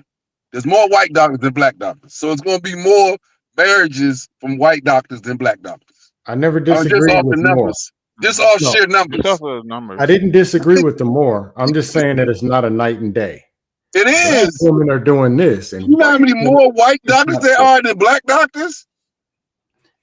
In the world, there's a lot more. I'm talking about in America. Even in America. Okay. Oh, you saying it's just as many black doctors than white doctors in America? You know Are you what? telling me You're that? right. You're right. All white doctors have 18 white wives. You're correct. Not all. I mean, doctors, lawyers, whatever. Like, it ain't but so many doctors and lawyers, white, black, and honestly, the foreigners running that show. So who are all these super married Beckys chasing after all what do these you mean? doctors? What do you mean the foreigners are running that show? I don't understand what you mean.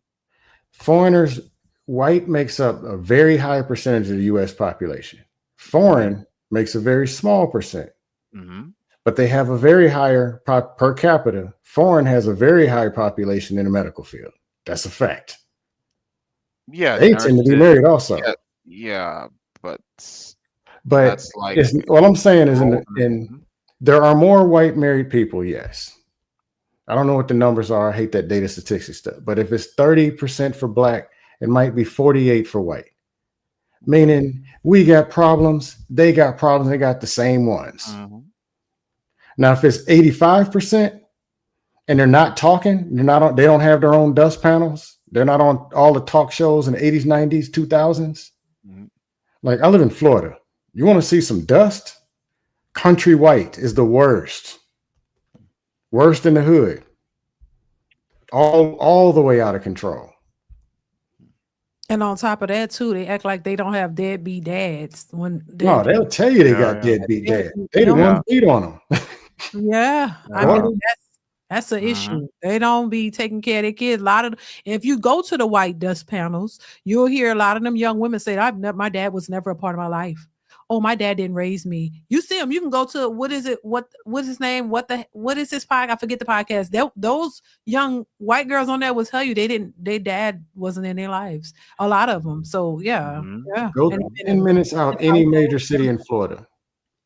Go to Jacksonville, Duval, Tampa, Orlando. Go 10, 20 minutes. Just go right up the interstate. Stop at a gas station at night. Count the teeth in their mouths. Right. Yep. Florida, all the way out of control. Mainly white people. I was asked. I want to ask you something, Scam, because I was asked once from like a non-black person, like if black people are. It was a bit difficult to answer, but I'm curious what you guys think. If black people, because this was from a white European asking this question, like if black people are traditional, because this person was talking about their values in their country, and I'm listening, and I'm like, and then they asked me the same question, like, are black people, do they hold on to traditional values? Like now in modern day. Well, maybe we did back then. Some of them do, and a lot of them don't. I mean, some do, some don't. The truth is this. Probably more of them that don't. Okay. The word tradition is a lie. How so? How so? Tradition would mean you keep going back in time and you keep seeing consistency. If we start when we got here, we were slaves. What in hell tradition did we get? So we either borrowed it from white, which is partially true. Man wants what he wants, selfish, takes over, colonized people, beat the wife, beat the kids, and the kids beat the dog and the goldfish. Selfishness, patriarchy, which caused feminism, because is this another version of the same thing? Selfish people, all the way to Adam and Eve. They were black, I guess. Cain killed Abel. The only tradition is people doing what they want to do. So what people do is pick pieces and say, all right, well, it's man, woman, kids, or it's this religion. They pick pieces and say what's traditional and what's not. Well, I think that's more here, because I can tell you, like, there's certain countries, like I give you that. Certain other countries, like maybe Mercy, you can chip in too, but there are some countries I can name where I've met people, and it's interesting for me because I learned, I learn a lot, and it's like, for example, Ukraine, for example, their values they hold on to. It's not like a pick and choosing thing. It's a part of their belief system, do they have the choice to believe? Of course, not every country. True.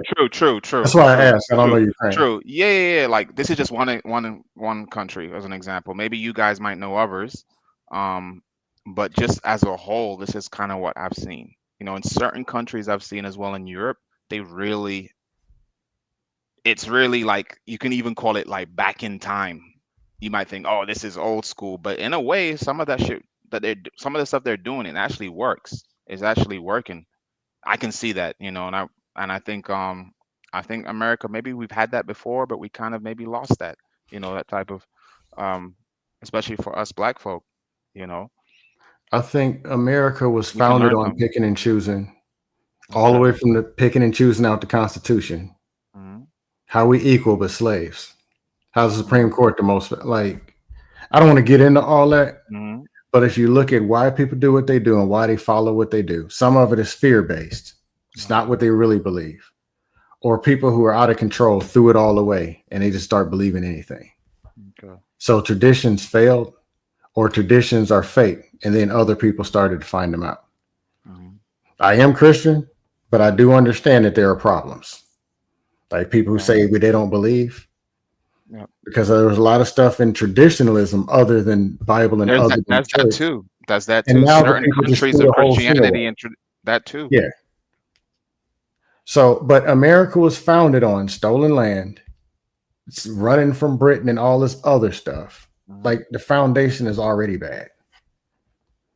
And we're seeing it real time, like from the higher ups with the money, like who's changing laws every 15 minutes.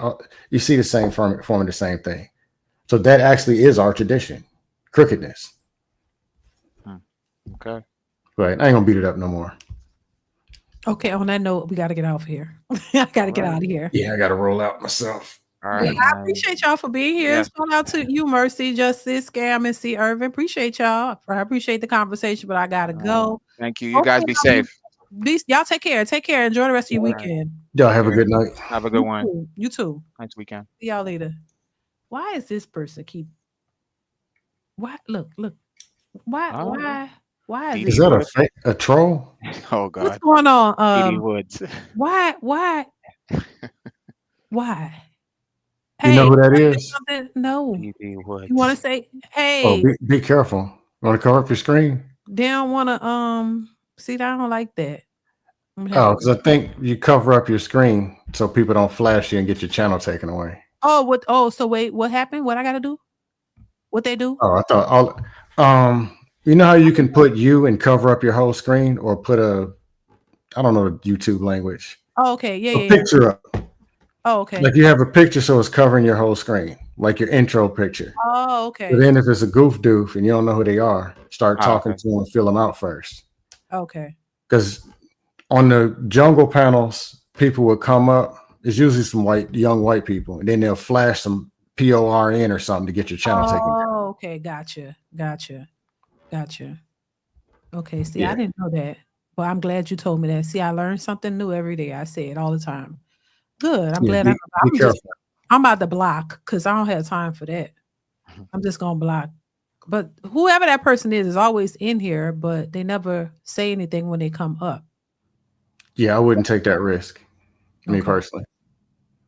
But anyway, all right, y'all have a good night. Take care. Be safe. All right. Have a good night. See y'all later. All right, y'all. I'm out of here. Thank y'all so much for being here. I appreciate you so much. Listen, make sure you guys are continuing to support the channel. My eye is running. I don't know why, allergies or something, y'all. Messing up my little makeup. But make sure you guys are supporting the channel by watching the videos already posted on the channel, y'all. Share, like the stream, all that good stuff. Shout out to everybody who gave super chats and cash apps. I appreciate y'all for donating or supporting the channel. Also, shout out to everybody who hit the like button. I appreciate you so much. Shout out to everybody who came up on the panel. Thank y'all so much for participating. I appreciate you so much. But yeah, I'm gonna go ahead and get out of here. Hopefully I'm back up here. I always say that, but it never really happens. But thank y'all so much for supporting. Like I said, continue to watch the videos posted, y'all. Share, like, all that good stuff. And turn on your notification bell so you'll be notified when I upload new content. All right. So thank y'all once again. I appreciate you. Enjoy the rest of your weekend. Mwah. I'll see y'all later. Bye.